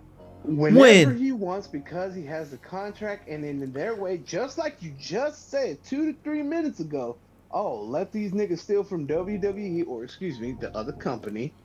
This is their other way of stealing from the other company by saying this is their formality of Money in the Bank. This is what this was. Really? That's basically what that is? That's really what it is. It's a Money in the Bank contract. Okay. Saying it's Money in the Bank. Okay, I give you that. Okay. I give you that. Then why the fuck is Jack Perry getting a title shot for that title and not Darby Allin? Now that I can't say. I'm like, cause like that shit don't make sense to me, man. Like, what is going on? In a way, it kind of does. It's not meant to make like the storyline. Yes, I get it. The storyline. I don't give a fuck about that storyline. Stop giving these niggas. You got 2 number 1 contenders for a title shot, bro. So you're saying that the storyline is ass? No, I'm not saying the storyline is ass. I'm saying doing these concepts of giving motherfuckers number 1 contender title shot contenderships to people. You can have 10 number 1 contender titles shot winners. Like they can do another match. Another match with a number 1 contender that gets a AEW world title shot. I'm like, bro, didn't Darby Allin just get one? Didn't Christian Cage got one? Now you're giving another one to another number 1 contender. Like, what is going on with this shit, bro? Like, what are you doing? This is dumb. They did the same thing with fucking the international shit. Like, I'm like, the hell? What? Didn't Pac just win? How the fuck does Daniel Garcia get a title shot? Then MJF beats fucking Will Ospreay to win that title, changes it, and then loses it. You know what I'm saying? And then, you know what I'm saying? All of this happening before Pac gets his title shot. This is formally what made Pac say, hey, yeah, motherfucker, I'm in line. I am tired of waiting. Let's get this shit rolling. So it's like, that's my issue with this shit. Stop giving number 1 contenderships to these fuckers when you have matches already, and stop giving number 1 contenderships to motherfuckers who are not going to get that match built at that particular pay-per-view. Darby Allin, I don't know when I know it's probably going to be Grand Slam. But if Christian Cage decides to cash in his shit at Grand Slam, then I'm sitting here looking like, why did he get this fucking opportunity in the first fucking place? Like, it doesn't make sense. It's ass backwards, bro. Like, that shit it really is ass fucking backwards, my nigga. Like, you're giving title shots to people that already other people got other title shots. Like, everybody, hey, you got number 1 contendership? Oh, I got one too. Oh, I got one too. Oh, I got one too. Yeah, I got one too. I'm like, wait a minute. Fuck, you get one. Like, they just handing out these bitches like it's candy out this motherfucker. I'm like, you get a contendership. You get a contendership. You get it. It's Oprah Winfrey. Like, come on, bro. Like, make it make sense to me, bro. The only sense I could try to pull out of my ass for this is, and I'm really trying, is I think it's just kind of not further, but kind of, how can I put it? Give like a road, at least for this heavyweight championship, without putting too much story into it. So what I'm saying is, you're right. It is fucking confusing, you know? It is this whole Oprah Winfrey of giving out number 1 contenderships. I can get that part. But the other side of me is like, well, I can kind of see the line of, okay, here's this opponent, you beat this opponent, here's the next opponent, maybe that opponent actually wins the championship, and then here's the next following opponent. So it's like you already have kind of, let's say... I get what you're trying to... Like, You see what I'm saying? yeah, But I get. I'm not 100 on it because I get what you're trying to say. I understand that. But then it's like you got Jack Perry who just stepped in, and I get it. It's for a storyline. It's for a storyline because it turned it into a storyline. Yeah, What it because did, what happened it really didn't need to, but it turned it into a storyline. I get that portion. But then you got Darby Allin who just got his number one contendership, and then he's like, he holding that bitch, and Jack Perry just walks along like, hey, yeah, I'm going to challenge Dan Bryan for the title. Okay, I'm still be holding this number one contendership when you get back. Okay. And then Christian Cage got his. He's like, yeah, I got one too. We'll be waiting when you come back. If you lose, we'll come up next. And then somebody else comes along and like, I'm challenging for this title now. Okay, so I'm still hold on to this number. I'm like, come the fuck on, bro. Like, acknowledge these niggas. No. I get it. It's frustrating about it because it's like, for us, is keep it one thing. Keep it one thing. Stop trying to add so much shit. And this is almost hard to follow. And this is why I say, when Bully Ray sat up on his podcast with the what's that podcast, that Busted Open podcast, AEW needs help. This is the help that they need help with, because this shit makes absolutely no fucking sense to me. Like, you need help with this shit, bro. This don't make sense. You shouldn't make contenderships. This match shouldn't even happen. I get it. It happened because it was a storyline driven. Y'all could have had this match later. This MJF versus Will Ospreay. I get it. Y'all could have had that match later at another fucking location. Maybe not Grand Slam, probably at World's End, probably somewhere else. You could have had that match. Pac should have got his Wembley moment here. That could have been the Wembley moment right here.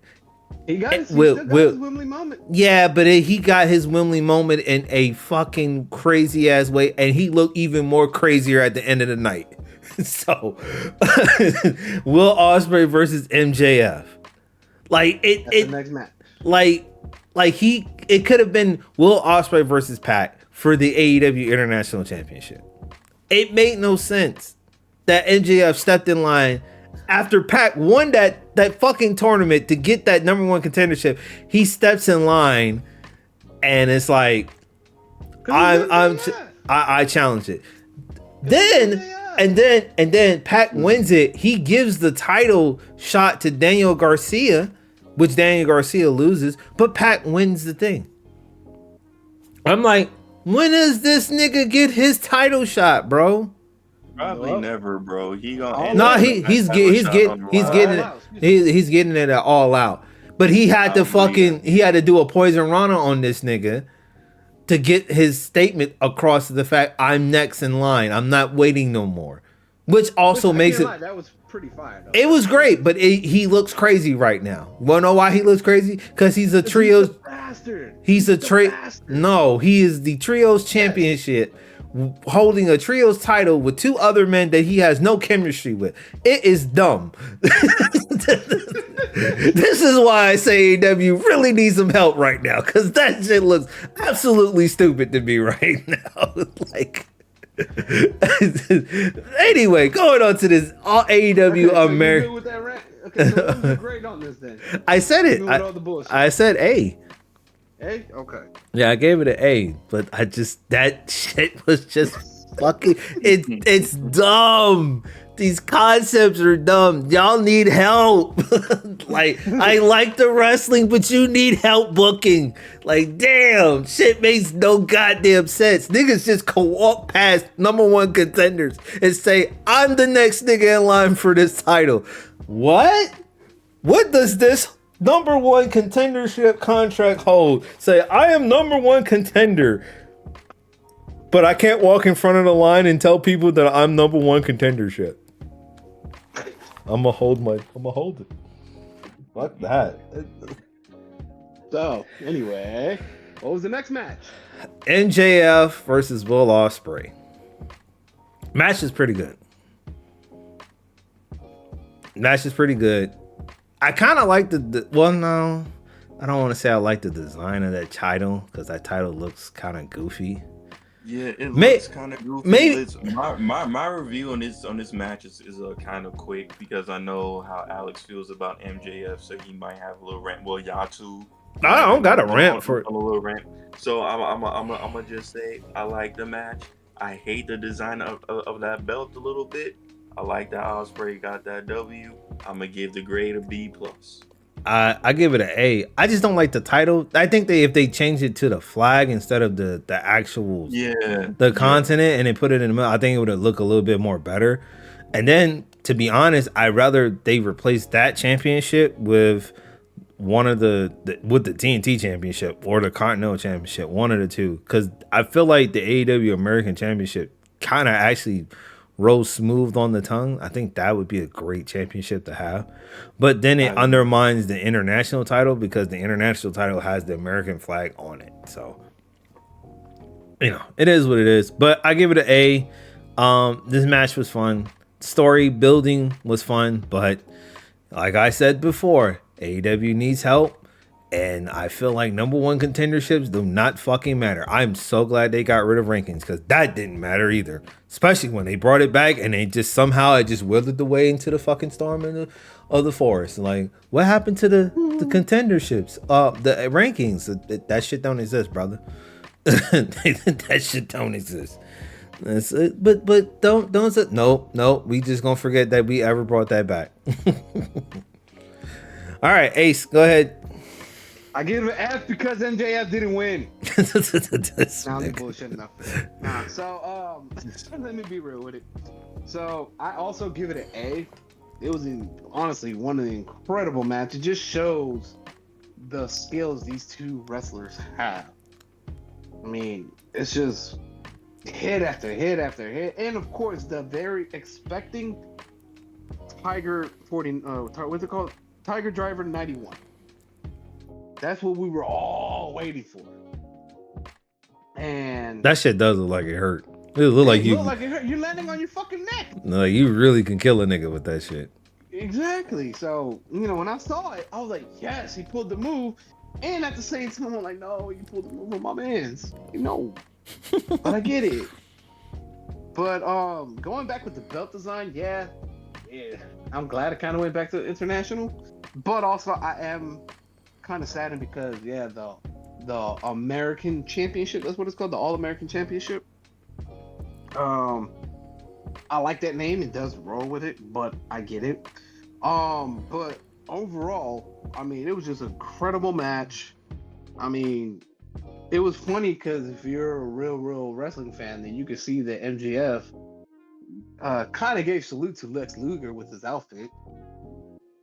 If anybody noticed that shit. Well, I didn't know he gave a salute to Lex Luger. He just came out with all red and he looked kind of crazy. Oh yeah, he came out all red and then came out with his, which even if it is so stupid, I do want that flag. So he comes out with the American flag, but the stars are replaced with MJF face. I'm good on that. I mean, what was real cool was MJF countering one of Will Spray's move called the Stormbreaker into a Cody Crossroads. Once he hit that, I was like, oh shit, did he actually beat him? But no, kicked out. So I was just like, okay, that's really dope. And then it was just such a great match throughout everything. And then when Ospreay won, it was just a great celebration of him winning, giving the old belt back to, I don't know what the fuck he did with the old belt, and just grabbed the international, raised up, and then you see all the fireworks going crazy. Like, it was definitely a hell of a good match. Yeah, you got it. Even though MJF didn't win, the right man won. Yeah, it was good. Yeah, it was good, man. And of course, I forgot to mention the surprise and distraction of Daniel Garcia. Yep. So it finished one story to push along another story, which I was very happy with. Wish it was kind of like I said, the storyline kind of it It did good, and I really did enjoy the storyline. I just can't get over the fact that you gave somebody a number one contender shot, and he had to wait two fucking contenders, and it took him to do a Poison Rana on Dynamite this past Wednesday in order to say, hey, I'm in line. You fuckers better stay in the back of the fucking line because I'm next, motherfucker. Like But here's the thing, though. Here's the thing. What is a more anticipating match? Pac versus Will Ospreay or MGF versus Will Ospreay? No, a more anticipating match that could have happened if Pac didn't do what he did would have been Will Ospreay versus Ricochet for that title. We'll get that next. Yeah, that would have been a that would have been a match for All Out this Saturday. That would have been a champion. Pac never just stepped aside and said it. Unless this coming up Wednesday, Ricochet somehow, some way, insert himself into that match and be like, you know what, fuck you, Pac. I'm making it a three-way match, and even though it's a no at the storyline, you can't lie, it will be a fucking incredible match. Oh, the fan in me, I would love it, but looking at the hindsight of this whole situation, it's like it still presents this problem. Stop giving number one contenderships to motherfuckers so they can just hold it in their hand and let other motherfuckers who don't have number one contenderships just to step their foot in and say, hey, I have a title shot next. I want to fight you. I'm like, hey, I'm waving the number one contendership here. What the fuck? Is it just an invisible? Because I'm actually saying what it says. Fuck it, I'm popping up on this Wednesday Dynamite and be like, I'm number one contender. You might as well. You might get a title shot. Fucking with AEW.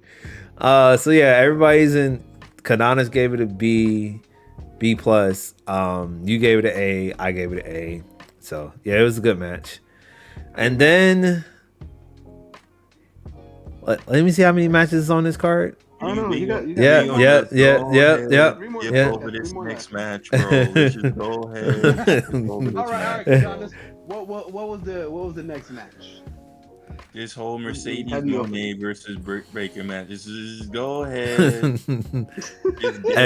Ain't nobody. Bro, I was staring at the screen. Hold on. Bored. For you do that. Wait, for you go. Guess where it was.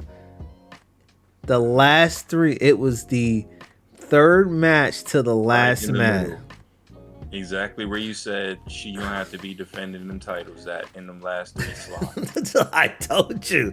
This is why. And that's why this match ain't hit. Because if the crowd is responding that way to a championship match on a megastar like this in the last three spots, it ain't due to no burnout. They just don't care, bro. And you got the wrong title. Exactly. Don't nobody want to see the thing that J Star was saying earlier was it ain't the fact of who it is in particular, it's the belt. She can't make that belt into anything more than what it already is in this slot. If she can't already do it, it ain't gonna happen, bro. It makes that's like giving Gunther the Speed Championship and telling him to make it like the Intercontinental. That shit make no sense, bro. It's not going to work. So when I'm looking at this and I'm like, but the title y'all fighting for is a brand title, a mid card network y'all not even gonna be on. So what are we doing? A mid card title, bro. Like, a mid card that Jade Cargill used to. So that's what Mercedes Moné is now. She's on that. She's on that pedigree to defend that within the last three slots. And then main event. I get the it. Last two were straight bangers, bro. I get it. And then the fact that they didn't want to fuck up the Mercedes, the Mariah May and the Toni Storm storyline, and that was in place. That was set to be in place for months before Mercedes Moné decided to come to AEW. But the issue with that is you put that championship on her, and it's like, why? She could have just did everything without a title and still have weight, and then you could have put a title on her. Y'all just slapped the title on her, and it's just like, it's not going the way it's supposed to go. And then on top of that, during this match, rumors were having it that Britt Baker was sandbagging in this match. So yeah, I mean, honestly, I don't think so. From what I was looking at, I don't know. I I mean, there's think always that possibility, I but I don't know, but that's what the rumor was. I don't know what would led into that rumor of why she was sandbagged this match. Personalities, jealousies. I don't know.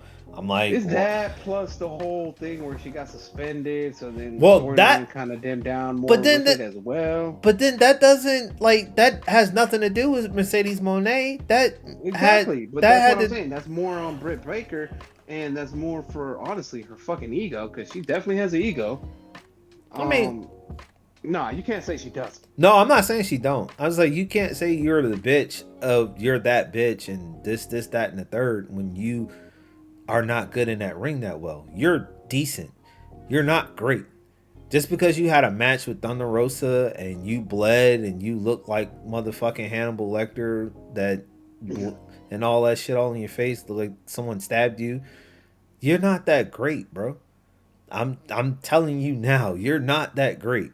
There's plenty Yeah, of people I on that I roster was are the only way one. better than you in that fucking ring. You're not that great. You're just an original, and you fuck a man who can't even wrestle right now. So, God damn.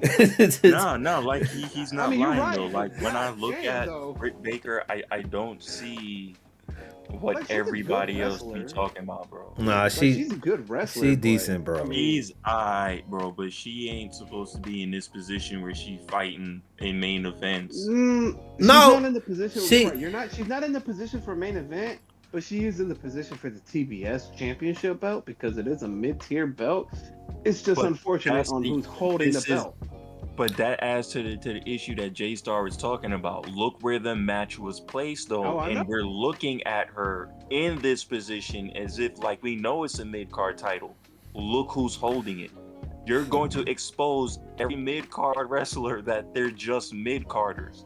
For this reason that J Star just said, she doesn't look like she can be in that position within those last three slots.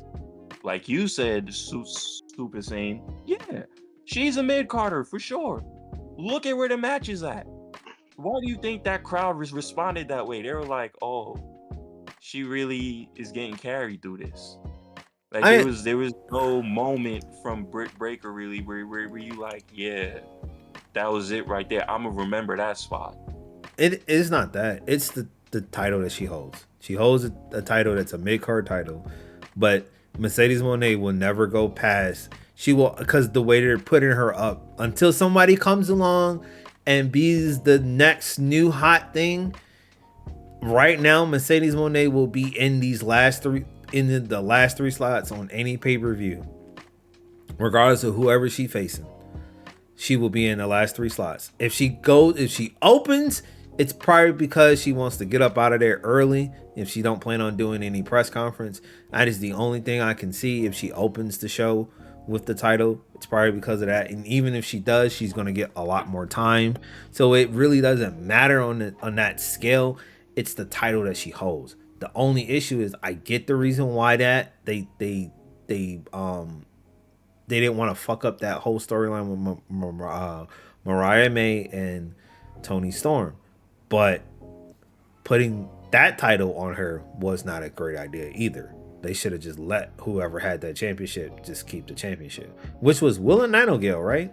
She had that title. Yeah, they should have just let that just be that what it was at the time. And then when she won the strong championship from Stephanie Valkyrie, that could have been a championship that they could have put at All In, because that would have been a championship that they could have defended.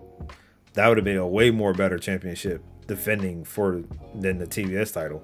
Not even gonna lie to you, but it is what it is. It has nothing to do with Britt Baker though. Britt Baker, she got a slew of issues that's going on, and I don't know if it because of her issues with Mercedes Monet or the reason why she got suspended. I don't know. She got an ego problem and she need to go get checked. It like I said, you not that great in the ring, honey. You are decent. There are plenty of wrestlers in the women's locker room that are way better than you. And there are some of them that could really cut a way better promo than you. So cut that shit out. Play for the team. Just want to be a team player and want to see your company actually grow. Cut that bullshit. Yeah. It's the reason why WWE didn't really go forward with you, and it's the reason why you was a squash bitch in WWE to Nia Jax. So she was. So you agree? I'm gonna give it a C plus, bro. Yeah, this was a C. Yeah, that's how I felt too. Just because how everything is, just the politics behind this shit. Like, not even just not her. It's the politics behind the title. Nah. And Mercedes Moné. So it's like that's gonna be the issue for me until she drops that title. She drops the title, and then wing off a little bit, but they gotta drop it to someone that's gonna beat her. So it's like, unless she does a Stone Cold situation, or you know what I mean, or she holds onto the title and they can do the Kenny Omega shit. Let her get all the belts. Well, she already got one, so all she needs is the AEW World Title, and that's it. And the CML title, that might be it too. So she can do the Kenny Omega thing. That probably be the only thing that they could actually work out is doing the Kenny Omega shit, where she just be the belt collector. That probably be the only. That's actually the best thing that they might do. But I don't know. We'll see what AEW is gonna do. AEW, if you listening to this, make her the belt collector. If you're gonna keep her undefeated, make her the belt collector. Just make sure you do it 6 months, like next year when she competes for Mariah May's AEW World Title, if she's still champion by then. Yeah, just do it like a year later. 2025, she should be competing for the AEW Women's World Title. But for right now, she should be all right holding the TBS title. Coffin match for the TNT World Championship, TNT Championship. Jack Perry versus Darby Allin. This match was cut short for some strange reason. Unfortunately. I guess because they wanted to do 4 hours of a show. I kind of see why. But give all the time for the main event. That's why. No, they really wanted to cut it short. So somebody really went over time, or somebody got more time than they did. That was the thing. That they wanted to give the main event as much time as possible, and because they had that time strict of having the pay-per-view for 4 hours. Yeah. So my question was for this besides the match was great, but besides the match, I kind of wanted to know why this was the second match, last match of the night, and why not we just could have got the MJF versus Will Ospreay match instead of this. You asking questions we already answered, bro. Listen, Mercedes Moné took up too much time. That match was not supposed to be there, bro. You take hers up out that way, everything is good. But they make dumb mistakes like this. Like you said, AEW needs help. Some of these decisions and that casino match, hey, you don't give WWE a Cliff Note match, bro? Yeah, that casino match was wanted to see him die at least 5 times. He's not above from dying and coming back to life. This man is something else. I don't know. Exactly. He has to die. But yeah, Jack Perry won this match. I'm gonna give it a B plus. It was actually a pretty good match, despite how short it was. Coffin match was kind of good. He kind of went back to last year's Wembley when he brought out the bag of real glass. Oh, you heard that crowd. Yeah. They were saying CM Punk. They were doing that shit during the... They were saying CM Punk for a bit, and then it switched up by saying, fuck CM Punk. Oh, I ain't hear that. The moment they were saying fuck CM Punk was the moment that nigga Jack Perry was smiling his ass off. Anyway, but... he got the real glass segment. They were saying CM Punk during the Young Bucks match too. That triple threat match for the tag team titles. I heard him say a couple of things about CM Punk. They were chanting CM Punk over there too. But the glass spot, coffin match, and then they were about to light him on fire after he put him away. I honestly thought Darby was gonna win this match, but Nah, I'm glad that he didn't win, honestly, because I think that win definitely helped Jack Perry, just a little bit more. I personally feel like it was the right person that won. I just more feel like it should have been a bit longer. And yeah, I mean, even after the match, it was a nice surprise to see who we saw. So explain to me why the fuck he's getting a fucking world title shot at All Out and he's gonna lose. Because they need a match it All Out. That's why. Who's the number one contender for an AEW world title shot? Christian now, technically. So Darby Allin not number one contender? I forgot about that nigga. Yeah. You forgot about that nigga. So did everybody else, and AEW included. The fuck, man. I ain't gonna lie. Well, for that one, and I get it. But like I said, storyline wise, because I know we're gonna talk about the main event, but I'll just say it right now. 2 years ago, Daniel Bryan was debuting in AEW at All Out. Who's standing with him? Jack Perry, Christian, and Luchasaurus. Unfortunately to say, this is a long-term storytelling if it goes the way that I think it's going. Because with Jack Perry going against Daniel Bryan this coming up Saturday, that's one storyline. Then we already know Daniel Bryan's gonna win. Daniel Bryan versus Christian Cage. And Luchasaurus, hopefully by fucking then, because I'm fucking tired of it, fucks over Christian by then. Once again, you're skipping over the nigga that won a fucking tournament to be number one contender before anybody else became number one contender. I'm getting to it, goddammit. And then in Full Gear, that's when Darby Allin goes in and beats and retired Daniel Bryan. Nigga, you just put Christian Cage above Darby Allin. Because you know that's gonna happen. Am I wrong? I don't know nothing because they don't know how to book a number one contender match no damn more. I don't know what the fuck is going on with AEW. They give out number one contender contracts, guarantees for niggas who don't get to challenge the nigga till 3 months later after he done seen other people challenge him. Like, what the fuck was the point of having this match? They announced this match at Blood and Guts. No, the point I'm trying to make is the match that Darby Allin won that match. What was the purpose of him winning that match and getting that title shot? Just for him not to challenge the AEW World Championship. AEW challenge, just for not to challenge it. Then you do this casino gauntlet match and you give somebody else another number one guaranteed title where he can just skip the line and do that shit. And then you got fucking Jack Perry who just said, I'm challenging you. Like, what? I get. I mean, I get Daniel Bryan. I get this.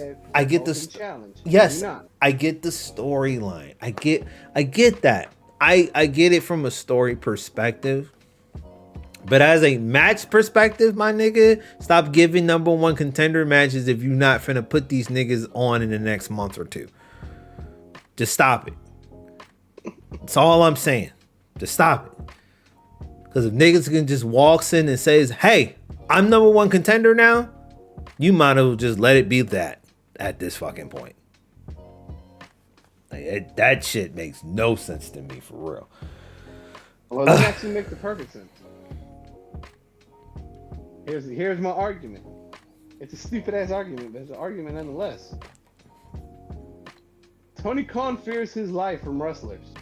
So when they be like, bitch, I want a number one contender, I am the number one contender. Yes, you have it. Which comes back to my point of saying you need fucking help. Well, yeah, he needed help when he almost felt like his life was threatened by CM Punk. That's because you started you giving this man everything. You're basically was trying to replace Cody Rhodes. Stop doing that. Adam Copeland can't replace Cody Rhodes. CM Punk can't replace Cody Rhodes. John Moxley can't replace Cody Rhodes. Bryan Danielson can't replace Cody Rhodes. Sting can't replace Cody Rhodes. No one can fill that man's shoes. Stop Except trying MJF. to. No. No one can. Yes. No one can fill that man's shoes. Will Ospreay, You're no right. one can fill that man's shoes. Cody. He will overshadow Cody. You're right. No, shut up. Yes. It's Shut- MJF, bro. All right, moving on. I am sorry. I was trying to move it on, bro. So okay. So the coffin match was good. Great surprise. I give it a Short B. as fuck, though. I give it a B plus. B plus. Yeah, I just give it a solid B. Yeah. Just because I felt like if they gave it an extra 5-10 more minutes, it would have bumped up a bit more. They would have got more crazy because we didn't really get to see Darby Allin kill himself like he always do during matches. Exactly. Bro. Like that's the whole point of the match. Like Darby Allin kills himself in matches, my nigga. That's the only thing that we live to see this nigga for at this point. Exactly. He When did they it. don't, I'm disappointed. He did it at Revolution. That shit was nuts, too. That nigga fell off the fucking ladder in the ring on some glass. That nigga, who was it, Matt or Nick? Was it Nick? I think it was glass. it was Nick Jackson. Nick Jackson said, "Oh hell no, let me get the fuck up." Got the fuck up and just let that man fall on the damn glass by himself. I was like, damn, that's cold. He didn't give a fuck. He showed it. And then when he flopped, like it was just one flop. Wow. And then I was like, He look. This I looked at it and I really said what Kadon said. It's like, oh shit, this man like. But you know what? Really killed himself. You know what? This was kind of disappointing though, in a small way. It's the fact that something's wrong with Jack Perry and his fetish of being a hardcore champion at this point, and then this nigga Darby Allin is like crazy and hardcore. So I was like, a coffin match. I was saying we didn't get to see nobody get lit on fire like we got a chance to see. It was just crazy, bro. Like I really wanted to see how crazy that they can go into. Hopefully we get a chapter 2 with this, and this would be great. But we shall see. We shall see.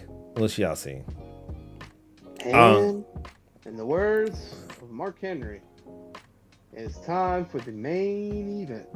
Yes, career AEW World Championship. Bryan Danielson versus Swerve Strickland, aka the belt, the title, versus career.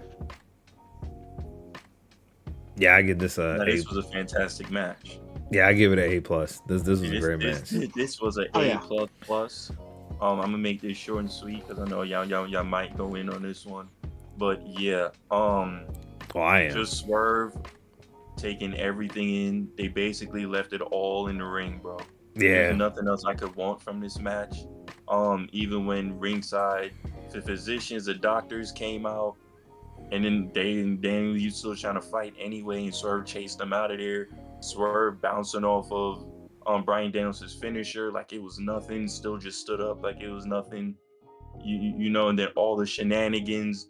You know, of course, shenanigans came out and played with Swerve. Swerve was going right into his new storyline, but it was just meant to happen. Yeah. It was meant to happen because Hangman is like, bro, we ain't done here, bro. Yeah, you're gonna lose his title in the process. Yeah. So I respect the game. I respect what comes with the game. So I gave it an A plus plus. I give it an A plus. Well, you know what? I'm gonna hold mine because I got to rant into it. So All go- right. I'll go into mine. I already knew it too. Shit. So I also give it an A plus. Like it was just the storyline, the story in the match, just everything, especially with Daniel Bryan still fighting, and I love the segment where Swerve is just kicking the shit out of him, out of Bryan, and Bryan is just looking at his family saying, "I love y'all so much," and just giving them that fucking energy. And then right after that, he does his signature knee, and my man just brushed it off like, "Nah, motherfucker, like you got me fucked up." All right. So, and at that point in time, I was like, "Oh man, I think this like what I liked about this match felt that I didn't know who was gonna win." Yeah. That's what I liked about it. I didn't know who was gonna win. I was cheering for both, but a little bit more for Daniel just because I don't want him to retire yet. And especially now he got the belt, so it's like, cool, you finally got the belt. But overall, it was just fucking insane on how great these two wrestlers are. One who's like probably the greatest wrestler that ever lived versus one whose come up is so deserving, if I can use that word, for Swerve Strickland. You know, becoming the first African American world champion for AEW to putting on incredible matches afterwards, like just banger after banger after banger. And then just to top it off with this, it's like, even though I wish his reign was a bit longer, it still worked perfectly on how it rolled out, with even the Hangman Adam Page coming in for the distraction. That I'm happy that even after the distraction, it was not an immediate pinfall. I'm happy that that didn't happen. But with that happening, it was just so good. And then when Daniel win, it really felt one of the biggest moments in AEW. With the confetti, with just everything happening. Perfect. That's all I can say. From Homeboy, from the boys. Perfect. Just simply perfect. All right. Well, anybody got anything else to add? No. Okay. All right. So, Go for it. like I Why'd you said, give it an F? I didn't give it an F. I gave it I gave it an A plus. The match was good. I want to say Swerve Strickland's championship run has been incredible.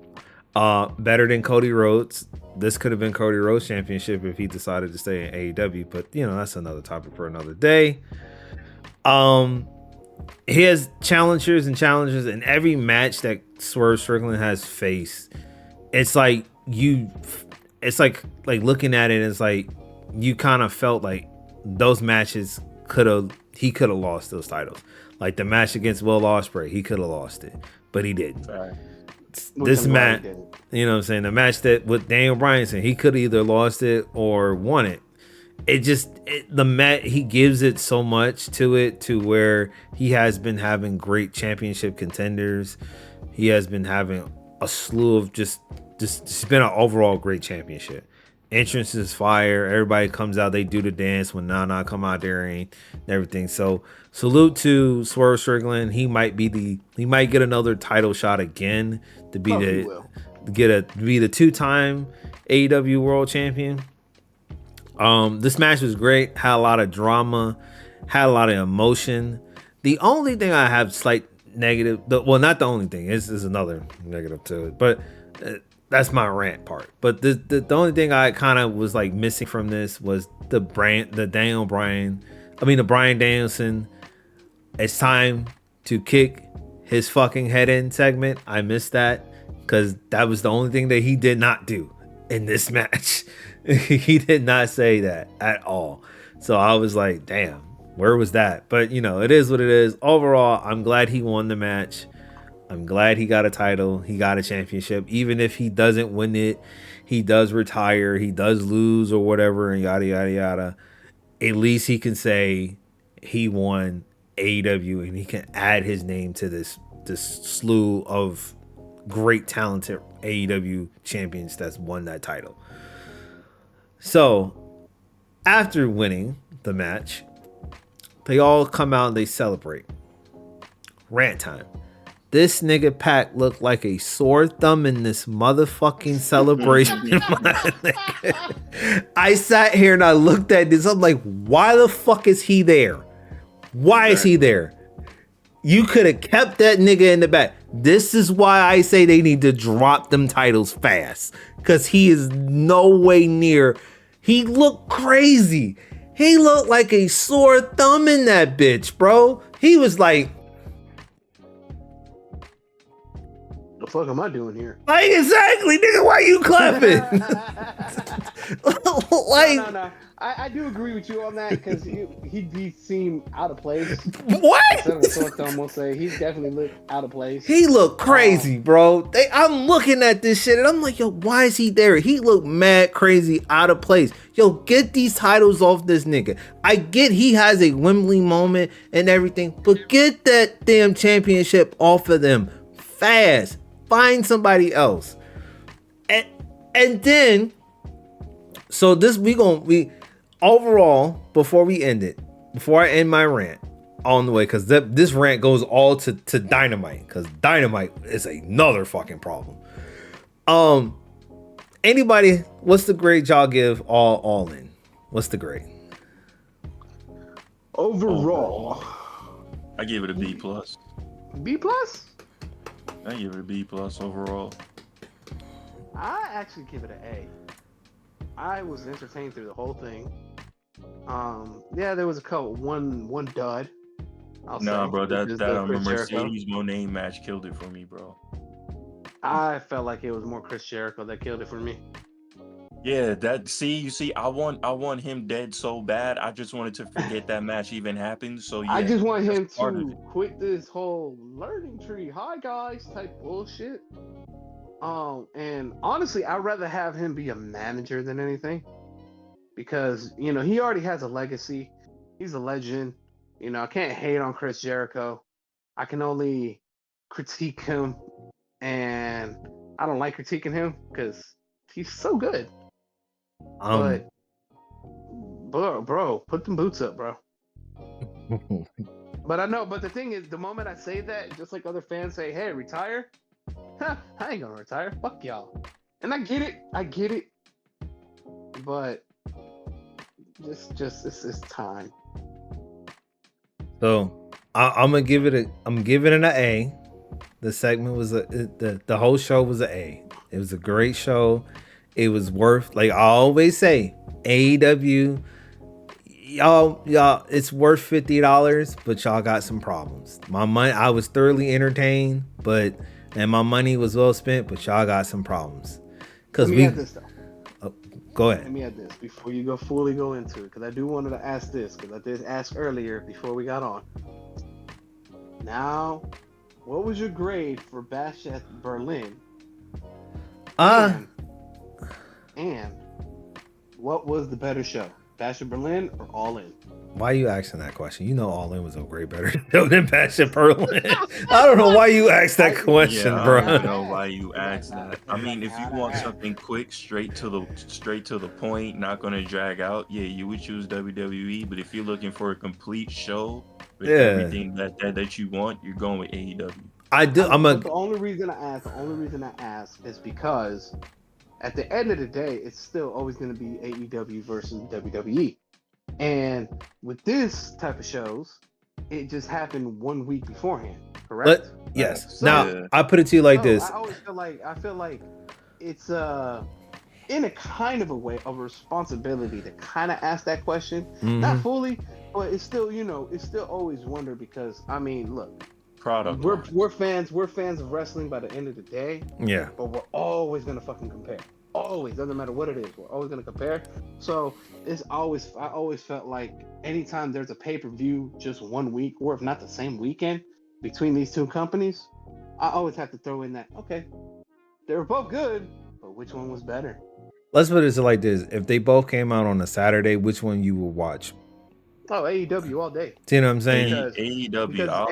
I'll catch the WWE highlights. WWE is most likely going to be predictable anyway. So yeah, exactly. So like I like Bash at Berlin, I'll give it a B, because the show was predictable. We knew all the outcomes was going to be, except for that tag team title match, the women's title match.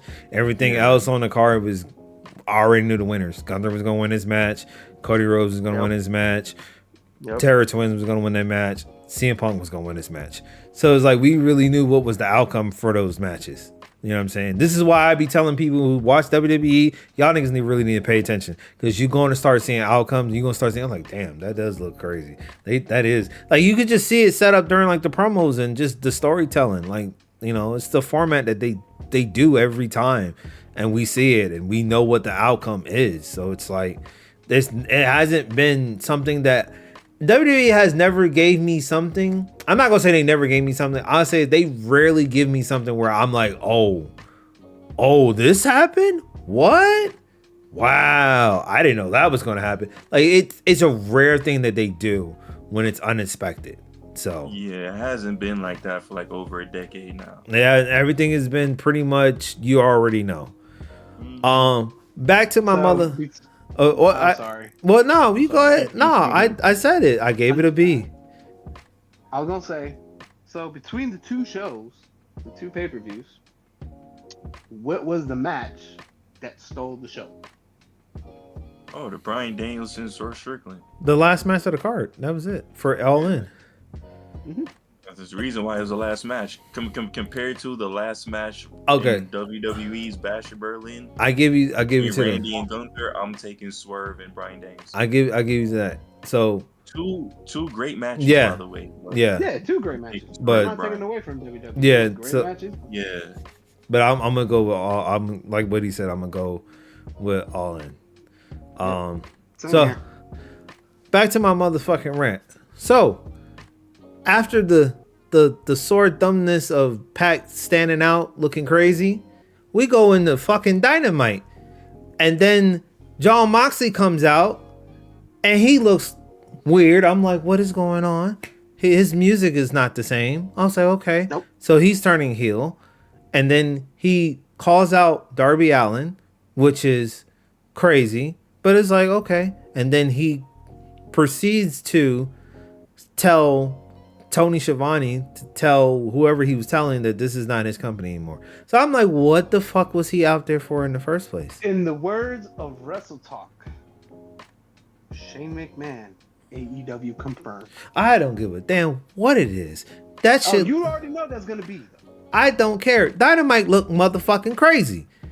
Then this fucking match, the Hangman Adam Page versus Ishii match, great, but at the end of it, Swerve came out, cut a promo on Hangman Adam Page, called him out, said everything to him, and then that nigga just gets out the ring and walks the fuck off after they announced their match. They're gonna be in a steel cage. Oh, that makes sense though.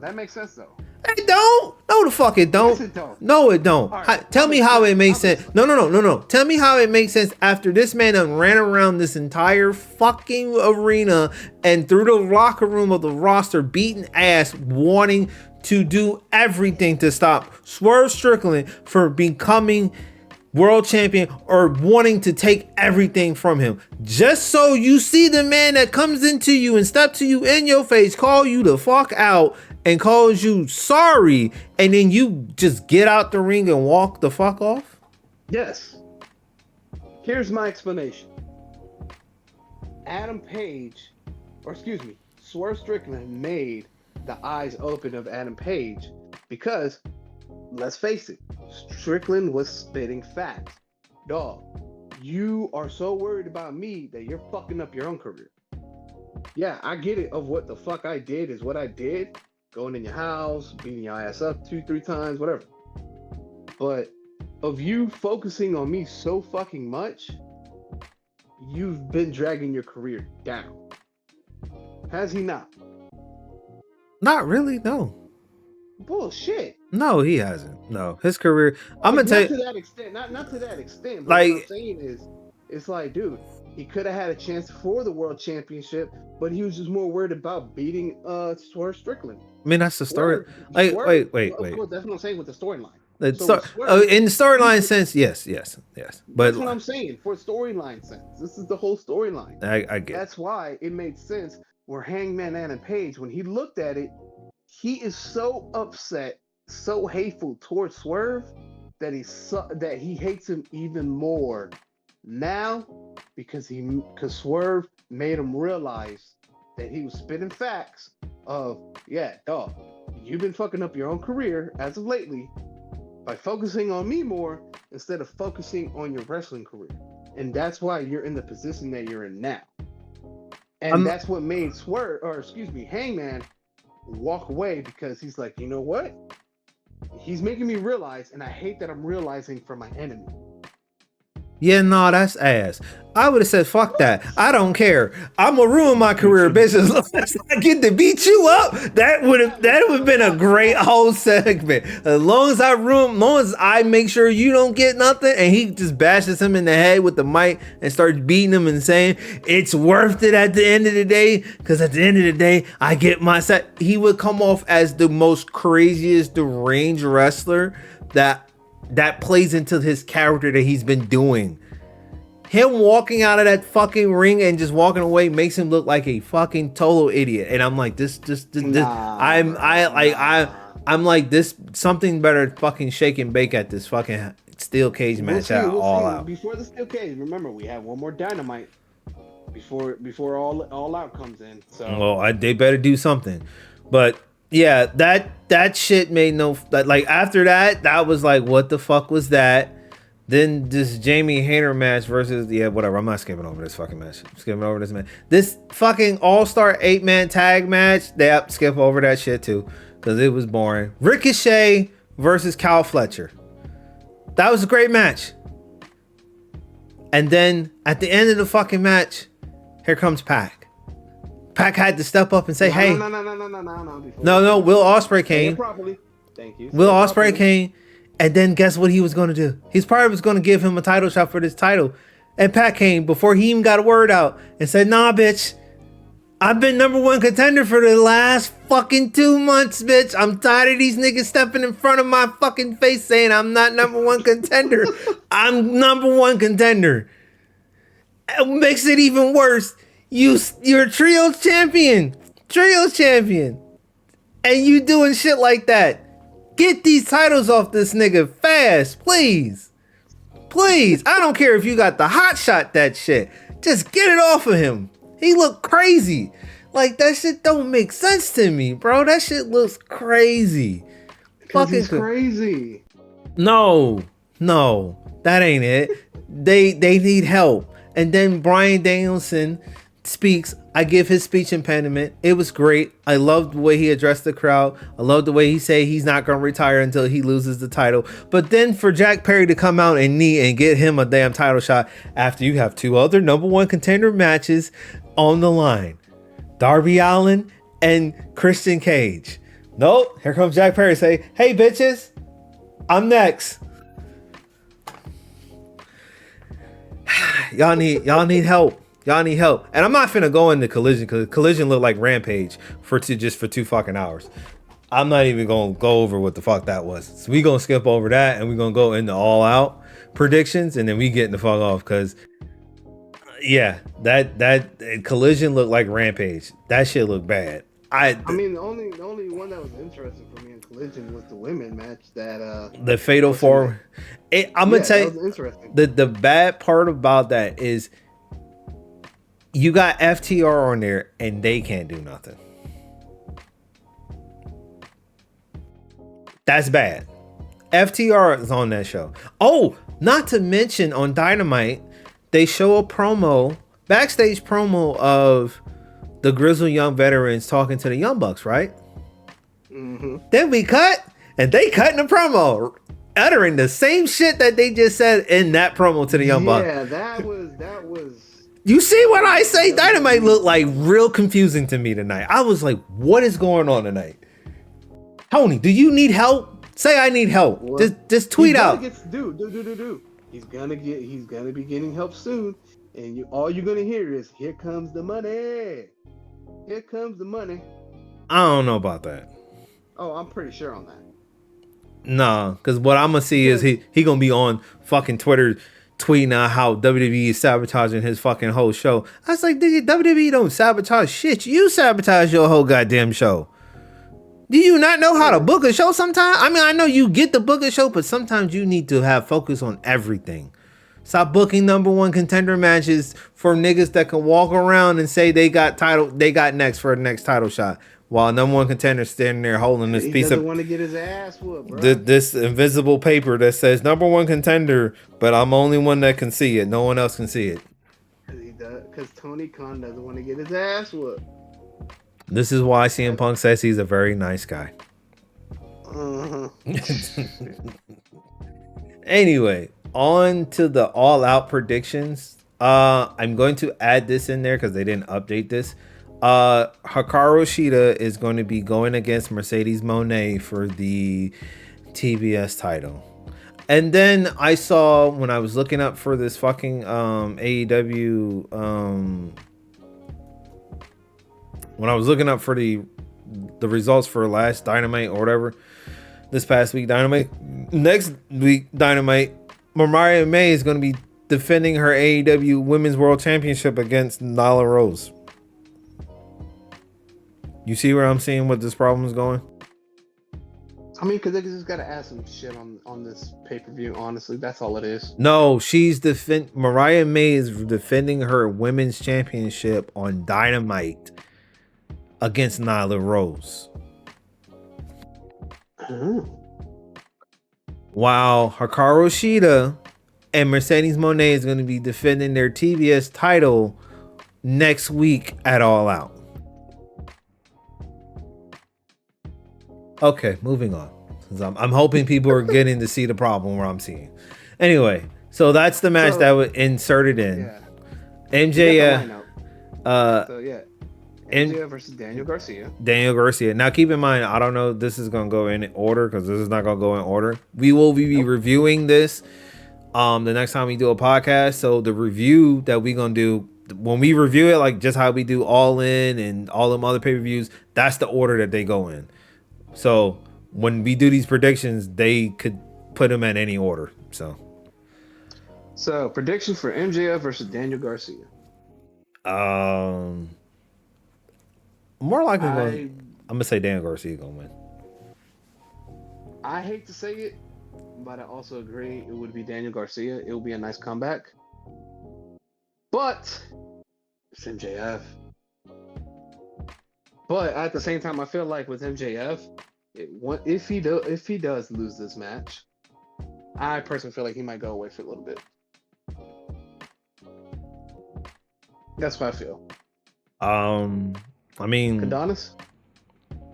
I mean, I don't see him taking a break because he just signed that new deal unless he got something he needs to heal. But if he lose, bro. Yeah. I don't want him to lose though. Like, well, I don't, bro. Well, I don't know because he could win because they haven't reported Daniel Garcia re-signing with AEW either. So I think he came back just to do a feud and then he probably is going to lose. So we don't know. Like I said, this presents a very interesting issue. We'll find out when the match happens next Saturday. So we'll see what's going to happen. But it's up in the air of who's going to win. I would like to see Daniel Garcia win, but that's who I'm going for. But in reality, it could go to MJF because of that contract situation. So Daniel Garcia's for all three, I guess. Yes, sir. You're not gonna go with MJF, brother? I know. I really want to go for MJF. You already know that. Then go for it, then shit. No, nigga, because I can already see this shit. Unfortunately, but I just put that stipulation in the air where he. I know, but this is and I get that part. But at the same time, to go against that stipulation is, well, let's have Daniel Garcia win, and if he wins, cool, he could sign another contract type shit. You know, like let's persuade him for that. That's how I look at it too. Okay. So. But at the end of the day, I still say Daniel Garcia, even though my heart goes to MJF. Because he's God. Willow Nightingale versus Chris Statlander, and the stipulation is a Chicago street fight for that CMLL Women's Championship. So it's a Chicago street fight. So that's what she wanted to go against Chris Statlander. So it's going to be a very interesting fight. And these are two great talented wrestlers. Issue with this is talented doesn't mean shit when they're not competing. But then again, you know what? Since what's the name is champion, one of these women could be AEW Women's World Champion. Maybe not believable, but you know.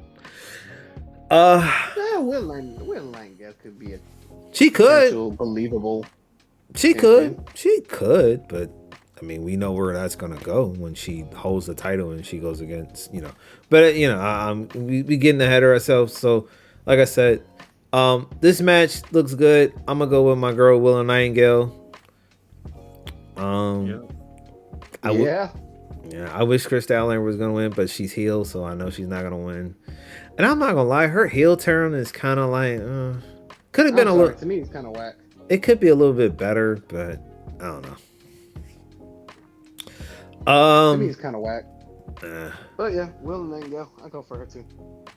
Swerve Strickland versus Hangman Adam Page in a steel cage match. That's gonna be the steal. That's gonna be the show steal. Hangman, bro. Honestly, I agree with you. I think Hangman should win this one.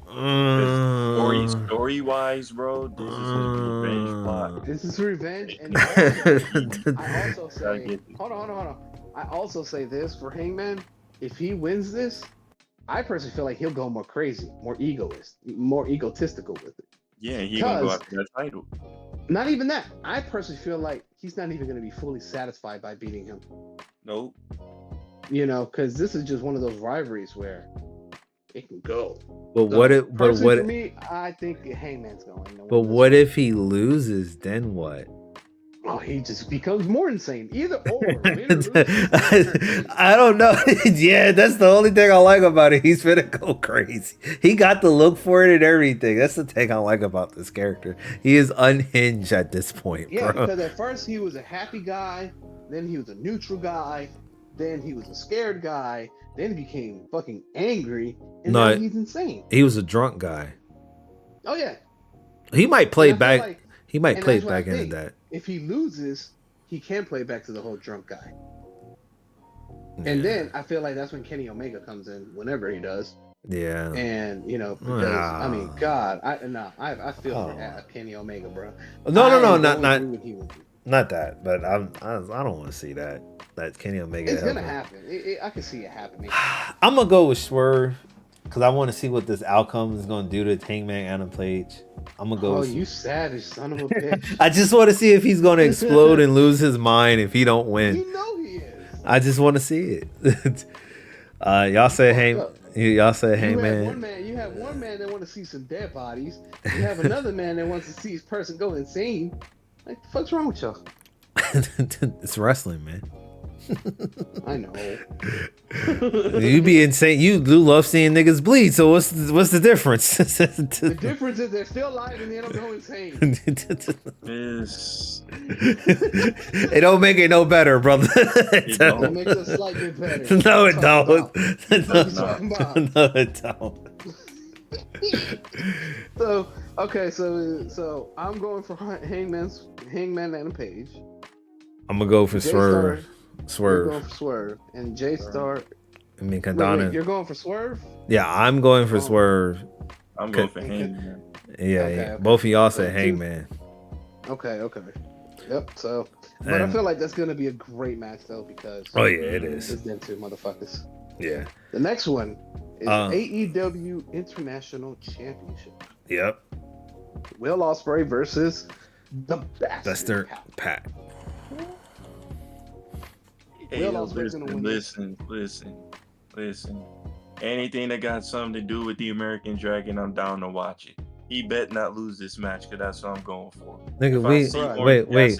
Wait, what? We're doing Will Ospreay versus Pac for the International Championship. Will Ospreay versus Pac. Bro, don't nobody care about these two bum ass niggas. Pac. This nigga. Pac. Listen, we gonna just skip right on over this, all right? Will Ospreay, and we ain't gonna waste no more time. Will Ospreay for the 3, 1, 2, 3 down the road. All right. Now on to the match that makes sense. Oh no, we're not there yet. Interrupting us from some Pac. He ain't been the same since he left the WWE. He ain't got no identity. He just doing stuff. For his goblin looking ass. What he need to do is go work down over there for Marvel Studios and go be the goblin full time. That's what he needs to be doing. Playing that elf over there, Lord of the Rings, something. Cause this ain't it no more. He got all that muscle, and he out there in places he don't even need to be at. But He need to be smacking Tony Khan. he did. That's why he got his international championship match. He ain't smack him hard enough. He might smack him hard enough to get a championship win, so he might become a two-time. he might be a end up being two-time. homeless the way he going. He might be a two-time international champion. So I'm going for Pac. I might go for Pac. You going for Pac? Yeah. I'm going for Willie Will. Because I know it's gonna be I know it's gonna be a good match. And the next match. The final TBS Championship. No, we already said that already. Did we? Yeah, we said that was the match that was introduced into the whole thing. Wow. Unless you want to go over who you gonna pick. Who you going for? Even though I think I know who you're going for. It's gonna be Mercedes Moné. She's gonna win. Yeah. So Hikaru Shida she's like my favorite. Yeah, but she's not gonna win. Mercedes. She's not gonna win, which makes it even worse because it's like you just lost to her twice. So it's like, unfortunately. So it's like, what's the point? Unless, some shenanigans, but I highly doubt it. No. And then, of course, Kadonis, you're going for Monet. He ain't going. He don't. You're just disrespecting me. Listen, bro. Listen, I don't know what you've been on today, bro. I really don't know what you're on. You will never. I don't care if she's facing a broomstick. I'm not picking her, bro. I'm not doing it. You're not picking Monet, or you're not picking. I'm not picking Monet. I'm not picking Sasha Banks. I'm not picking her by her real name. So you're going for Shida. You're going for Shida then. Yes, bro. I'm going for Hikaru. All right. All right. Now, hold on. Let him introduce the main event. Go ahead, Kadonis. You talking about our boy Bryan Danielson, the American Dragon versus good old Jack Perry? The AEW World Championship. Listen to me. All I know, if Jack Perry take out this W, you're gonna see me all over YouTube saying AEW fan has been arrested for putting hands on Tony Khan after the show, because I'm gonna find him. He over there up in Hoffman Estates, Illinois. Oh, I'm definitely gonna find him. I'm gonna break through security and I'm gonna choke him out like Gunther be doing Randy Orton. He's going out. Don't you dare take the title off him, and he just won. Not to know Jack Perry. All right, I will smack myself if that happens. I'm act like I booked it just to put my hands on somebody. So it don't need to happen. I'm not gonna lie to you. If that happens, I'm going to sit there. I'm going to sit there and point this out. They need help, like bad, because this made no fucking sense that he gets. Because they would be the ones to pull the trigger to do this. That's the problem. There's no point of him getting a title shot, and over two people that just got a number one contendership, just so he could beat a new champion that just won their title like a week ago. Makes no fucking sense. Then on top of that, on the other side, there's no point of him being in this fucking match after you're building him up to be something great to just lose to fucking Bryan Danielson. It makes no sense to me right now. Why are we doing this match? This match doesn't need to happen. Come on, get Darby Allin. Let him use his number one contendership match. Build these promos up with this, and then that's it. Why is Jack Perry in this whole thing? Because all I'm seeing is either if he wins, it's gonna upset people, and AEW really needs some help. If he lose, then it's like, what did you work on this motherfucker for? Just so you can build him up for him to lose. He got the TNT championship. That don't mean fucking shit. He just lost a title match that he just got, that he just waltzed his ass in to go get anyway. And it's his second opportunity of getting that title match. And he lost. Again. Nah. So is there an overwhelming consensus that he's in the realm of Cody Rhodes and he just might be ass? Is that No, where we're driving this to? Because the record's showing otherwise. no, he's not in that overall consensus. Okay. AEW's in that overall consensus of putting him in with Cody Rhodes to making him ask. Oh, Because so AEW it's is booking providers him. that are asked. Gotcha. Yes. Because this shit don't make no goddamn sense to me. You're making him be this hardcore king champion, whatever the fuck he wants to be, but he's about to go against Bryan Danielson, who just won the title. And we got 2 number 1 contenders. I mean, they could have used somebody else.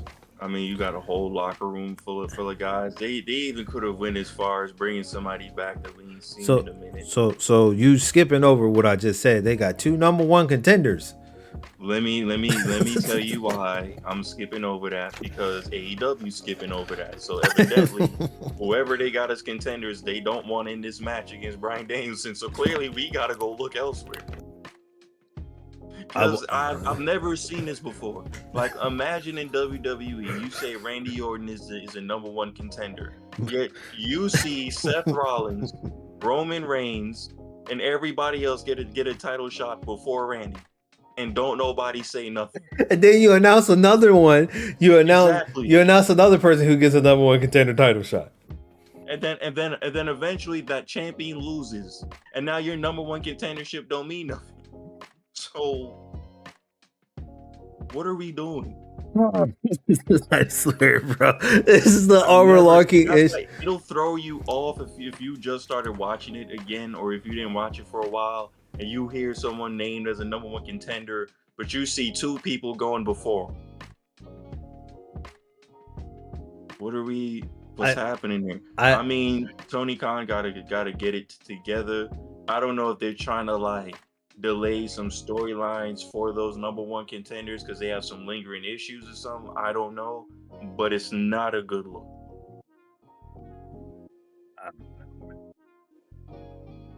I sit here and I literally was just, I'm sitting here and I'm like, bro, what? Why do you have these 2 number 1 contenderships? When is Darby Allin gonna get a shot? I know Grand Slam is supposed to be coming up, but like, when is he supposed to get his title shot, bro? Like, when? Why are everybody keep waltzing in front of this man and getting his title shot? If you're not gonna do it, then why the fuck did you give him a number 1 contendership in the first place? That's what I'm saying. That's like, it just makes no sense to me. It's like if they gave Bryan Danielson number 1 contendership and he gets finally get his number 1 contendership after 4 other people done had that opportunity. It's not even the same no more. That it don't. It's like, nigga, you've been number 1 contender for a long time. They did the same thing to fucking FTR when they had the rankings and FTR was number 1, but everybody kept coming in and getting tag team title shots. The rank system didn't even matter. It's like, that's what made it's literally that's they actually tried to bring that back too, bro. And then it just went away.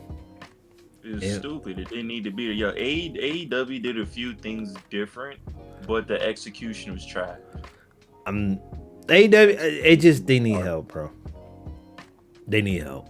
Like, I like the wrestling, I like the signings, but y'all need help in the directions that y'all are going in. And Dynamite and fucking Collision needs to look fucking better, cause Dynamite looked like shit and Collision was no goddamn better. It looked like motherfucking ass Rampage for just 2 damn hours, and I'm like, what is this? It was at the point where I just ignored that shit was on. The only good thing that came from it was the Kyle Fletcher versus Ishii, and then the what was that other match that came? That Fatal 4-Way Women's match. That was the only thing that came from it. Everything else looked crazy, except for that. Yeah, it was like the FTR one. The FTR match was okay too, but everything else looked crazy. I'm like, what is this? They open it up with some bullshit. Like, no disrespect to Orange Cassidy or Kyle O'Reilly, but I don't want to see fucking 10 niggas in a match right now. Not at the beginning of the show. And then I damn sure don't want to see no awkward ass promo neither. Like, come on. Open it up with some bangers, bro. Like I need to open it up with something. They need help, bro. The quality of life is not where it should be all the way. Shit, You have to WWE need help. They need to get fucking listen, Cody listen, Rhodes out this listen, damn dilemma of being champion because he sucks as champion right now. Despite what listen. people say, they like, oh, how does he suck as champion? Do you not see the overlooking outline of what the fuck is going on? This nigga, look at his contendership. He's holding the title until The Rock gets back. The Rock will be facing Cody Rhodes at WrestleMania next year. That is a confirmed thing. It's a rumor, but it's confirmed because we know how this goes. And if you start seeing the underlining tones of this whole situation, he has no opponents. They need some stars on that show. And I don't know if they're going to pull the trigger on Randy Orton versus Cody Rhodes and turn Randy Orton heel, but I don't think that's going to happen since Randy Orton has a well welcome reception to what his music is and fans love singing and shit. So I don't think he's gonna go heel. So 9 times out of 10, you need some contenders. You need something. The thing with the WWE is they got the contenders. They just stopped building them up to be that. Hey man, what did they do? Because they did the most business heavy move ever. That was sign the megastars again. They went out, they got Cody. They went ahead, they built Damian Priest up, they built up Gunther, but they always go and sign that one major outside star. Only problem is historically, like they always do, they even had this problem with Brock Lesnar. He's always stuck in the same program with the same people. And if it is someone new, it's not even interesting, nor does it even last long. Brock and Kofi Kingston didn't even last 10 seconds. It was like Kofi was never a champion. He even tried to go get it back, bro. So it's one of these things that WWE, they're so locked in the business model of how can we get the most sales by using these names rather than building up their stars to get them that name. Man, put him against Bronson Reed, bro. Cody is stuck in this thing to where, everyone is getting to know Jacob Fatu. Everyone's getting to know Solo now on a grander scale, and Tonga Loa and everybody else. But where did they even go after this? Sokola just lost to Cody Rhodes, bro. Exactly. There's nowhere to go after that because Cody got nowhere to go after that. Ain't even like Cody got a brand new set of challengers or anything. It's going to be the same people we've been seeing challenging for these titles. But it's so predictable because, like you said, we know where the story is going.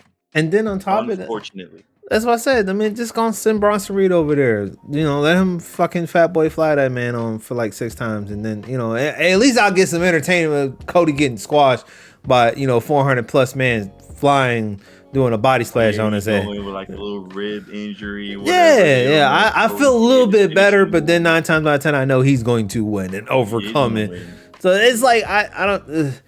It's just. You know what I miss, bro? It's crazy to say, but one thing about Vince back in like the late 90s, early 2000s, you would always get that one random championship shuffle, bro. Like you would see him just turn on Stone Cold for no reason, and then all of a sudden The Rock is champion, or you would see the Undertaker turn out to be champion. I don't like that. Your favorite wrestler of all time, Kadonis, Jinder Mahal. I don't know. Number one, I see. This is why you might have to get muted for the rest of the time. I don't. You have been crossing the line ever since this thing started today. I don't know what's going on. I don't. You mentioned somebody who ain't even signed nowhere. He's out here cutting promos on YouTube. Bruh, I don't know. That hot shotting the championship is the reason why. I'm not saying to hot shot it. I'm saying in this case, bro, hot shot it at least once. Give Cody something to fight for that has nothing to do with the bloodline, bro. His wife. No, what they should do is what they should have been doing, what they're doing with Gunther. Building the championship as the storyline like it should be. Who can take Cody Rhodes down? Who can beat Cody Rhodes? Is Cody Rhodes, you know what I'm saying? They should do that.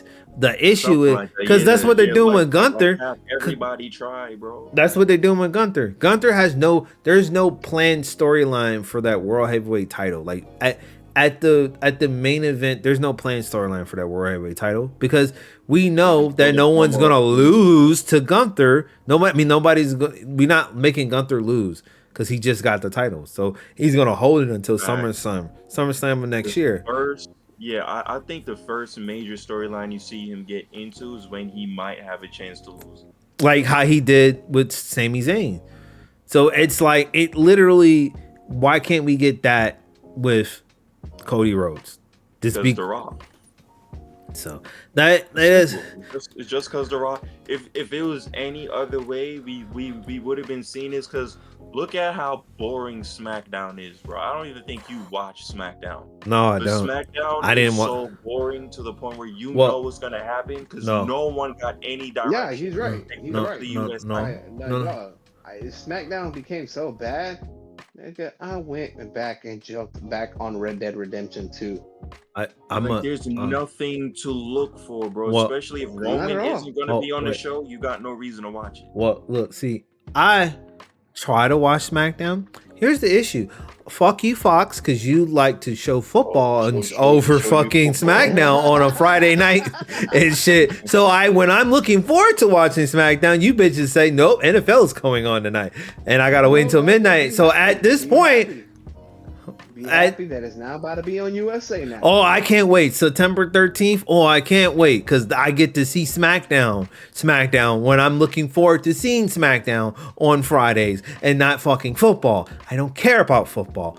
I don't want to say fuck football, but I really, really want to say fuck football. I don't care. It's almost as if you're saying fuck Madden.